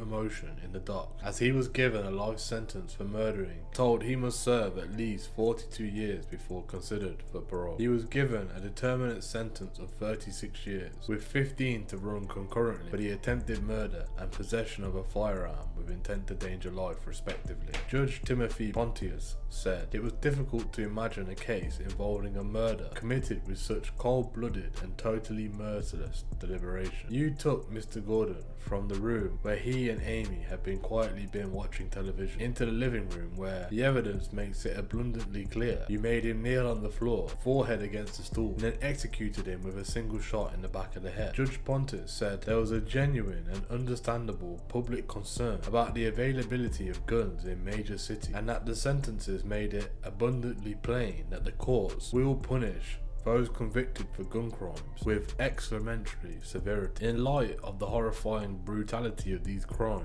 I am wholly unable to regard you other than someone to whom deliberate violence comes very easily readily available. Despite having no previous convictions for violence, the judge said the defendant's large-scale dealing in Class A drugs meant he could not be treated as a person of good character. Another defendant, Tony Joseph, walked free from court after he was cleared of assisting an offender. In a statement read to the court after the verdict, Miss Ashity paid tribute to her partner, who was known as Sonny, as the father of their two beautiful girls. But Miss Ashity said she had hoped to walk down the aisle with Mr. Gordon, who was 32, at a wedding ceremony planned for August that year. He was such a huge part of my life, she said. In her statement, Miss Ashity said the bullet in her body was a constant reminder of what had happened. Prosecutor Jonathan Rees QC previously told the court that Mr. Gordon was shot in the back of the head as he tried to act as a middleman in a £100,000 drug deal. He said the case involved the cold-blooded execution of a man with a callous attempt of a murder of a double amputee lying in her bed when she was shot. The man was trying to kill her because she had recognised the killer. Bidace Anthony of Earls Court, West London, denied the charges but was found guilty on a majority verdict.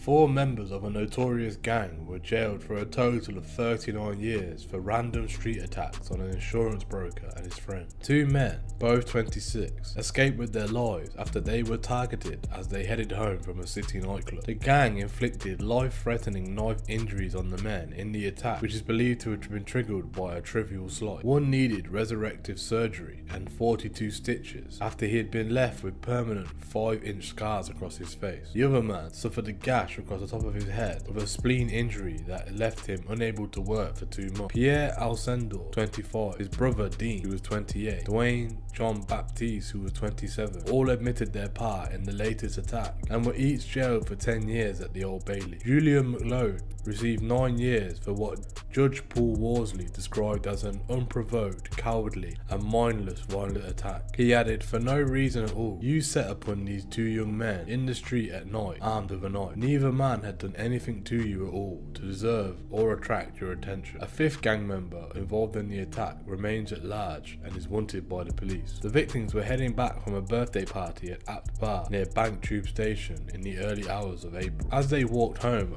nearby King Street, one was struck across the head and fell to the floor before both were attacked with at least one knife. The attackers then left their victim for dead and fled the scene in 2 cars. City of London detectives were able to track the vehicles using CCTV and link the gang members to the stabbing. DI Doug Blackwood said, "These men came to the city and violently and randomly launched a violent assault which left one young man needing reconstructive surgery to his face." Pierre and Dean Alcindor, both of North Holt, Middlesex, Mr. McLeod and John Baptiste, both of Kensal Rise, all admitted 2 counts of wounding with intent.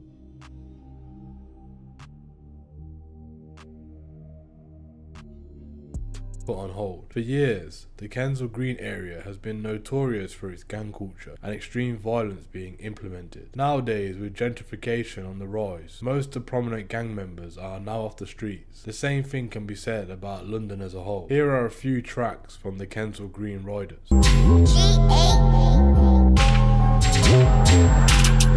Keep running your lips. I was OT, sandwich and Chris. Dishing out 6th and 5th, no ticks. Lord know that I take these risks. Bang that pack, got a fast that quick. Doing up country, I love these trips. Morning, doing up nighttime shift. Driving jet when I rot this bitch. Hands on hips, let me tap that quick. Hands on deck, arch, bend your back and then dig it. Bitch, you fuck with me cause I'm hitting it. So don't ask for no bringing in. I'm back. She holds my rams and my pack, that's facts. I only hold on to cash. I be whizzing. Gotta make bands, I ain't chillin'. I'm done with these niggas, they're bitching. KRD with the realest. Bad beat, come here, you're listening. There's no talking, no kissing. Straight D, feel it in your system. She's tripping, the sex got her lusted. Now she's texting me, talk about cuffing. I'm married to the money and Elizabeth, who I'm loving. These niggas are bluffing, who you touching? Look back to the photo cutting. Bro, got the fit, this one's Russian. Touch a button, galley on me, man, loving. Bend her back and digging my must. Give it that unknown something. If her friends on me, she can hold this something. Oxtail or curry, mutton, serious munching. Carney, one bag crashed him. We're not talking alcohol when I say this one shot touched him. Whoa, them man firing blacks. Who them man really killing? They ain't doing no drills. So why them man they filming? Man pull up and shoot. Pray my man don't hit him. Try violate us. I'm like, no, I won't let him. Man do drills on the main road, then they shoot when I say so.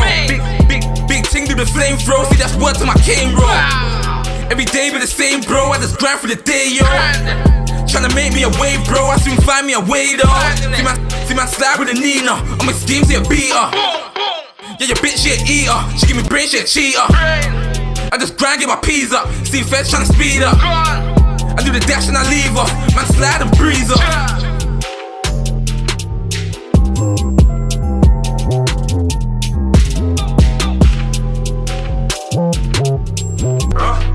Jam dog, 15 inch, so they ain't no lacking. Pistol packing, none of my ops on action. Big me roll her drink, now we action. Nuts at the one bang thrust him.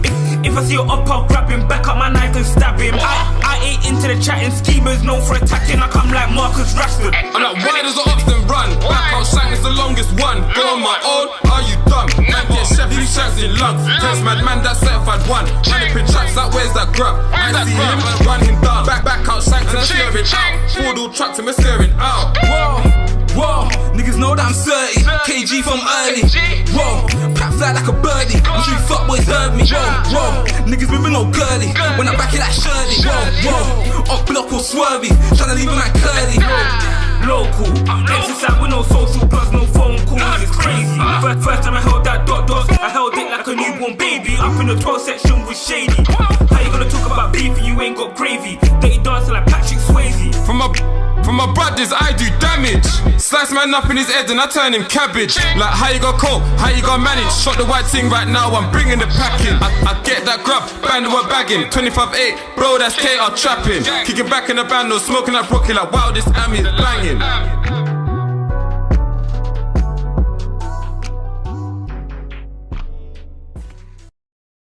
Thank you for joining us today. What is your opinions on the history of Kensal Green? Is it now a safe place to live, or is it still very dangerous and ridden with gangs? Let us know what you think in the comments below. Thank you for joining us today. If you enjoyed this content, please don't forget to like and share. And if you're new to the channel and want to see more Street Crime UK content, hit subscribe and press that bell so you can join us on the next video. Thank you for joining us, and until next time, stay safe.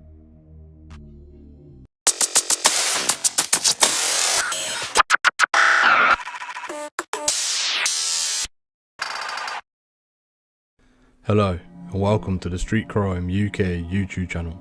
Please don't forget to like, share, comment and subscribe. Today we look at a man who in 2018 was in the slums of Sierra Leone helping those less fortunate than himself. A man who's had spats with Stephen French and Ross Barkley. A man who's been described by judges in Liverpool as one of Liverpool's most enigmatic and puzzling crooks.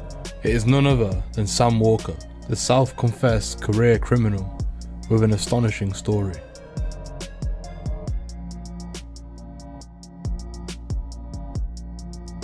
From an early age, Mr. Walker's criminal career had already begun. He would rise to prominence during his drug peddling days. Originally from Liverpool, he rose to fame as part of a group dealing heroin and crack cocaine on the streets of Holton. The criminal gang had made up to £2,500 a day selling drugs in Wines, Runcorn, and all the surrounding regions.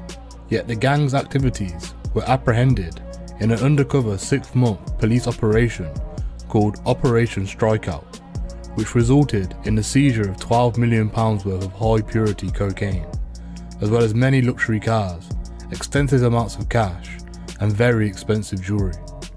A total of 30 people, 20 from the Holton area and 10 from Merseyside, were arrested, where more than 200 officers launched dawn raids in January of 2009. This event was what led Mr. Walker, who was 26 at the time, being the last accused of the gang to be put before the courts, where he pleaded guilty to 4 counts of supplying a Class A drug in court. He also had a previous conviction for drug offences. In 2009, 11 of the 15 charged pleaded guilty at Chester Crown Court and were jailed for between 1 and 3 years. It was said that Mr. Walker was snared in a car with others, dealing heroin and crack cocaine to an undercover officer who was acting as a junkie, and on 2 different occasions. When Mr. Walker found out about this, he pleaded guilty on the second day of his trial. The sentences handed out to the gang totaled more than 30 years. Residing on Marlborough Street, Vauxhall, the Liverpool Echo said that Mr. Walker was making a name for himself in the local underworld, and he had once posted his mobile phone pictures of himself smoking cannabis in his jail cell on the internet. only to be rumbled by the prison authorities later that day. Police believed that the dealers operating in the two towns on Merseyside's border could have earned up to £2,500 a day selling heroin and crack cocaine. The sophistication and the organisation that Liverpool gangsters had in comparison to local dealers made it so tiny boroughs were easy markets for them to control. Sergeant Ian Allen from the Cheshire Police Dedicated Drugs Unit said, "We set out to target the supply networks in the area and take out the street level dealers. Because we are so close to Liverpool and Manchester, we have a lot of mobile dealers coming up to us and setting up with the vulnerable local users. Once we started to scratch the surface, we found out a lot more about the higher reaches of the drug supply chain into the area. This operation has led to a lot of people being convicted and sent to jail, but we also worked with the more vulnerable people we encountered. With the help of the local drug action team, we got 7 users into treatment, and they are still there, so we are combating the problem and helping to resolve it for the future."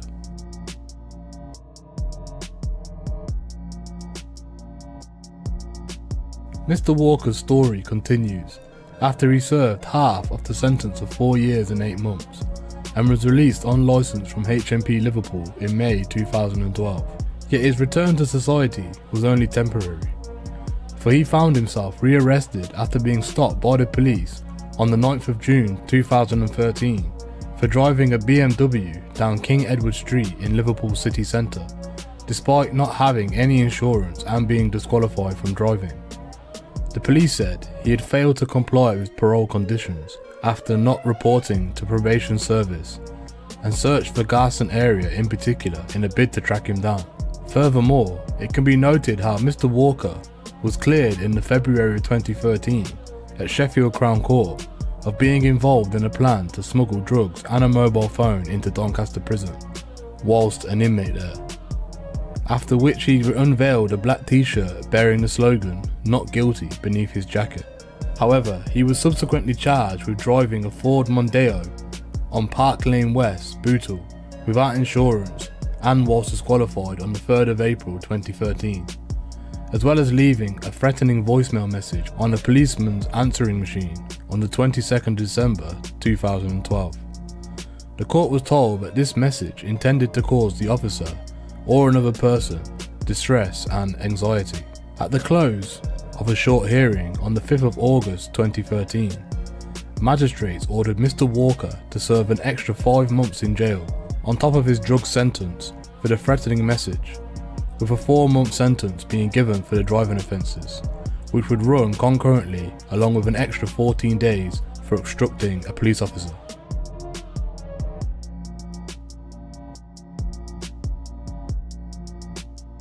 In December 2013, Mr. Walker found himself amid another series of crimes that related to being part of a house raid, where a man involved in an armed robbery told the jury he was handed threatening letters in prison warning him not to grass on an alleged sidekick. This man was convicted criminal Ashley Udu of Rockfield Road in Anfield, and he gave evidence at the trial of Mr. Walker. Mr. Walker was accused of being one of the 3 men who raided a Runcorn home equipped with imitation guns and spoke to the prosecution witness at Chester Crown Court after earlier admitting his role in the raid. However, Mr. Udu claimed that he was pressured into the mission by Mr. Walker over a £10,000 debt, where 3 men wearing balaclavas and armed with Beretta air pistols struck at the home of Dad Kevin Beach in June of 2013, with one delivering a blow to his head as he tried to force him out. Additionally, jurors were shown handwritten letters that Mr. Udu claimed were sent to him by Mr. Walker whilst the pair were on remand in Old Course Prison.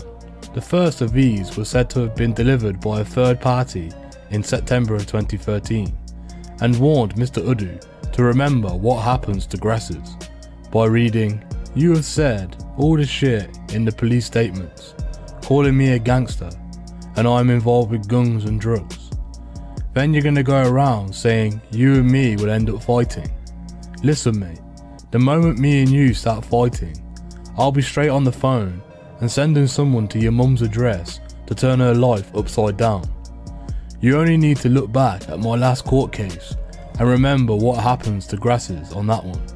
On the second letter that Mr. Udu claimed was from Mr. Walker, he apologised for threatening his mother and said they should talk about the case to get it sorted for both of their sakes. There was also a third note that claimed Mr. Beach had been given cash to lie under oath so that the case will be kicked out, and this note read, "My mate has given Kevin Beach 5 grand and is going to give him another 10 grand after he gives evidence. He said, when he stands in the dock, he is going to look at you and say, Ash, what is he doing here? I know it's definitely not him." Mr. Udu, who had 13 previous convictions including robbery and assault, claimed he was also sent a bogus defence by Mr. Walker, which would have pinned the robbery on others. Mr. Walker denied aggravated burglary and possession of an imitation firearm with intent, and having any involvement with the incident, as well as writing the letters. Furthermore, Lloyd Morgan, who was defending Mr. Walker, accused Mr. Udu of trying to frame Mr. Walker by concocting the letters after Mr. Walker refused to lie on his behalf, further commenting by saying, "When you and he were remanded in alt course, you told him what happened and he asked you what had gone on because he knew nothing. You confessed to him that you had been using Sam's car and that you had picked up 2 people and went to Runcorn looking for a graft, and then you decided to burgle someone's house. What really upset you was when you asked Mr. Walker to lie on your behalf and say he never loaned you his car. You made wicked lies up about Mr. Walker because he wasn't prepared to play ball with your lies. Eventually, jurors found him not guilty on aggravated burglary and possession of an imitation firearm with intent on the 19th of December 2013. Mr. Walker had made a comment in his defence when he told the court that Ash was a scumbag and had tried to frame him, saying, "Ashley is a robber, that's what he does. I'd be surprised if you could find 2 brain cells in his head. I'm not a robber, I was a drug dealer. Both are occupations, criminal occupations, but occupations, and they are completely different."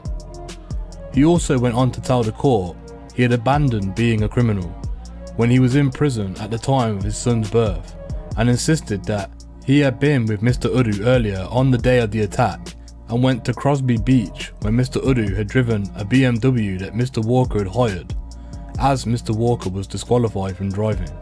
The arrangement with Mr. Udu was that he could borrow the car after dropping him back near to his child's home, and Mr. Walker managed to convince the court that his DNA was only found on the balaclava thrown out of the BMW during the raid because Mr. Walker had used it for paintball.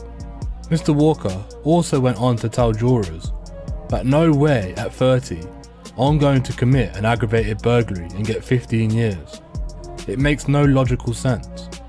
I might as well have just stayed selling drugs, but I chose not to. In the end, it was said that Mr. Udu would be sentenced at a later date after admitting aggravated burglary and possession of an imitation firearm.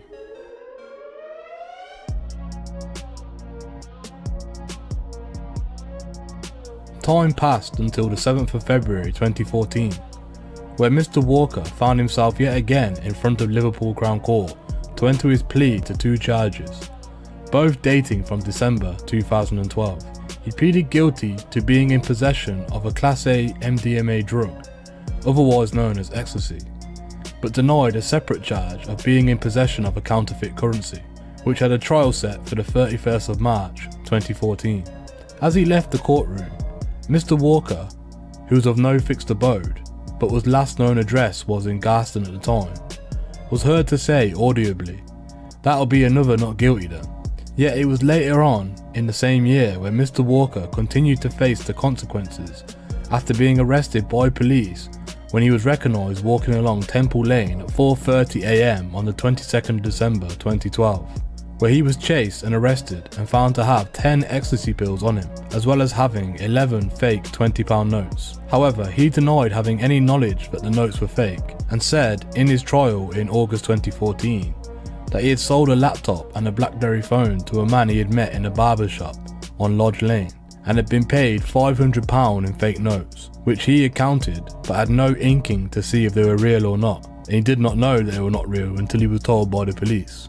Nevertheless, Lee Bonner, who was prosecuting, said that was a lie, and it only took 2 hours for the jury of 5 men and 7 women to return a unanimous guilty verdict, causing him to blow out his cheeks and shake his head. After all, he did make an overconfident claim during his previous trial of how he would get away with the offence.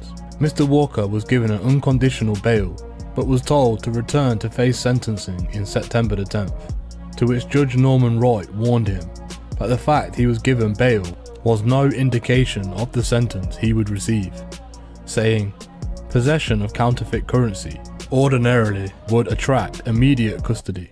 That's the position you are facing."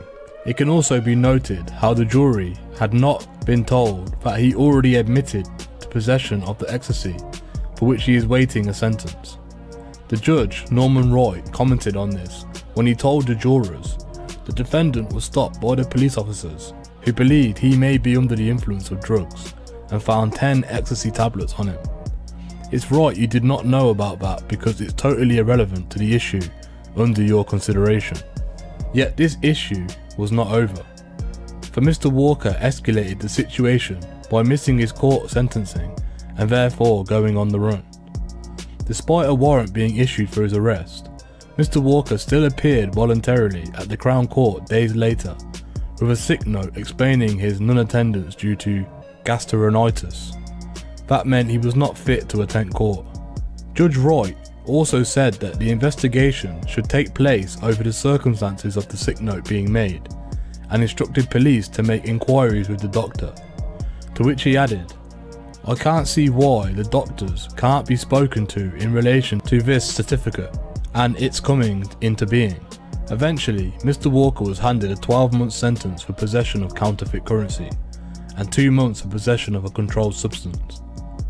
Some further notable comments made during the trial include how the judge was urged to pass a suspended sentence by Mr. Walker's barrister, Lloyd Morgan, who said his client wanted to turn his back on crime and wanted a career change, and had expressed a desire to help young offenders end their criminal ways. Mr. Morgan also went on to say how Mr. Walker has received custodial sentences after custodial sentences, and it doesn't seem to have done much good at all. It clearly doesn't appear to have done society much good at all either. While this is a case that attracts an immediate custodial sentence, in my submission, it will just be giving this defendant and society more of the same. Yet Judge Wright said the impact of the counterfeit currency on the economy generally meant that the immediate prison sentence was warranted, and described Mr. Walker as the sort of person who would know people who would know people who would have access to this sort of currency. The judge told him, "Having given your anxious consideration to the submissions given on your behalf, I cannot accept them. There has to be an immediate custodial sentence." Hence, Mr. Walker was finally placed behind bars for these offences.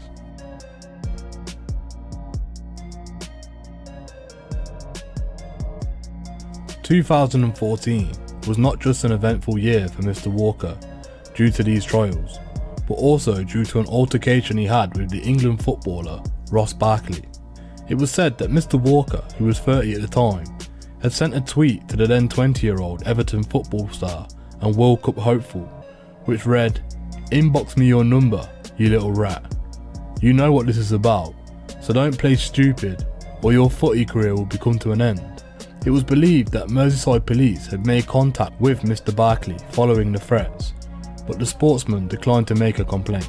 At the time, this would have been a crucial moment in Mr. Barkley's career, for the England manager Roy Hodgson was looking to select the final 23 for the World Cup that was taking place in Brazil.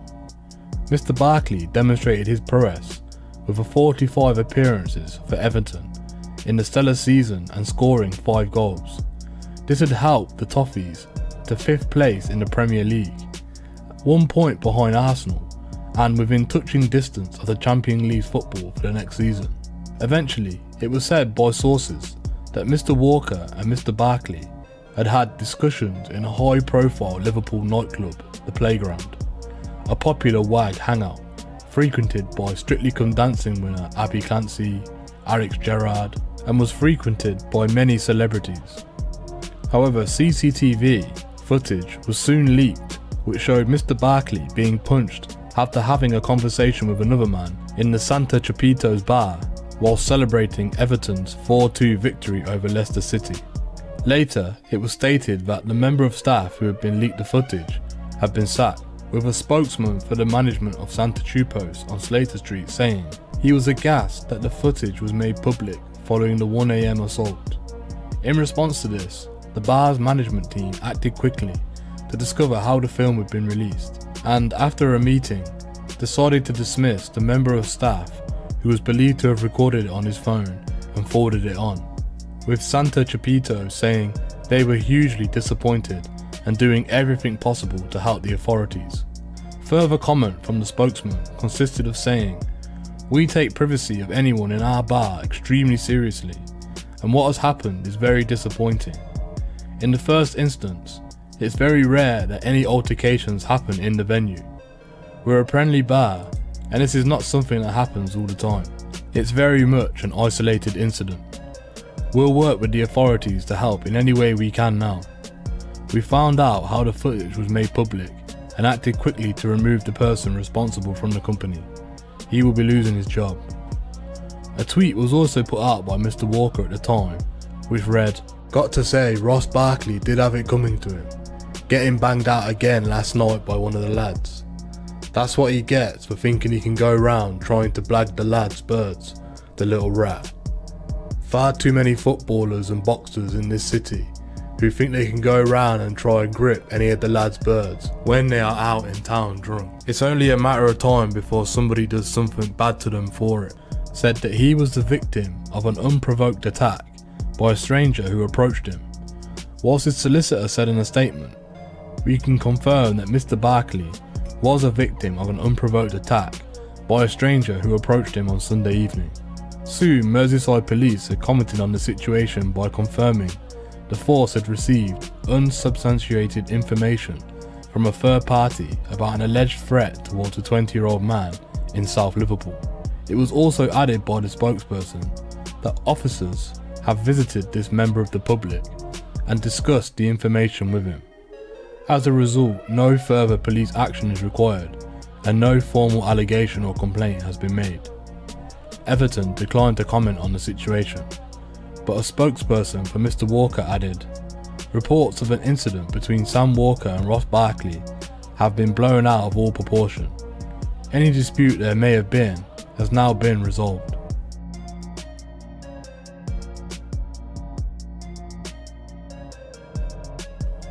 Judge Everett said he had originally detected a slight change in Mr. Walker's approach compared to when he appeared on a video link at an earlier date, and went on to state, "You are 33 now, and your record is dreadful. There really just isn't any other way of describing it. Here you are at 33. When you look back at the last 15 or 16 years, you have spent most of that time in prison. Here you have really spent the best part of your adult life. You have thrown it all away. You have spent all of your time in and out of prison." Additionally, the judge continued to say how it appeared doing prison terms was absolutely nothing to Mr. Walker, adding, "You've done it before and you're perfectly able to do it again." Contrastingly, he commented on how prison terms were also for the benefit of the public, to keep Mr. Walker away from them, whilst also asking Mr. Walker, "You may want to reflect on that and ask yourself, is that how I want to be perceived in the future, as somebody the public wants to shun and avoid?" The judge also told Mr. Walker that when he said the drug matters would be dropped at an earlier hearing, as they would be a waste of court time, your reaction was, you wanted the police to be showing up for planting drugs, and your initial view was that I was only doing this to prevent the police from being shown up. Furthermore, it was said that he would be facing disciplinary measures for contempt of court, to which Judge Everett stated how he was not going to get upset or offended by what was said, but was in fact saddened by it, and further commented by saying I was rather saddened by it if you think the judiciary are in cahoots with the prosecution and police in some kind of way. I'm one of the most fiercest critics of the prosecution and the police when they get things wrong. The judge said he did not know Mr. Walker's background, but perhaps he did not have a good start in life. Mr. Walker interrupted the judge and told him, "I've had a good life." When told to be quiet by the judge, Mr. Walker continued to say, "You're wrong though. I've got no excuses, and don't think the world is against me, and I committed these crimes." Judge Everett then told Mr. Walker to be quiet again and said he is the one who is talking, and he must listen, and then continued on to say, "If you have a good life, it's even worse. I see people who come from very difficult backgrounds and they commit offences because they haven't had chances in life. If you have come from a very good background and a decent background, then that is worse because you have made these choices and have taken it down the wrong path, and you had an advantage that others hadn't had in life. That is not a good thing. I have to sentence you for what is appalling driving, nothing more and nothing less." The judge then went on to detail the dangerous driving that Mr. Walker had done, which consisted of coming off the motorway and going through a residential area where traffic had to try and avoid him. He went on to describe the scenario by saying, "It is utterly astonishing that nobody was injured or killed. You and they were all indeed very fortunate in that regard. You could have been killed in truth, but if you kill somebody, you will be facing a very long sentence now." And the judge was right, for he went on to say how the maximum sentence for causing death by dangerous driving was 14 years, and Mr. Walker would have been near the top end of that. However, the maximum sentence for dangerous driving was 2 years, and hence Judge Everett sentenced Mr. Walker to 20 months in prison. This only enraged Mr. Walker and caused him to start shouting and storm out of the dock, to which the judge told him, "Off you go, see you later," and mentioned how he would continue sentencing without him. Mr. Walker then burst out with shouts like, "Little paedophiles come to this court and destroy people's lives and get a community order," and he also made a serious allegation towards the judge, who then ordered Mr. Walker to be escorted down to the cells. Eventually, Mr. Walker was brought back into the dock, since the judge had said that he would be brought back into the court shortly before 1 PM, where he may be sentenced for the contempt of court and handed a consecutive sentence. David Woods, who was defending, addressed Judge Stephen Everett, and the judge went on to say, "When I sentence the defendants, generally, judges ignore comments that are made in the heat of the moment. But I mean, excepting for a second that he appeared to be showing a slightly different manner, he did not. He started to rant at me and suggest that the courts don't treat paedophiles in the same way, and he completely lost it. The question is now whether or not I will deal with him for contempt." Mr. Woods attempted to defend Mr. Walker by saying he had a number of things on his mind which were in fact possibly mistaken, and that Mr. Walker initially thought that the sentence that he had been given did not include the discount for his guilty plea. He also said that Mr. Walker felt very strongly about the fact he had never claimed he did not have a good upbringing and had never used his background for mitigation, and that this caused him to lose his reason a little bit. He continued to say he does not hold the view that public policy with regards to sentencing in matters that have got nothing to do with him. He accepts, perhaps, he may not have been or may have been right, and decided to bring that into it at the heat of the moment. He understands, Your Honour, and does not want people to be shouting, even in the heat of the moment in the court of law. They are my instructions with regards to the matter. Then the judge said he would allow Mr. Walker to address him. So Mr. Walker said, "You've given me the chance to speak frankly. In these courts, right, only a couple of months ago, there were dirty little paedophiles," to which the judge cut him short by saying, "Stop and sit down. Stop and sit down. I'm going to make myself clear now. If I wasn't clear enough for you, I'm giving you the opportunity whether or not you want to apologise for what you said or not. "Do you want to apologise or not?" Mr. Walker replied by saying, "I honestly don't feel any of my views deserve an apology. If that deserves me getting an extended sentence, then fine." The judge retorted by saying, "I don't want to hear your views on sentencing policies." After an outburst from Mr. Walker, the judge said he's had the opportunity to consider whether he wanted to apologise. He behaved disgracefully, rudely, and clearly in contempt of court. All he wants to do is express his views. He doesn't give two hoots about how he should behave in court.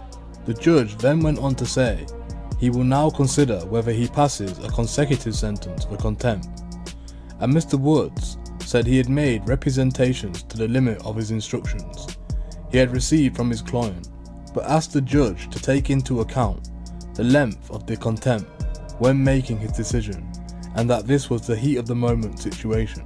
Mr. Walker, who during his trial had waved a copy of the newspaper containing a story about a sex offender being spared jail, was trying to make the point that, in comparison to his punishment, paedophiles were being given lighter sentences, such as community service.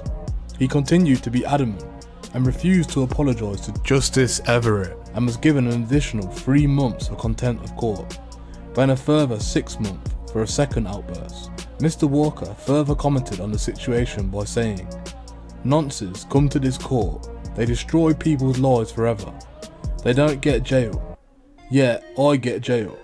Where the fuck is the justice in this? There is no justice for these victims of paedophiles, and that's why every time I see them in jail, I punch their heads in every chance I get. I have to dish out the justice because you don't. Give me any sentence you want.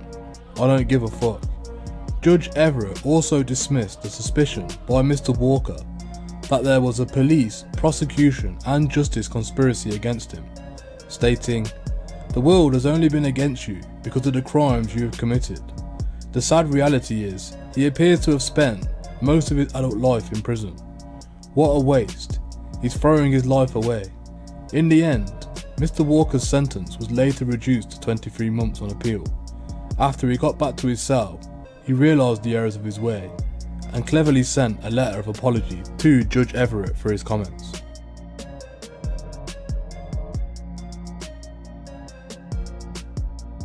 "2017 found Mr. Walker getting into an online feud with another notorious Liverpool gangster, who was known as Stephen French, aka The Devil. You can find the story about Mr. French in our UK Crime Legend playlist, so make sure you go and check that out.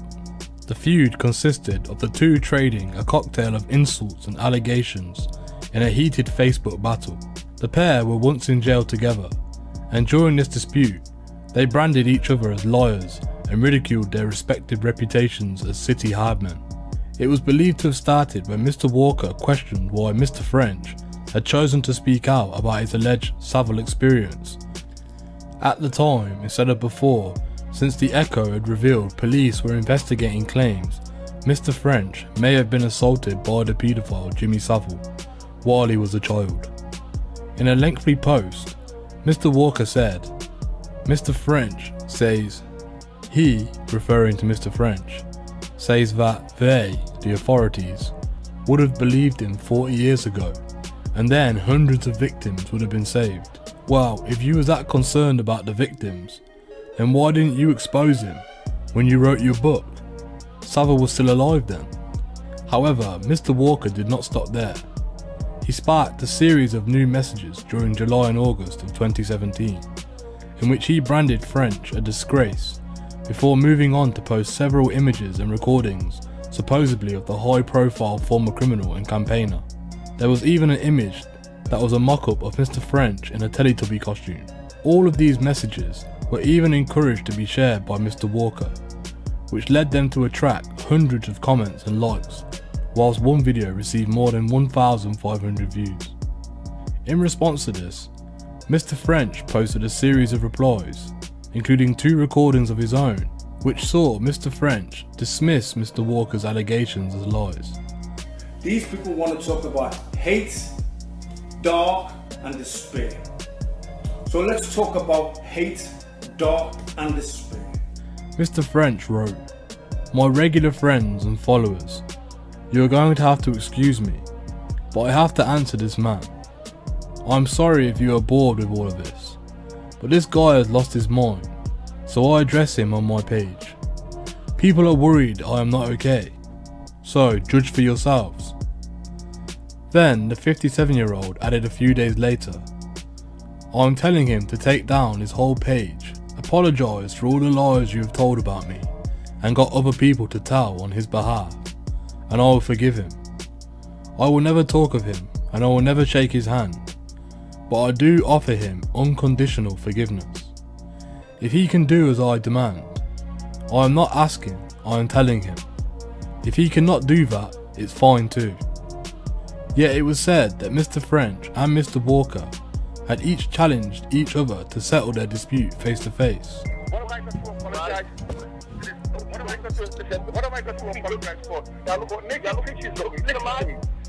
Both were high-profile Merseyside criminals, with each other having earned notoriety for their past actions. Mr. Walker's actions included those described in this documentary.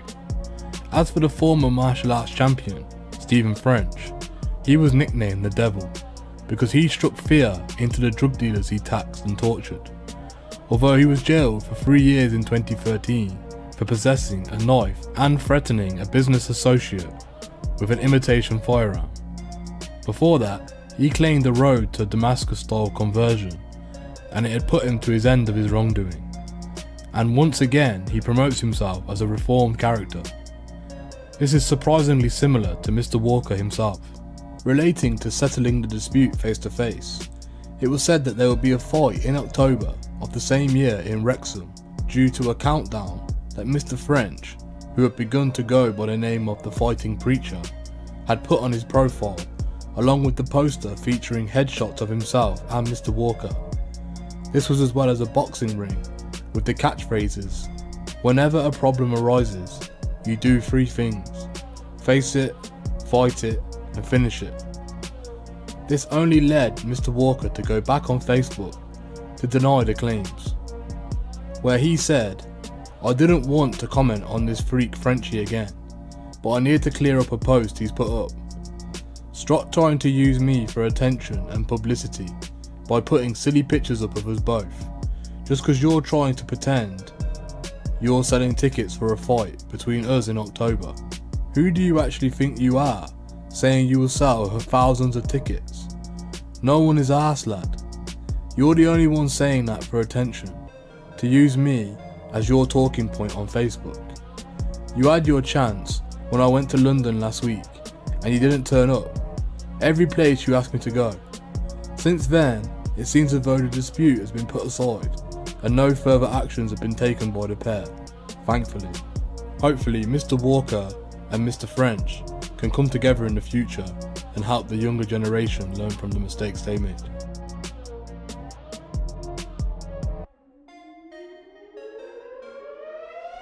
Alongside the Stephen French spat, it can now be seen how Mr. Walker had found himself in a negative light since he had been held over an allegation of violence at a bar he was about to fly to in Dubai on holiday. He was escorted from the departure and taken to the police station since it had been claimed that he was involved in an altercation at the Botanic Gardens bar at the Baltic Triangle on Sunday, July the 9th, 2017. He was then arrested on suspicion of conspiracy to commit grievous bodily harm and taken to the St. Helens police station for questioning, although he was released pending further inquiries as the police continued to investigate the incident. The police further commented on the situation by saying, "We can confirm that a 34-year-old man was arrested on Friday the 21st of July at Manchester Airport on suspicion of conspiracy to cause wounding at Botanic Gardens Bar, Newbird Street, Liverpool, on Sunday the 9th of July. He was released from St. Helens police station under investigation on Saturday evening, the 22nd of July. This just goes to show how Mr. Walker has always been involved in incidents that get him into trouble with the law and affect his life.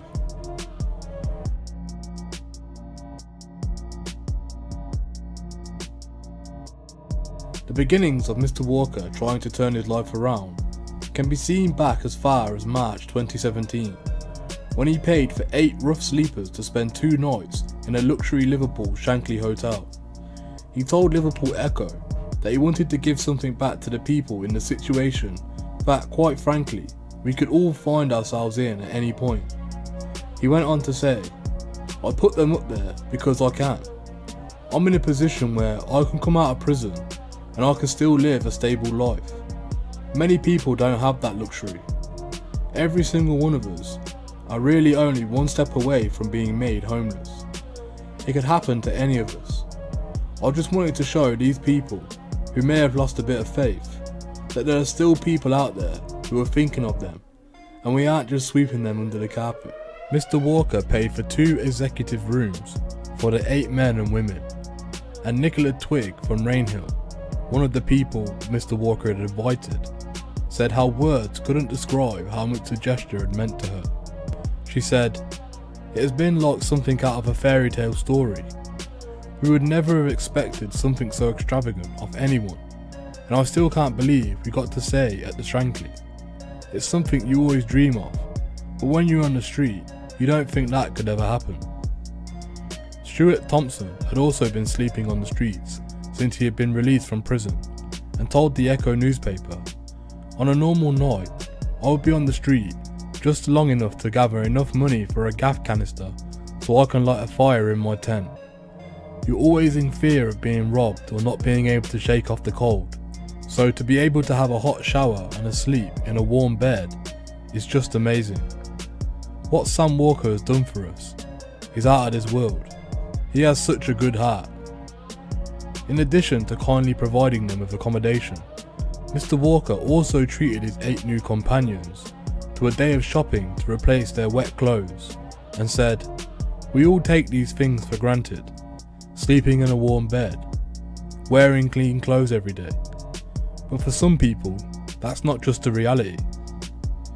A spokesperson for the Shankly Hotel said, "People from all walks of life are welcome at the Shankly Hotel.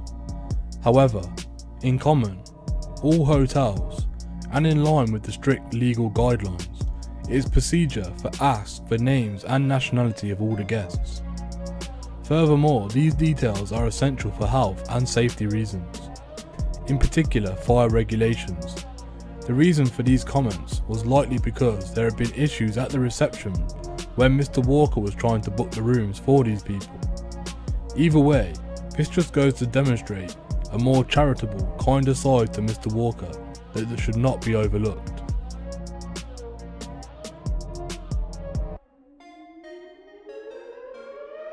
It can be further seen, 2018 was the year when Mr. Walker made his most grandest gesture to charity, and made an attempt to change his life around. This all began with a 4,500-mile journey to Sierra Leone, where he would find himself providing aid to the impoverished members of Freetown. His voyage consisted of a flight in a private plane from Belgium, from which he would find himself taking a 14-hour Spain to Morocco boat crossing, and then spending up to 3 days driving through the Sahara Desert, only for this to be seemingly unnecessary, since he could have spent a few £100 on a flight that would have got him to his native Liverpool to Freetown in less than a day. So why did he go through all this ordeal? Apparently it was due to the fact that he was wanted by Cheshire Police and had failed to answer bail on a relatively minor charge of driving while disqualified. While he may have taunted the police via social media during his journey, the police also had a laugh because police sources consulted by the Independent mused, "People are strange, aren't they?" He does seem to have gone quite a strange route, because I'm not sure he would have been nicked at the airport. If there was a concern the defendant would leave the country, their details would be sent to all the ports and airports straight away. But if there isn't that concern, usually it would be left for the local force to deal with it. Mr. Walker documented many parts of his journey through posts which are said to have been a guide for the fugitive who wanted to leave the UK, and the video consisted of him apparently leaving Britain in a passenger seat of a hired light aircraft, laughing about the armed Belgian police packing some serious artillery. These guys in Belgium are packing some serious artillery here. and jumping a boat to Morocco. He ended the video with a final taunt and hearty laugh where he said, "Better luck next time trying to catch me when I go out of the country, Merseyside Police." Better luck trying to catch me when I go out of the country next time, Merseyside Police. So what truly were Mr. Walker's motives? He commented on the situation by saying how he fled because he feared he was being jailed for driving whilst disqualified, which could have prevented him from delivering a container full of donated goods to a slum in Freetown, the capital of Sierra Leone. Yet the experience, however, baffled police source, reporting to The Independent, said, "It's a strange one. He appears to have fled the country when he didn't exactly have the worst charge hanging over his head. If convicted of driving whilst disqualified, he would have probably got banned from driving for a year and got a fine. Instead, he's gone to Africa and put taunting videos online, and now he's going to get jailed if he comes back. He seems a complete moron to me." Even Mr. Walker was apparently aware that his chances of getting arrested for the charges were remote. However, it was inevitable that his actions were seen in the positive light by his fans and followers, who described him as an absolute legend and a modern day Robin Hood, who had defied the law to do a lot of work for charity. This was despite his past that could be politely described as checkered. His initial social media posts on Twitter showed him in a British setting complaining about being watched by undercover detectives. He's been trying to follow me. Now we're in pursuit of them. Taunting police with old footage of me and the lads, doing stunts in fast cars, confronting a local house robber, and calling somebody else a supergrass nonce. Yet, when arriving in Sierra Leone and starting to change his life around, it could be seen how there were posts that showed him talking about how a fresh water pipe had been fitted, so that no woman or child has to ever risk their lives again by drinking dirty sewage water in the slums. Mr. Walker further commented on the situation of the area by saying, "Why can't charities do this?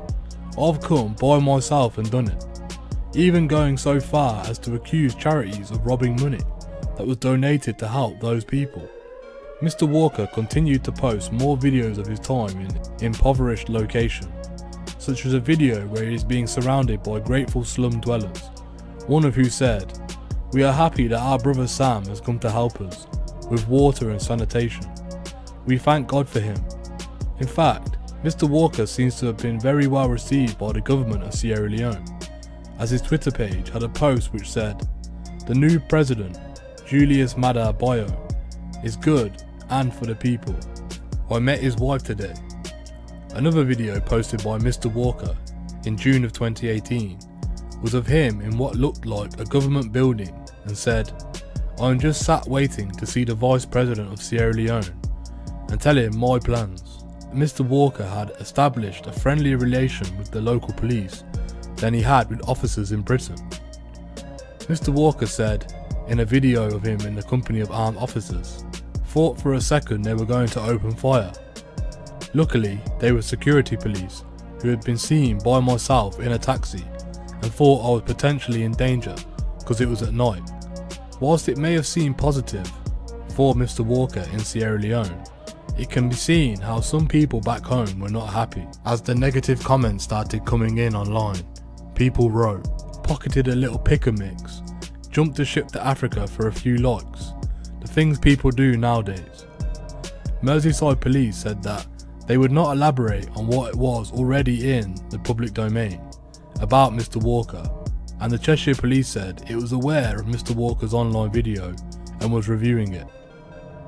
If you would like to see more of Mr. Walker's video or the footage he has, go and check out his channel or his social media pages.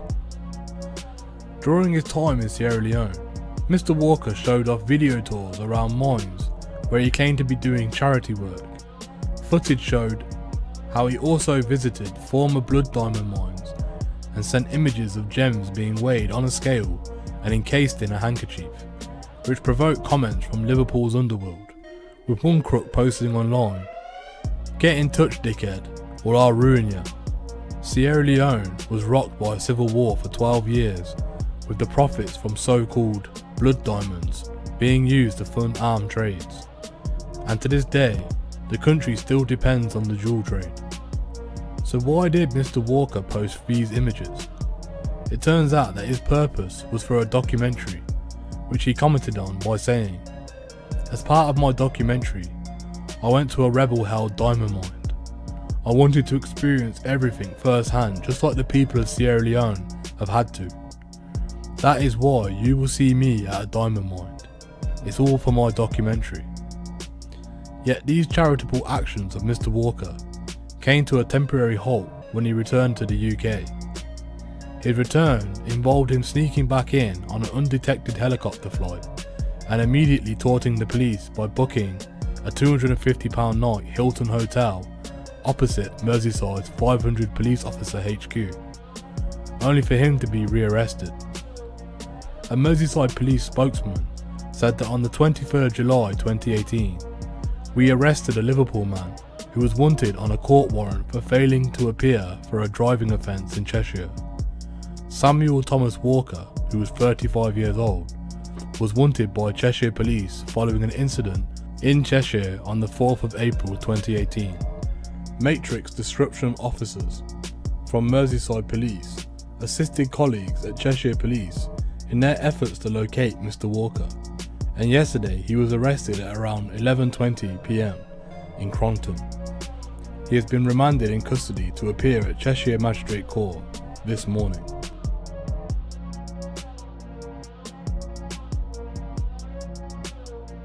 Before moving on to Mr. Walker's more recent activities, it is interesting to note that he did an interview with Voice about his time in Sierra Leone. Whilst Mr. Walker mentioned many pieces of information that have already been mentioned in this documentary, some anecdotes truly display Mr. Walker's personality and the justification for his actions of helping those that are impoverished and can be found in this documentary. When asked, how does a convicted drug dealer from Liverpool end up going to the slums in Sierra Leone, Mr. Walker said, "My granddad is from Freetown, and my great-grandfather was one of the first slaves granted his freedom there, hence the name Freetown. In the slums, people have nothing. They literally build their homes out of rubbish and waste. You can see amputees everywhere. During the Civil War, rebel troops would attack civilians, and their calling card would be a hacking off a limb as a warning to others. There are women who have been gang raped. One former child soldier, called Streets, told me that when he was 7 years old, his village was attacked. The rebels put a gun in his hands and told him, "If you don't go and kill your mother and sister, we will kill you." He did it. Because of the poverty, these victims now live shoulder to shoulder with the people who did it to them. Streets said, "I forgive them for what they did to me, but how did I forgive myself?" From Mr. Walker saying all of this, hopefully you can understand where his desire and desperation to provide aid come from. But it does not stop there, because Mr. Walker was asked about when he had begun to seriously consider lending a help to the needy. He said, "I remember meeting a sick baby girl. Her name was Aaliyah. Her eyes were rolling rapidly from side to side. It was awful. I'd never seen anything like it. Her mum said the hospital was 30 miles away and she had no money to get there. So I took us. I remember the baby squeezing my finger on the way there and thinking, I've got to help these people. When we reached the hospital, the doctor came out and asked for my money for the treatment.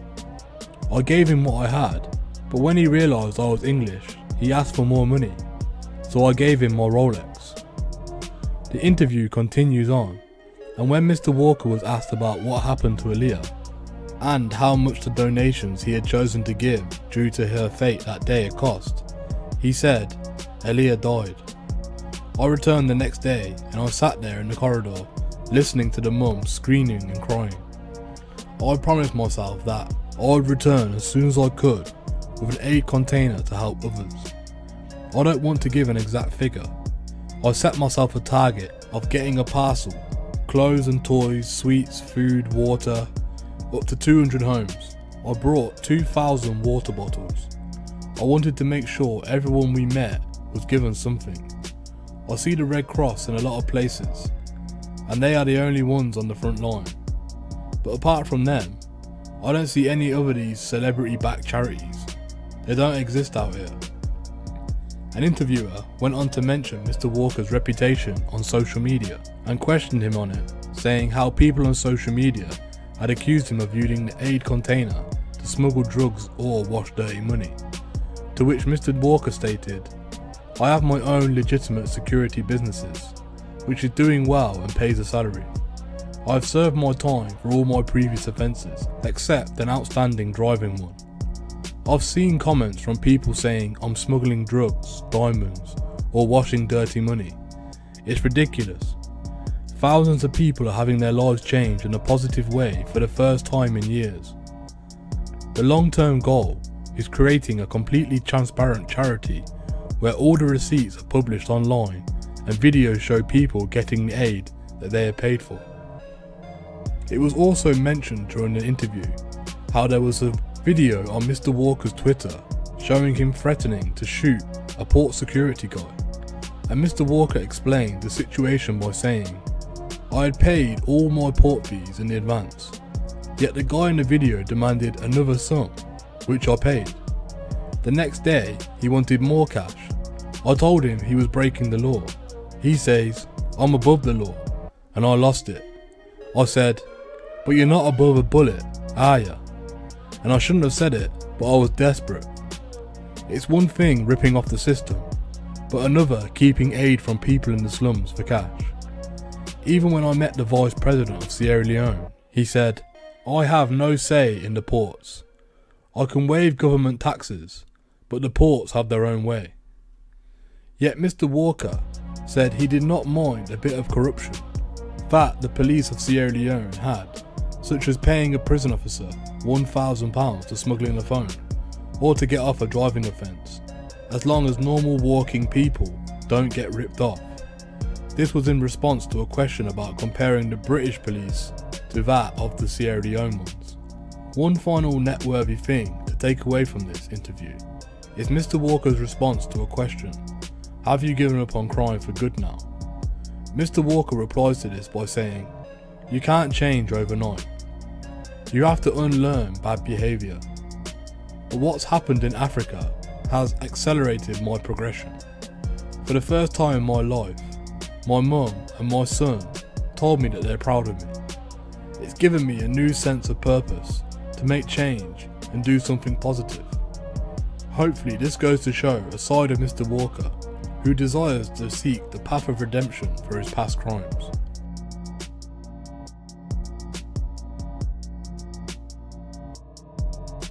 In more recent times, Mr. Walker has found himself being brought in front of the courts numerous times for a range of reasons. These crimes included 2 high-speed police chases, one charge for smuggling a smartphone into prison, leading to him being jailed for another 33 months. Surprisingly, this was a little over 18 months since he had brought smiles to the faces to the children and the families of Freetown, when he risked his own freedom to supply fresh water to the village that didn't have any.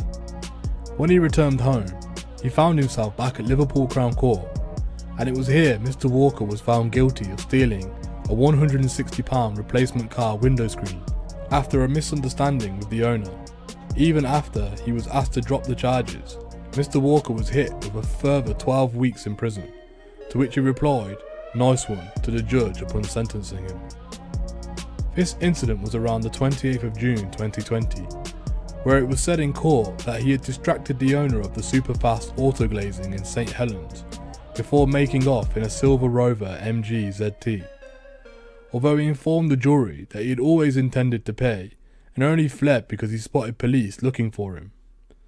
Yet Mr. Walker was caught by officers from Merseyside Police's Matrix unit on July the 21st, and he later posted pictures of his injuries he claimed were inflicted by the officers during his arrest. Even though he was taken to Cheshire Magistrates Court, he was again released and led police on a 100 mph police chase around Speke in a white BMW, which he crashed. However, he escaped, but this was not the only pursuit he would get into. for a 55-mile-hour chase in a Ford Focus in Kensington on August the 11th followed, which ended when he clipped the car on the street of Old Swan with children playing outside. Ultimately, Mr. Walker found himself locked up after police stopped and arrested him in a Mercedes in Helsby, Cheshire, on August the 21st when he had 4 ecstasy tablets. During his trial over the windscreen, Mr. Walker claimed a friend paid £200 cash on his behalf for it just a few days afterwards, but prosecutors said nothing was paid until May 2019, almost 11 months later. This is what led to him being convicted of theft. Despite repeatedly telling the jury he didn't think it was in the public interest for him to be on trial over such a minor matter, and that proceedings must have cost the taxpayer thousands of pounds. The response to this sentencing by his fans portrayed the belief that Mr. Walker was a victim of mistreatment at the hands of the police. A female supporter posted that Mr. Walker was in his friend's dad's car and would have stayed and paid, but it was the fault of the police not being hot on his heels that he fled. She stated online that this man gives away thousands to charity, even when he's in prison, so why would he try and steal a £150 windscreen? It was quite clear throughout that the police forced the witness to turn up and pursue this, even when he said he didn't want to because he had been paid. So it wasn't theft. Clearly, the police have some vendetta against Sam. In all honesty, all that can be said now is that we hope Mr. Walker makes good on his promise and continues to help those in need, although this certainly is very difficult, especially since he found himself being transferred from prison to prison. Eventually, Mr. Walker reached a point where he became one of the most prolific and enigmatic criminals of the UK criminal underworld, with allegedly more than 45 convictions after being arrested on what has been more than 130 offences. Even some of the judges were shocked by his crimes that Mr. Walker had committed, and were only attempting to persuade him to realise the error of his ways, and realise that he has a much more important mission in life, and is destined to much greater things. Thank you for joining us today. What are your opinions on the crimes committed by Mr. Walker? Would you have went on the run to help people in the slums of Sierra Leone? Please let us know what you think in the comments below. Thank you for joining us today.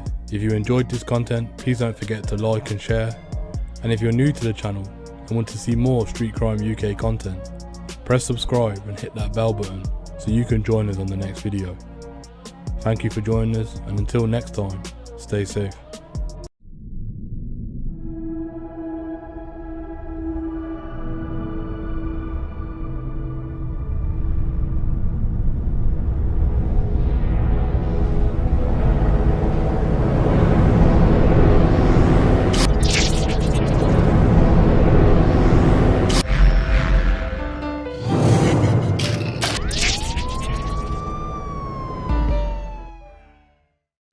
Hello and welcome to the Street Crime UK YouTube channel. Please don't forget to like, share, comment and subscribe. Today we take a closer look into one of the most dangerous gang wars to take place in Scotland. The Daniels and Lyons feud. The original source of the animosity between the two crime families dates back to 2001, when a large stash of Daniels cocaine was stolen from a house in the Milton housing scheme and sold on to the Lyons. Milton was Lyons' territory, and they felt the Daniels from nearby Possil were making moves on their turf.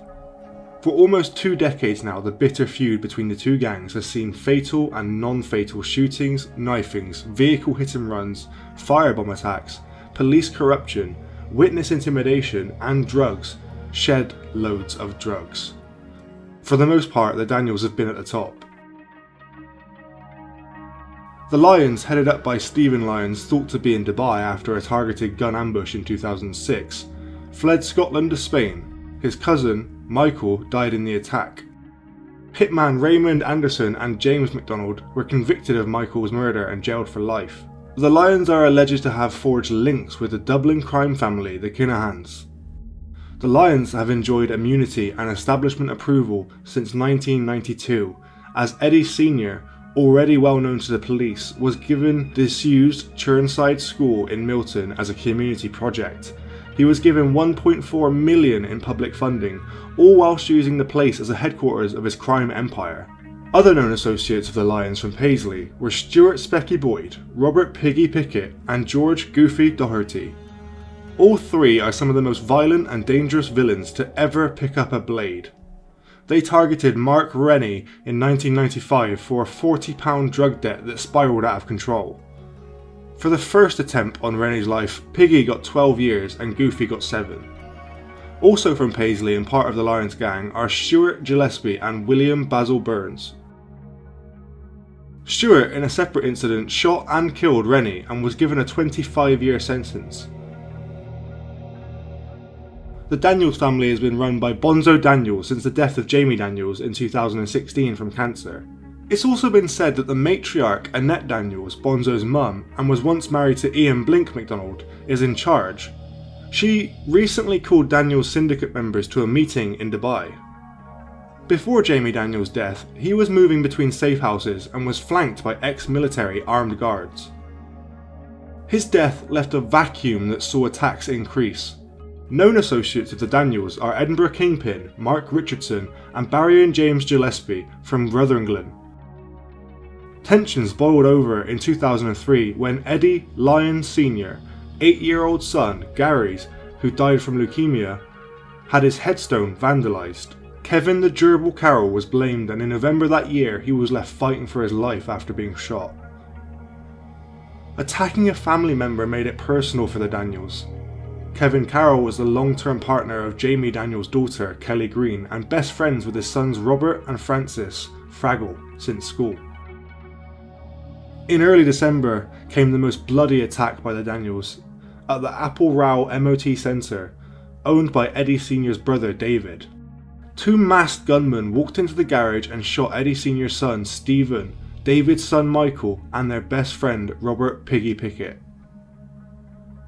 10 days after the shooting, David Lyons received a ransom note which said, "The boys owe me $25,000 and I want what is owed to me. They all know what it's about and the money doesn't matter to me as it's got to be paid by the piper. I don't want the police, the boys, not even your wife knowing about it. If you keep them out of this, all your lives can go back to normal, as we are all losing money through this. If you have any tricks for my pickup man, then all deals are off. Remember to keep your mouth shut. No cameras, no surveillance, as the pickup man doesn't know anything, so he's no use to you. Drop off 4 PM Saturday. I'll draw you a map, X will mark the spot." Kevin the Gerbil Carroll was suspected of giving the order for the hit and police questioned him, but no charges were brought. In 2008, James McDonald and Robert Anderson were found guilty and ordered to serve a minimum of 35 years in prison, the longest sentences ever handed down by Scottish courts. This was, however, reduced upon appeal.